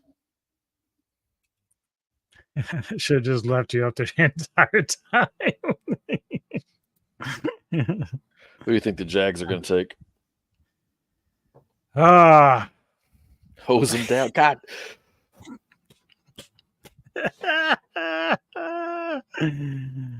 Oh my God. I agree with that, Hank. Yep, I agree there. Sure. Even after the trade, didn't they get rid of Reddick? Yeah, I mean, they got all kinds of guys. Drafted some big hitters last year, so I think they're still okay. I mean, they didn't live up. Like, I knew when they went to play the Bucs, they were going to lose that game. I knew that, but it's because for whatever reason they tanked it towards the end of the season. I can't really pinpoint did. exactly And what the fuck that was. I was gonna pick them, and then I was like, "Oh, AJ Brown's out," so then I switched, and thank God I did because I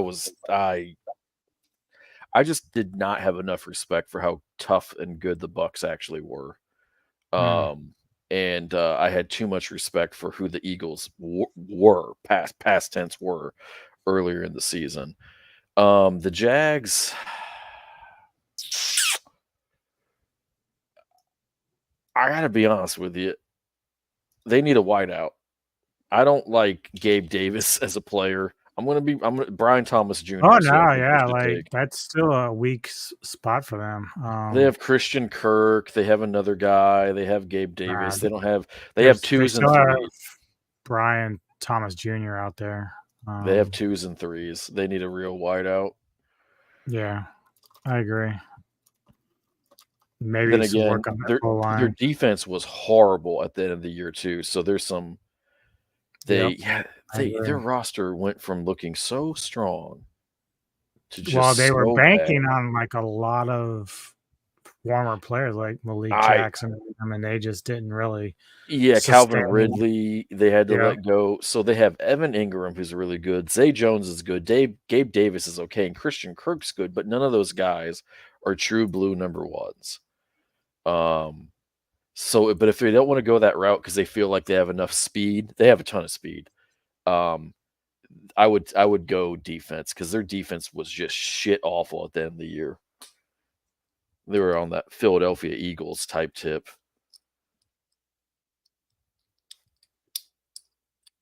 Are we going pick? What are we doing here, guys? You guys are killing me. Smalls. Let's see what they're saying. 40 games, 40 starts, didn't miss. And he was also a staple on special teams. So you're getting a guy that was great in the locker room, was loyal. He talked about the it's crazy Lawrence is still putting up those numbers with the receiving core he has. You're not on scholarship early, Rich, and then you don't go on scholarship until the spring. So he overcame a lot. He's going to be 23, a little bit older. I really like this. He knows Rose applauding Northern Illinois. He got him 4 times in one game. The Jacksonville Jaguars were on the clock, 17th overall, but they traded down as Tony Khan becomes the first ever NFL executive in a draft room. The guy in the brace. He's the guy who owns AEW, and he's wearing the neck brace because he got fucking funny though. He got hurt. He must be turning his head so much from figuring out who he wants to take. Hang in there, buddy. He's keeping kayfabe for my wrestling fans. Jacksonville Jaguars. Yeah, if they like the pick in the room, fist bump, okay? Nothing else. Fist bump. Well, the commissioner just had back surgery. Yeah. Tony took a pile driver, from Jack Perry. Commissioner the ragdoll, J.C. Latham. All right, here's the commissioner with the Jaguars' first pick here in Detroit. With the 23rd pick in the 2024 NFL Draft, the Jacksonville Jaguars select Brian Thomas Jr. There you go. Wide receiver, LSU. Yeah. Okay, so that makes 3 LSU Tigers, and so Jaden. God, they're a wide receiver factory. Are now out of the green. Yeah, they are. And I guess he's entering the teal room now in Duval County. Brian That's Thomas a solid Jr. pick. out of LSU is going to go catch passes from Trevor Lawrence. And the Bills are in shambles. Draft here with a very explosive, high-flying receiver in Brian Thomas. Yeah. Great pick. Yeah. I mean, really, after that, it just kind of drops off. But who did I have? Coleman is the last guy I have a first-round grade on. Keon Coleman. Yeah, the last 2 I had was Adonai Mitchell, I believe from Tennessee, and then Troy Franklin from Oregon. But Adonai was dropping. Like, it was kind of weird because he was up higher a little bit on some boards, and then he just started kind of dropping off. And I just was looking at some of the combine numbers and stuff, and he didn't match up like the other guys did. Yeah. I think Coleman and Coleman is a good prospect. Your guy out there, Leggett. Do you think Leggett is a first round worthy guy? No. Here's the thing. They ran inside slot fade for like 80 touchdowns with Neighbors and Thomas. Yeah. Right. Probably. Yeah.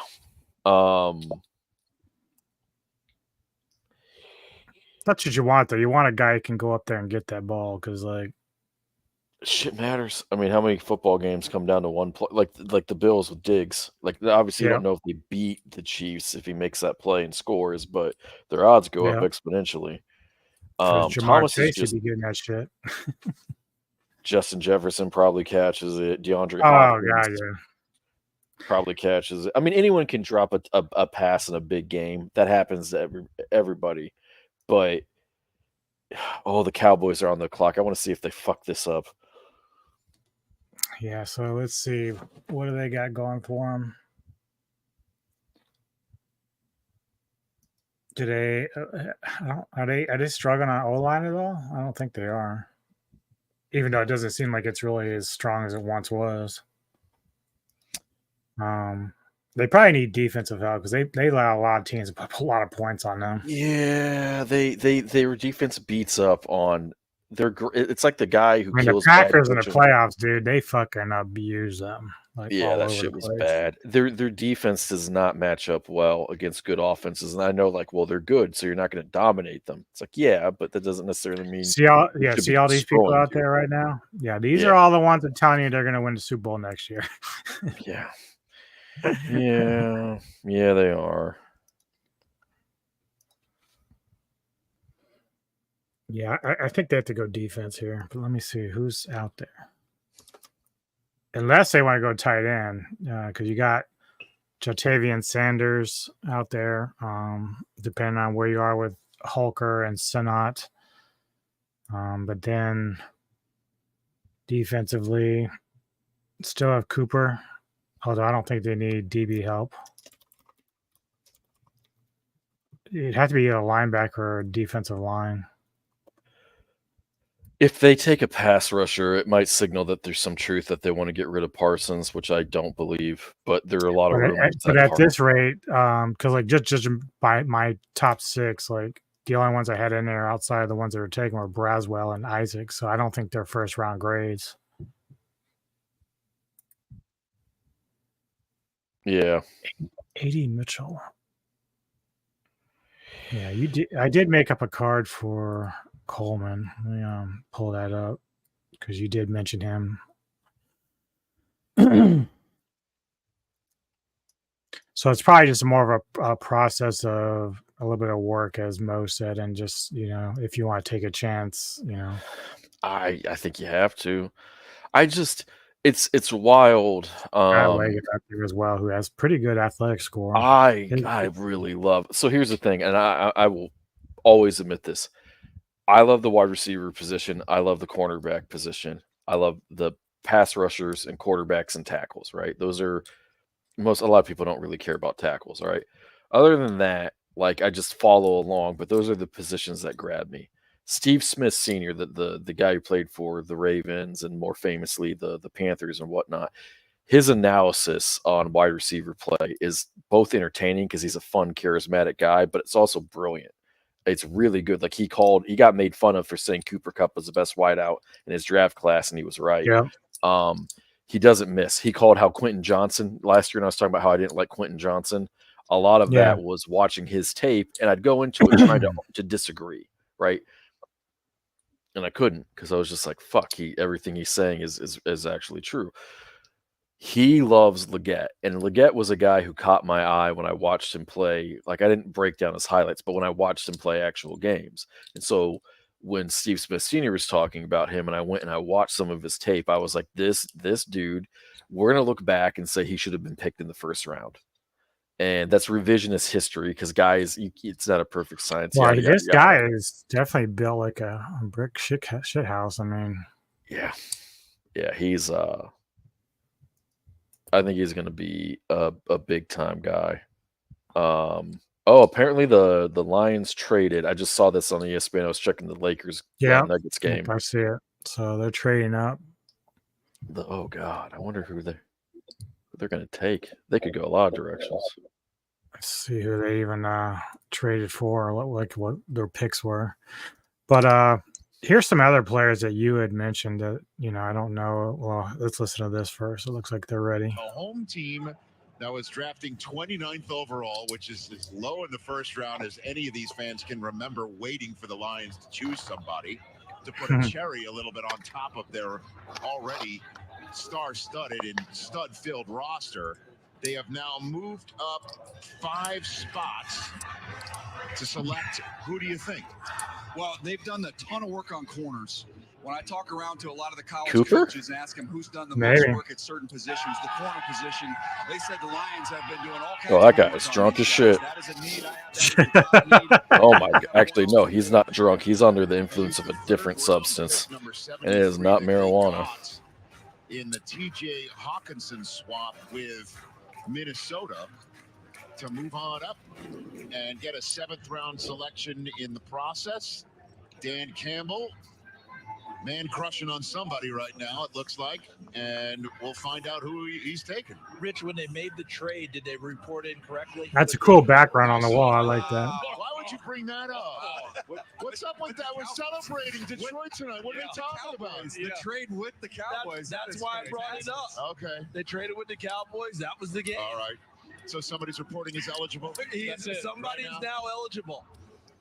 And has been acknowledged eligible. Too and soon. has been cleared. Too soon. Too soon. Stupid my joke. I know. Hashtag too soon. If there's 275,000 people, that was the number, right? Yeah. 260,000 of them are wearing Michigan gear. Have tried to get my attention to get Rich to look at Everything for Rich. And I'm flashing at my Michigan Nikes that my nephew Jack gave me, and I got my Michigan beat everybody phone protector. Didn't JJ sign it? He did sign it. And my guys on the show are like, you got to take it off. Don't. I told you, you got to display it. You just display Take it it off. and it's gone. I knew it. It's rubbed off. Knew it. It's all right. Your phone. You'll get it. You'll get another. I know.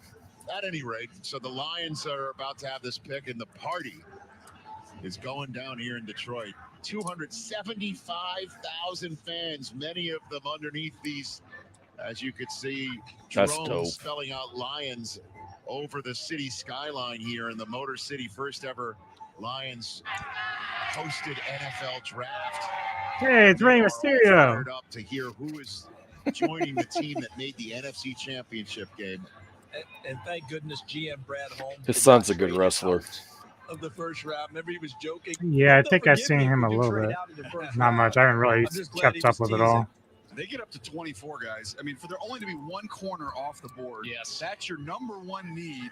I mean, that is a gift. And to a them. lot of people mocked a corner at 28 for them. I gave him at Kool-Aid 29. I had McKinstry. Kool-Aid McKinstry. That was kind of a popular place for a corner to go. And now you get to bite at the It might apple. get his teammate. You might get the number one corner on your board in Terrion Arnold. Well, That that's could the be thing. pick. They're waiting all night, and they're like, "Hey, is this really happening? Is there no corners going?" And then all of a sudden, Well, let's go back to because there's some players that were people that you mentioned. Well, here we go. Now he's here finally. And these are the people that are going to do the Detroit pick. They're stretching out time, so they're contracted for this to last X amount of time. So they're going to stretch it out to make sure they stay within there. So fucking Goodell had to go round up a bunch of fucking Detroiters. The Detroit Lions excel in the game. Just grabbing kids out of the crowd. You're right. Sir, this is illegal. Well, that number 9 is going to be a future pick somewhere. My God, flag yeah. football players representing the first 4 schools that competed in the Michigan Girls Flag High School Football League and local high school football tackle students. These young men and women embody NFL values of Goodell is respect, struggling right now. integrity, Yeah, he is. resiliency, and responsibility to their teams. Congratulations on your accomplishments in your academic Oh, he's and really football struggling. careers. Now to make the selection, Probably those drugs you had to please take. welcome Ellie Fagley. What did you call her? Fagley. The Dallas Yes. Cowboys have traded the 24th pick to the Detroit Lions. With the 24th pick in the 2024 NFL Draft, the Detroit Lions select Terrion Arnold, defensive back, Alabama. It's a good pick. Yeah, it is. He was actually fourth on my board, but I think he's actually better than Javon. He made a lot of people's corner too. So that's a really good value for him. Dude, these defensive players have been that suit is sick. Many of them wearing Detroit Lions gear. It worked out last year drafting Brian. I have one just like it. Dude, he pimping hard.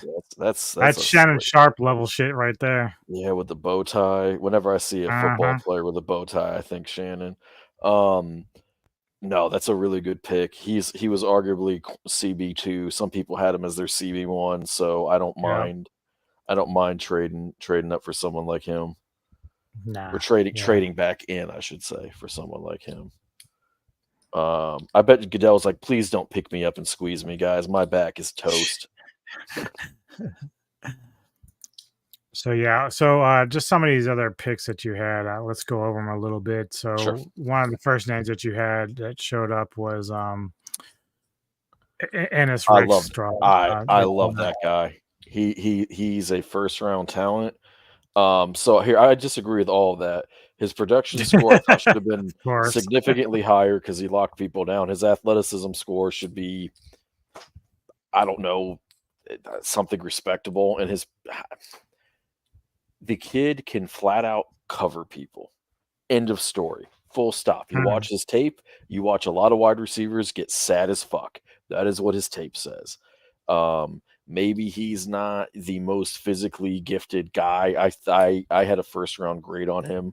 Now, looking back at how this draft has panned out, I wouldn't think that he'd be a first rounder because of all the offensive guys.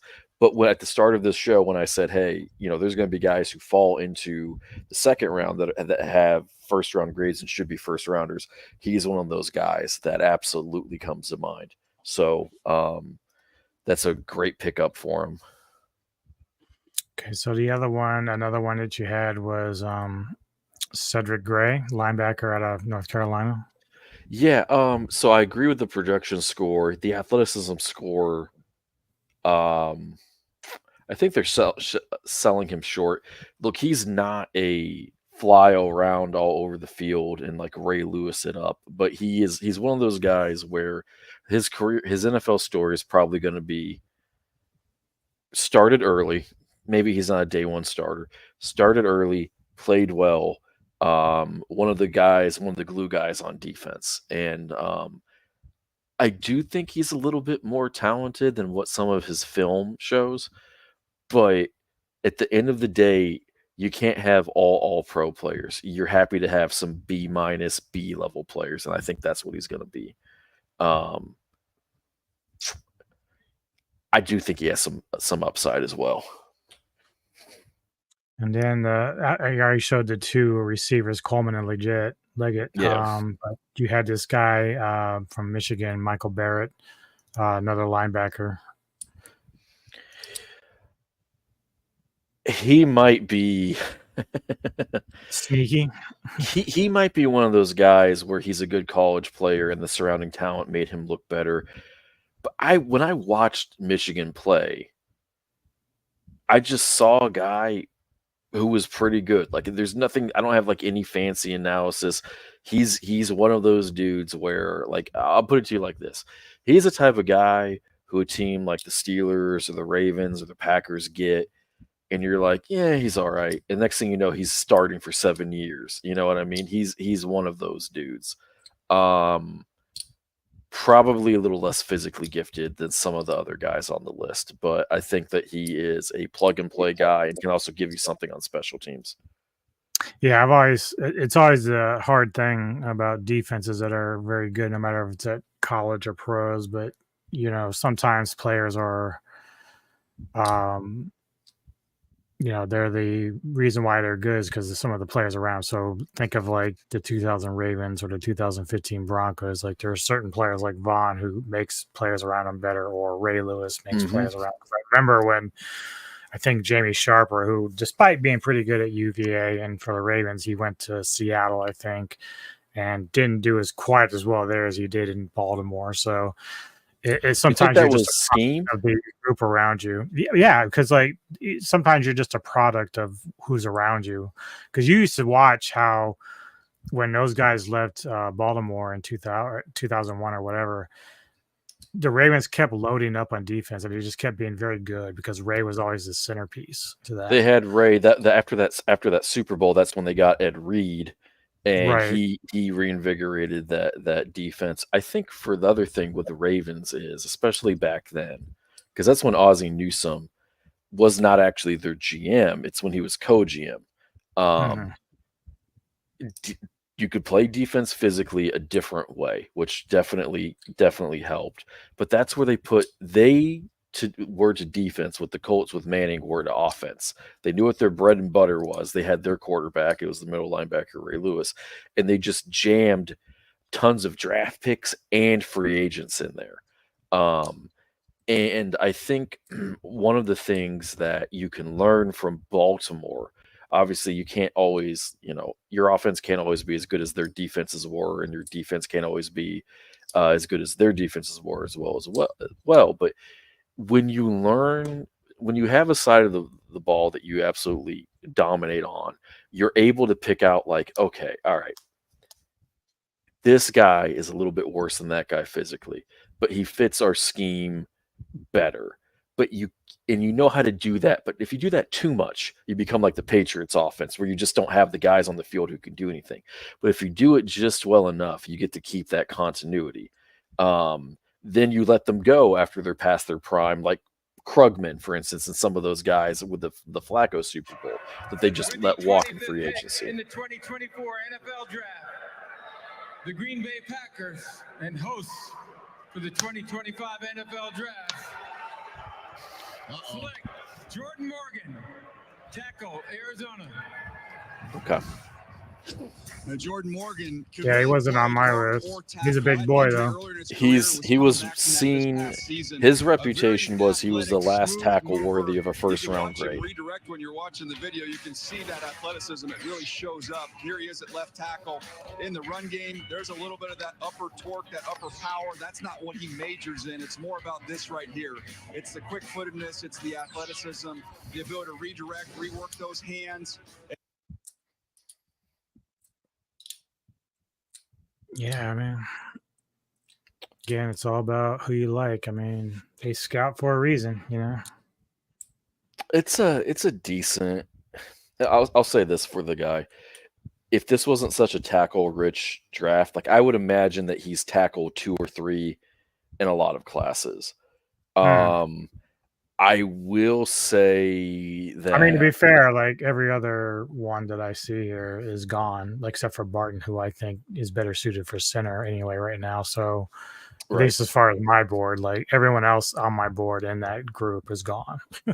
So clearly, they're still taking him if they still think that guy is still worthy of a first-round pick. So, that's good. Some people were mocking him to Kansas City at 32 because they need a little bit of depth at tackle. I'm trying to think. I saw him. There were a couple true believers in the draft community who had him as high as 3 or 4, but I think they just absolutely loved him as a prospect, maybe a little too much. But it's not a pick. Look, I can't get excited about it. I can't hate it. Right. They have holes to fill in their offensive line. And my general rule for evaluation is if there is a reasonable defense for a team to take a player, especially if they're a good drafting team, and the Packers are, I'm gonna defer to them a little bit. And the fact that you got Josh Jacobs, you want some guys to push around out there and create those holes. Yeah, I wonder if they're gonna start him at right tackle. Because if they start him at right tackle and let him transition to left tackle, Tristan Wirfs it. Or Panu Sewelling it. That's kind of enticing. I do like that transition from right tackle to left tackle. I hate people drafting somebody who is a tackle and then going, we're going to put him at guard. It's like, why are you taking him the first round? Why are we doing this? Right. There's a million guards every year in fucking free agency. Go sign one of them. So I think there's still, I don't think any linebackers been taken yet. No, there's a lot of guys who have second round. I think Cooper from Edgerin, yeah. Yeah, Edgerin Cooper. I think I had a first round grade on him. I think he was the only off ball linebacker that I had the grade that high on. Still got Cooper DeJean and Nate Wiggins out there. No guards taken, but I don't expect them. I don't think any of them are really, unless it's Haynes or somebody else that's something they really need. I don't think they're going to worry about that. Still a lot of tight ends too. Bowers is the only one that went.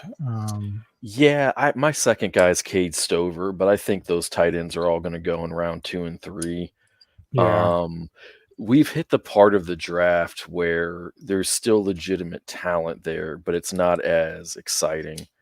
And probably not as like a big as need like at that point. Like they figured they're dropping, they're gonna be like, okay, we can still get max value in the second round by taking these guys. Right. I want to see. Here's the pick for me. If Buffalo gets Coleman, because Keon Coleman's still on the board, I believe. If Buffalo can get Coleman to drop to them, he's a freak. He can develop slower there because they have other guys around him. He can fill at the very least the Gabe Davis role where you show up for 4 games a year maybe and make some big plays. That will do a lot for them because they have Knox, they have Kincaid, they have Cook, they have Shakur, that one wide receiver who's pretty good for them. I think he was a rookie last year. He came on at spurts. It would do a lot to stabilize that offense. I would even argue that they might want to trade up for him. The Bucks are up. Does Jonathan Brooks make sense here?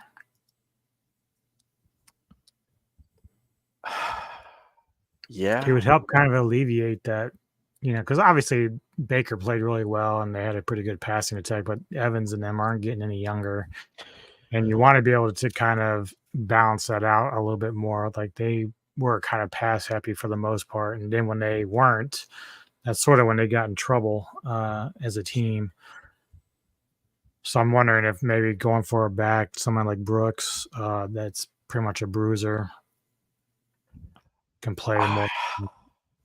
So I don't believe in the NFL mentality that taking Brooks for Tampa would have been like when Pittsburgh took Najee, where it's like, here's a guy who's a first-round talent. We're a team that wants to run the ball or needs to run the ball more, but it is a bit of a luxury pick. And so when I look at that team, they don't have to – there's not a wide receiver for them to really take. I mean, they could take Coleman if he's high on their board, and I would understand it. I think their line's still pretty good, and they don't need a left tackle. Their defense was better than what they thought it was going to be, but there's still holes there. Yeah, because they lost Barrett. I think Barrett's gone. So it turns into they were a team that was hoping that Chop Robinson was going to. Some people were predicting that Chop Robinson was going to really, really, really fall. So yeah, you could be looking at maybe Brooks, maybe Jatavian Sanders at tight end, maybe because I don't think they really have a playmaker there. I wouldn't hate the Brooks pick. Defensively, they do need some help.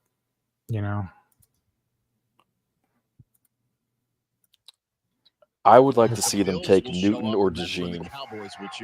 Oh yeah, Newton's still out there. That'd be big. NFL Draft. The Tampa Bay Buccaneers select Graham Barton, center, Duke. Okay. So that's, I think, what Ian. He was number 1 on my list for center. So inside the Dallas draft room there, Graham Barton, position flexibility. Mitch Morse, somebody who played tackle, also kicked inside and has had a great run at center. Here he is at tackle this last year. Really strong hands. Once he lands his hands, the rep is over. So I do like that he's very versatile. He can be moved around the line a little bit. That's what they did with Tristan. I know I've said it a million times the last half hour, but that is a Tampa thing to do. You're going to love using him in the screen game. Here he is as a freshman playing center. He's an 18-year-old in this video right here, doing a really nice job against North Carolina. That's his home for me in the future is at center. I think he could be a Pro Bowl center. And look at him, a lax bro. Look at that at Ravenswood High School in Tennessee. Lacrosse taking over. Wait a minute. Yeah, and by the way, you will scoring. I just see him hitting people. And by the way, you'll see a lot of penalty flags. Okay, he and Trey Hendrickson. He's just smashing people. Sometimes that's all you need. Okay, so I'm not going to lie to you. Mhm.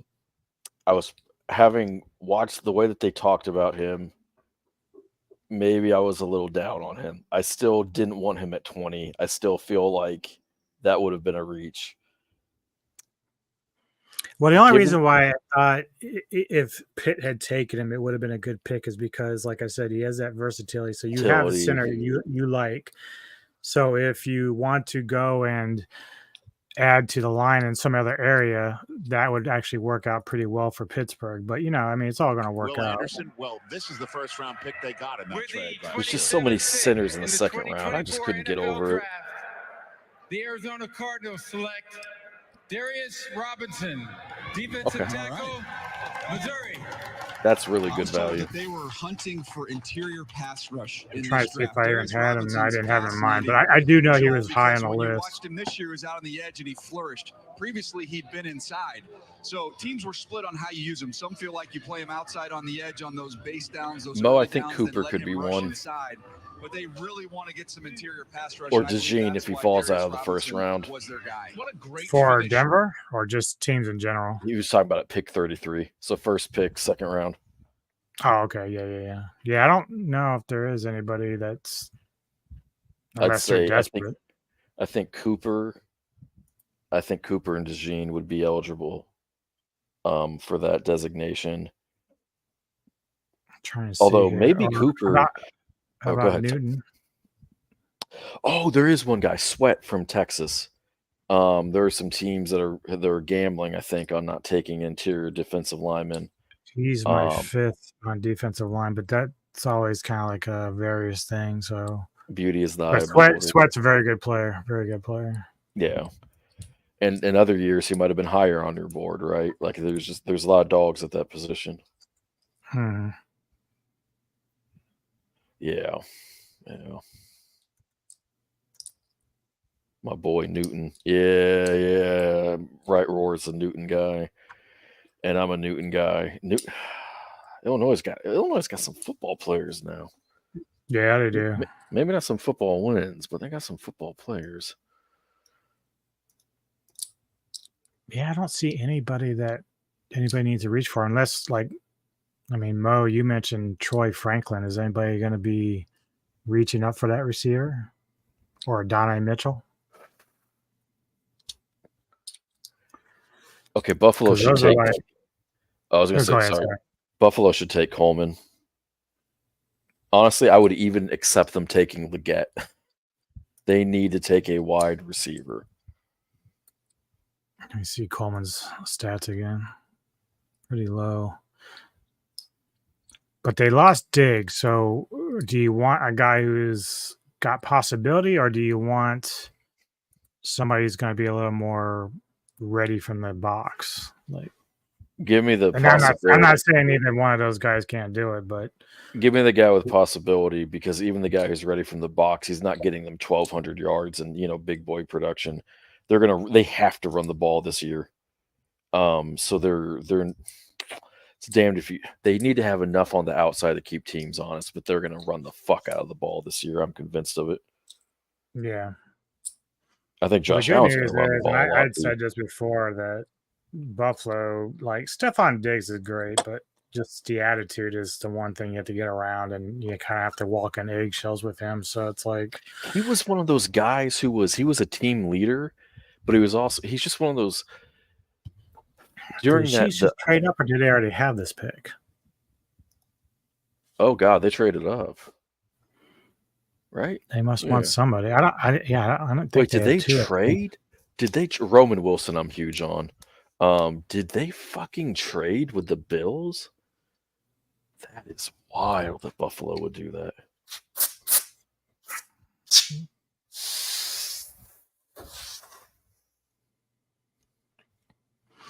If anything, I'm hoping that, of course, it's a bias on my part, but I hope later in the draft, Denver takes Malik Washington out of Virginia because he's a quickster. We fast. both like that guy, yeah.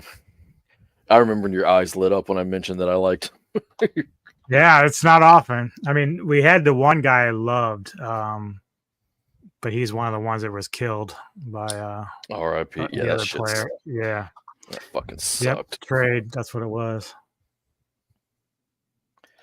The Chiefs could take a wideout. The Chiefs could take a lineman. The Chiefs could take. I'm going to say that they take Cooper because they need to replace Willie Gay, and Bolton might not be there after this year, is what I've read.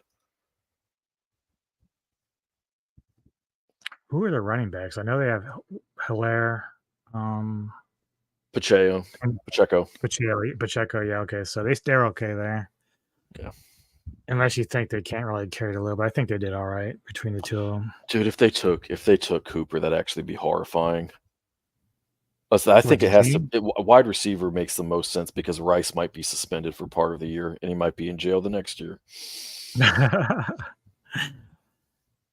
So, are we thinking Franklin? Is he like the best in that range, or does it doesn't matter at this point? He says I'm going to say Coleman. I'm going to say Coleman. You're pushing for Coleman hard. Dude, I'm a believer. I'm going to go with Mo. I think Mo's right. I think, like, even though Franklin's in my list, I think Mitchell, he has a lot of potential. I'm gonna say Coleman or Leggett. I'm gonna try to pick two. Well, I know it's sort of cheating. Leggett would be interesting. I think Leggett would be truly interesting. Yeah. But let me think here, because didn't they bring McCurl Hardman back? Isn't he back? Yeah, I think so. And so he's kind of like their punter, specialist, receiver, speedster, but he wasn't as effective last year. Yeah, it'd have to be a receiver of sorts because ever since Tyreek left, they've been kind of looking for that one dude. It might be. There is one more tackle that some people had a first-round grade on, and I think it's a cat from Houston. And I know there's been a lot of smoke that I saw about them wanting to replace or get somebody to replace him because they go through tackles. It feels like kind of crazy there. Problem is with Mahomes, he just has this magical effect. Like it's more about the guards and protecting him up the middle. Yeah, that's the only problem is like that you notice with great quarterbacks, Elway, Brady, Manning, whatever. It's like you can get away with allowing these guys to make the players around them better, but it only goes for so long. And I think that's sort of what drove Tom out of New England. Is he's got tired of doing that shit at an old age. And it's also just like give me a fucking wide receiver who can run a fly route.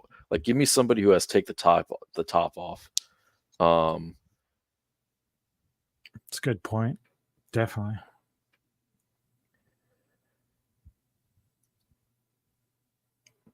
So he's taking maybe Casey goes with the Gene.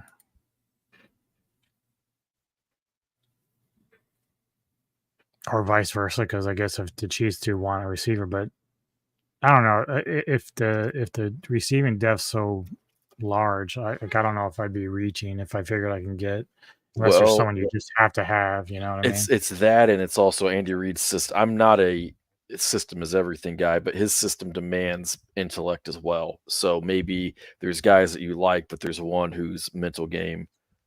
Well, Scheffler knows his shit. That's for sure. Yeah. Scheffler. Coleman. Are we going back to Scheffler mode? Do we need Scheffler to come back, play tight end? It's gotta be Coleman. It's gotta be Coleman. Coleman makes sense because that's something that they would take. That's a player they would take. Yeah. But there's a lot of project in that as well. The guy that so many people mocked them getting in Xavier Worthy, do you think?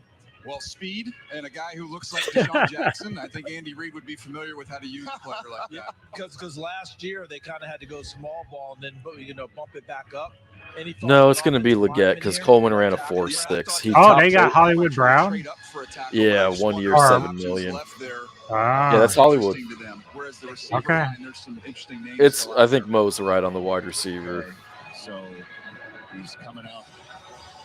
So they're trying to give Homie more weapons again. Yeah, they don't want to piss him off like the Patriots did to Brady. Right. The NFL is proud to support the life-changing wishes that Make-A-Wish grants. One important wish was requested by a young man by the name of Justin Laverne, who was diagnosed with renal failure at age 15 and received a kidney transplant from his father. Goodell, baby. Just last year. Struggling, my friend. Justin's love for football and the Chiefs got him through those treatments. Please welcome Justin to the stage, whose wish is to announce the first-round draft pick for his beloved Of the Kansas sucky City motherfucking Chiefs. I'd like all of you to join me in cheering on Justin. I'll cheer on Justin, but not because of the Chiefs. The floor is yours, Justin. Go get him, baby. Golf clap. The Buffalo Bills have traded the 28th pick to the Kansas City Chiefs. With the 28th pick in the 2024 NFL Draft, the back-to-back Super Bowl champions, Kansas City Chiefs, select Xavier Worthy. There it is.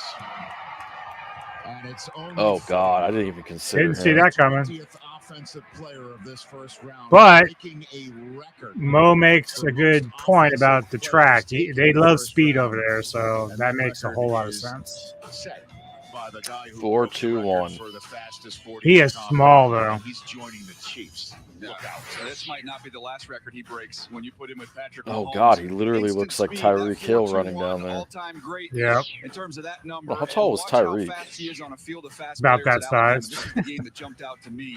The ability to get down I the think they're field, both 5'11". He's listed. Hill's listed at 5'10". This is where the Deshaun Jackson comparison Oh, and the Odell comparison that was a is. sick move. Undersized, explosive players, but they're also Oh. excellent route runners. Excuse me. And Worthy has the toughness that shows up with the ball in his hand. Dude, that was sick. And all of a sudden, see how they didn't put Rashee Rice on there? Right. Fuck. Yeah. Yeah. That makes sense from a speed factor. I get it.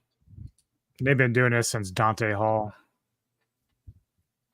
The old Trent Green offense, their wide receivers didn't have great hands, but I remember they always had two guys who ran like 4.4.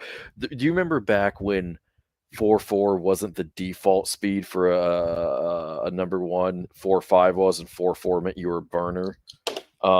That's and they had like two guys who I can't remember their names. I have to look up their roster, who are running like minimum 4.5s. It was the year. Oh God, it was the year that they went like 13-3 and they're Super Bowl favorites, and they lost in the first round. Priest Holmes shit the bed. Fuck me, I can't remember those guys. Yeah, and if I think, and maybe Mo can correct me, I think Adane is more of a possession receiver, so the Worthy just makes a lot more sense from Kansas City's perspective. Yeah. Oh, it's the Cowboys. They all think they're going to win the Super Bowl again. I never get tired of seeing them fail, which is so funny because, like I said, I grew up actually liking the Cowboys first. I don't hate them. I like to laugh at them. Their but fans not are annoying maliciously. as fuck. Their fans could tone it down a little bit, but honestly, they take their cues from their stupid fucking owner. Do you want to, because I know you haven't taken a break, do you want to take a break real quick since they're 6 minutes away from the pick? Do you need me to hold it down for you? I'm actually good. I'm fine. Okay. I actually did myself a favor and didn't drink any beer this time. Last time you and I did it last year. Oh yeah, I we were stayed drinking sober a on lot of this one. alcohol. We were fucked up. At the end, I was struggling with. I was sounding like Goodell. We almost needed like piss buckets, next. Jesus Christ! I decided to not go the alcohol route. Same here. All right, so chat, I keep leaving to take piss breaks because your boy's losing a lot of weight and living healthier, and a big part of that is drinking a ton of water. So, after With this the pick, 29th pick in the 2024 NFL Draft, the Dallas Cowboys select Tyler Guyton, tackle, Oklahoma. that was the last tackle. Oh, okay. It's okay. It's okay. That's the 8th tackle to go here in the first round. Jesus Christ. Yeah, I mean, they gotta do something. I mean, I don't know. Yeah. Although I would have gone defense personally, but he how do I put this? If you put him at a deep class and not a ridiculously deep class, he's probably like 4, 5-ish. Yeah. I will say this. When I watched his tape, and I did watch a good amount of his tape, I did not leave thinking that he couldn't be excellent in the pros. I did, however, think that it was. He's got good size.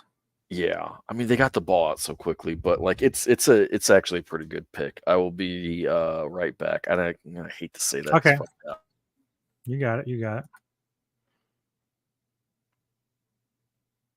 All right, so offensive line for the Cowboys.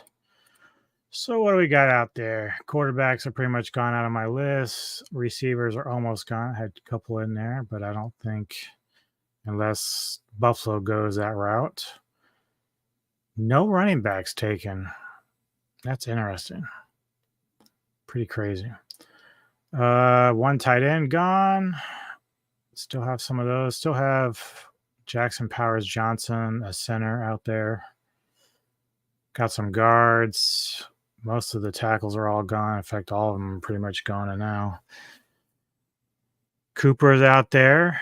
Do you think, Mo, that Cooper's going to Buffalo? Is that what you were thinking? Or did you think it was going to Kansas City? Let's see. Still are the DBs, Nate Wiggins. Terrian's gone, but there's Kool-Aid and Mike Sarin still. I don't think any safeties are going to go round one. There's nobody that's really going to stand in that. Baltimore, what are they going to take right now? Maybe DB or defensive line. I wonder who they're going to fucking take. That's going to be interesting. They picked up Henry. They got good offensive line play because they actually created holes. They just didn't run the balls enough against Kansas City. Receiving. DuVernay's gone. And Odell's not really the guy. Yeah, it's got to be receiver. I agree with you. It's got to be that. So it's probably going to be Mitchell. He's more of a possession guy. But let me see what my... I don't have their cards up, but maybe I can pull it up real quick if I can find it.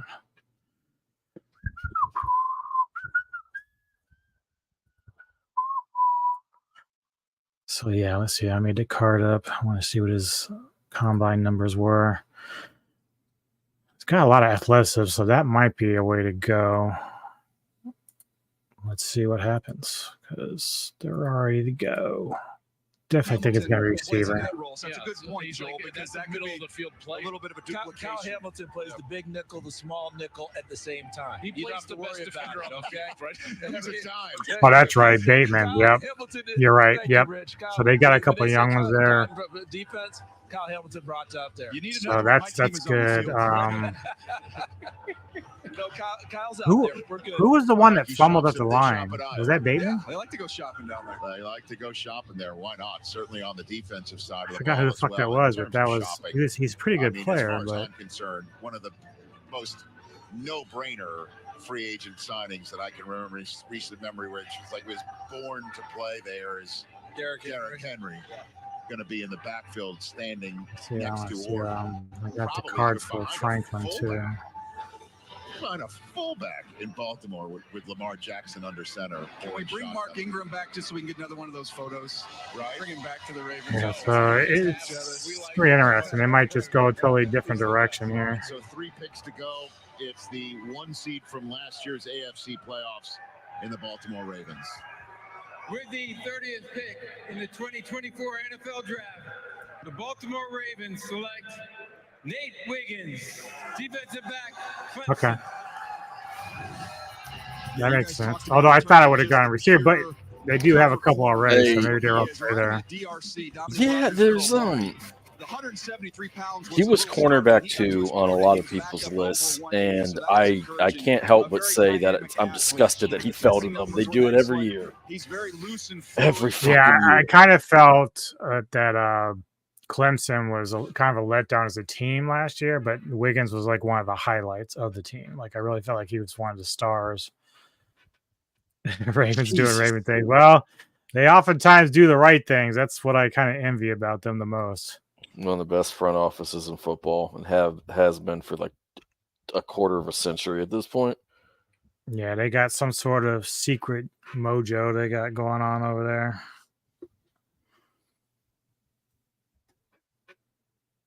He's just I don't expect him. I'm going to jinx myself. I don't expect him to be like a top 3 elite all-pro corner, but I'm not going to be shocked to see that he's a very good player. And I wouldn't be shocked if he's a very good player very quickly. So my white boy is fallen. Which makes Jaded happy. Maybe it's good for Denver. I think the kid can play. I didn't. No, he can. Corners just wasn't. I mean, here's the thing I always ask. Like, if you put Cooper on Bama or some more high tiered school, do you think he still shines? Well, he'd be the same size, the same speed. I'm pretty sure they do. They do not. They don't? Have a second round pick. No. Oh, okay. It's just 3rd round. Well, yeah. Tomorrow's just day 2. Oh, right? yeah. They're 2nd and 3rd. Yeah, no, I'm stupid. They do have a 3rd round pick. My apologies. No, I think they have a couple of 3rds. I thought. Yeah, they have 2 thirds. Let me pull it up. He would still be the same size, the same speed, making about the same plays. And it's not like Bama, for instance, doesn't put out like 3 or 4 corners. Like there was a time where they put out like 2 or 3 corners every single draft, right? So, yeah, I think he would. I mean, it's the merit is based on the play. Now, I do think where he got a little overrated is sometimes people are like, well, he can do this and this. And it's like, well, and this doesn't matter, right? Like that's not what they're drafting him for. And there's plenty of guys that didn't play safety much, if at all, in college, who can do different things. And I mean, fuck, sometimes you draft a corner, you teach him how to play nickel. It's not ideal, but like, I think that they did overrate him as cornerback 1. I did always kind of think that was a bit high, but is what it is, and it's subjective too. Okay, so Denver has 1 round 3 at number 76. Then day 3, I guess, is the rest of them. So it's round 4, number 121. We have 3 5th round picks towards the end of the draft, and then a 6th and a 7th. So that's kind of like where we are with that. I thought for some reason we had a couple, but I guess I was thinking of my mock draft where I had traded back with the Steelers and got like a couple of 3s or something. I forget what it was. Yeah, I think so too. Might be able to trade on up, Yeah, Iowa is the place where their only good players on offense are linemen, running backs, and tight ends, and everyone's good on defense. Yeah. Yeah, it's just, Iowa is not considered like one of those high profile schools in terms of, making noise in college football as much as some of the other ones. Not anymore. They used back in the bowl era. They Right. were Way back, yeah. 80s and stuff. Yeah. Well, just even 10 years ago, you know what I mean? Like it's crazy how the Hawkeyes were always in like the Rose Bowl, Cotton Bowl, Peach Bowl, Jesus Christ, Orange Bowl, Sugar Bowl type deal. They can't even run the football lately. Oh, gee, I don't watch that shit. I watch SEC football where the real teams play, but I've been told that. You know. Well, we know that's not the real football. We know the ACC is all about talent. I mean, Virginia is the cream of the crop, right? I don't know of the rotten crop, then maybe they're a hell of a basketball school, though. Yeah, at least we didn't do too well in the tournament this year. We went out. We didn't even make it into the final one. We lost in the warm up round, which I expected. But you know, it is what it is. We still got a chip a couple years ago. I'm happy about that. It's hard. It's hard to UConn it, right? Like you take what you can get.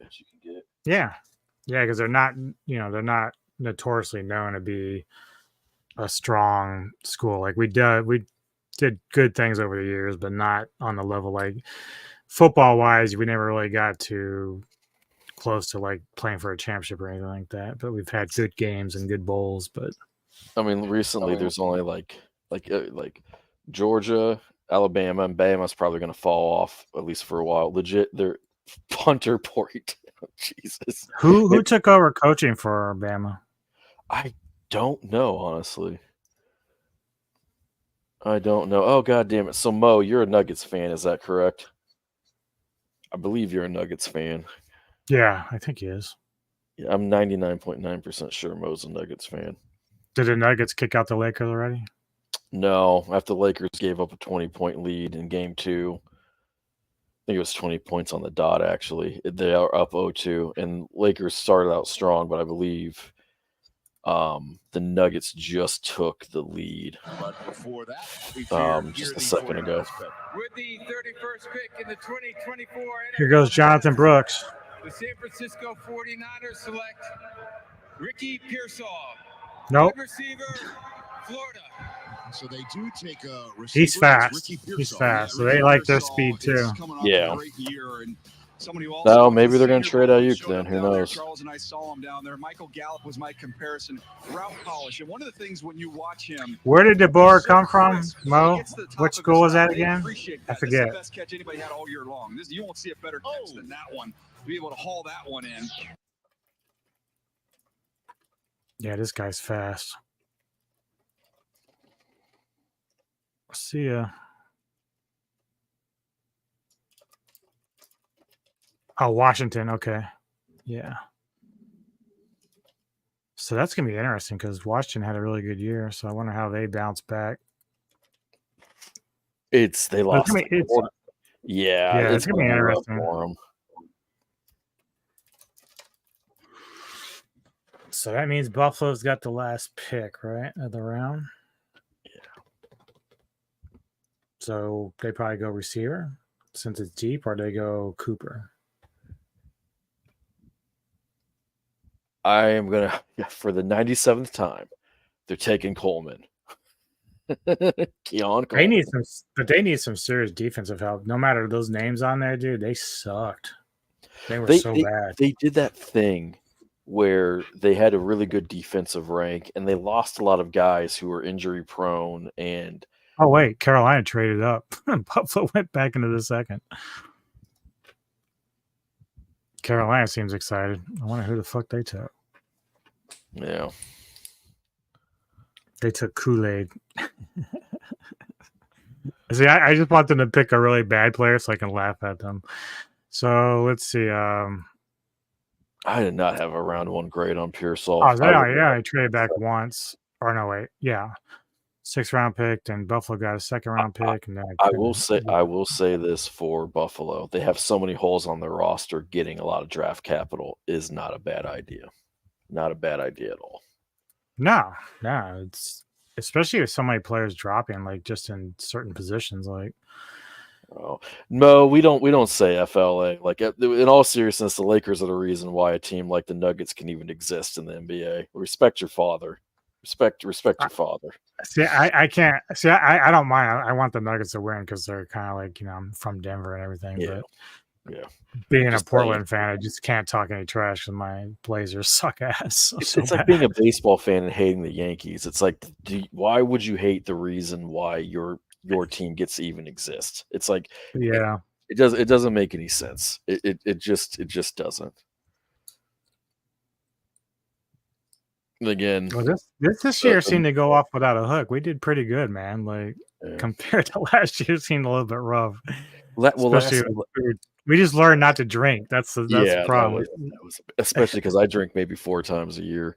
But like on a quick basketball tip, the who's daddy? I don't know, man. Like how many championships do the Nuggets have? Do they have as many championships as Kobe Bryant got just in his era in the NBA, or maybe Shaq? That's cheating, though, dude. I know that the hot take is Mike Malone getting to dance around because for once the Nuggets have been good for more than 3 years in a row, and they're going to win the championship again this year. But I mean, it's just perspective. Like as great as Jokic is, he's not even a top 3 center for the Lakers. Let's just be honest, though, right? Like Mutombo deserves a championship after beating Seattle. We should have won it all. They should have won it all. Do this one for Mutombo. No, they are retired, and Jokic is closer to being retired than not. But no, I'm happy for you, Mo, because the Nuggets are no bad juju, and you can see it on my face. You know I'm not trolling. He's fucking with you now. He's just trying to get.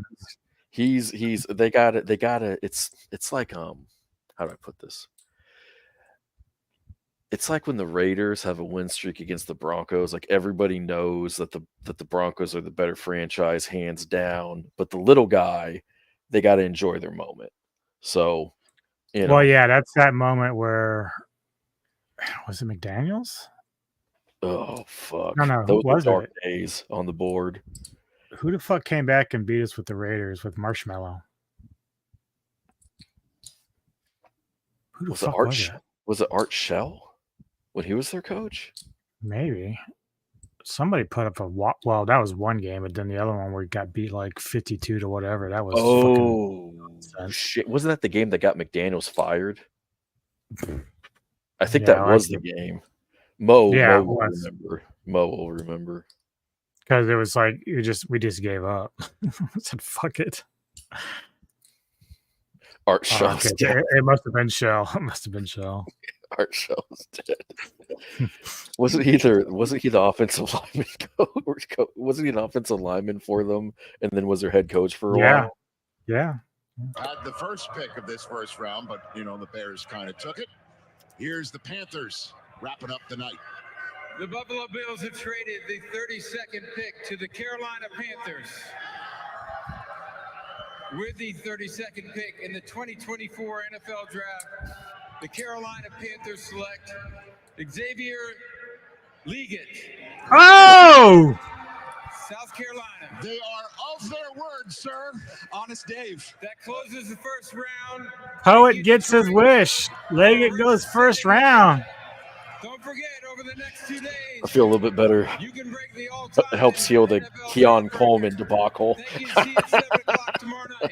And speaking of records, hey, chat, we're not covering the second round tomorrow. No, we are not. Yeah, I mean, we'll chat with people. Obviously, we'll chat with people, and we're gonna do a draft recap show. We, like we did last year.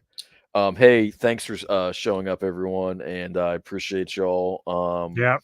Thanks, Mo. Thanks, guys. Yeah, thanks everyone. We're gonna do this again next year, and this is a little yearly tradition. We're gonna keep up with the football podcast too, but this is almost like our bread and butter at this point. Yeah, I think next week we'll probably do a recap of the draft, and so if you guys want us to do it live and talk about it or not, it doesn't matter.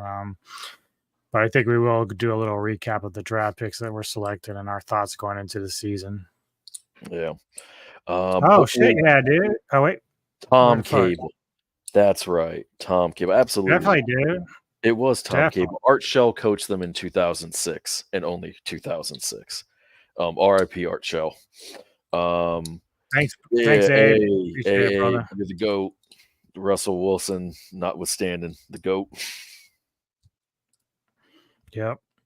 So just for people for tomorrow, if you're around and you like movies and stuff, on the Metal Tavern, I'll be at 8:00 Eastern, sitting down with Neko, Brandon Stoudemire from Box Office Banter, Joe Valley, the director and also Media Glitch member, and Mr. Tony the Dead. We're gonna discuss and review the movie Late Night with the Devil. So if you're interested in just kind of watching us talk about it and chat with us a little bit about the movie, if you've seen it, feel free to pop in 8 p.m. Eastern tomorrow on the Metal Time Radio podcast. And as I said, next week, Mr. Poet and I will do another episode of Poetic Carnage to recap the NFL draft and how we felt about our respective teams going forward into the NFL 2024. So again, thank you all for helping out and supporting this channel and tuning in with us to hang out. It's been a lot of fun to hang out with you guys and chat a bit. So, and definitely Mo, down the road, brother. In fact, next week, I'll tell you right now, if you're still around, if you want to pop in and talk about the draft and recap it with us, I think he needs. I think he has to clear it with his work because he's in. No, I'm dead serious. I think he does because of his media job. Oh, that's true. True. Yeah, you can we talked to him on the Discord, so we'll figure it out. Absolutely. The other thing is, I'm not getting hosed down. Fuck all y'all. We're just not. No, you are getting hosed down. That's not changing. There's nothing changing about that. You will get the hose down. You better jump me. Or it gets the hose again. I'm still 6 foot and 300 pounds. Now it might be a fat, but I'm still 6 foot and 300 pounds. And it's gonna be a lot of slushy, fushy fun, man. It's gonna be fun. We gonna box. See what my schedule off that I don't cover any NFL. It's good. Okay. I thought you did. My bad, Mo. With that being said, everybody, thank you for tuning in. Support this man's other shows. He's the hardest working man on the internet who doesn't have a OnlyFans. Or does he? Does, though. This guy does. Yeah. And with that being said, we will see y'all next week. Yep. Thanks, guys. Have a great night. See you later. Enjoy the rest of your evening. Peace.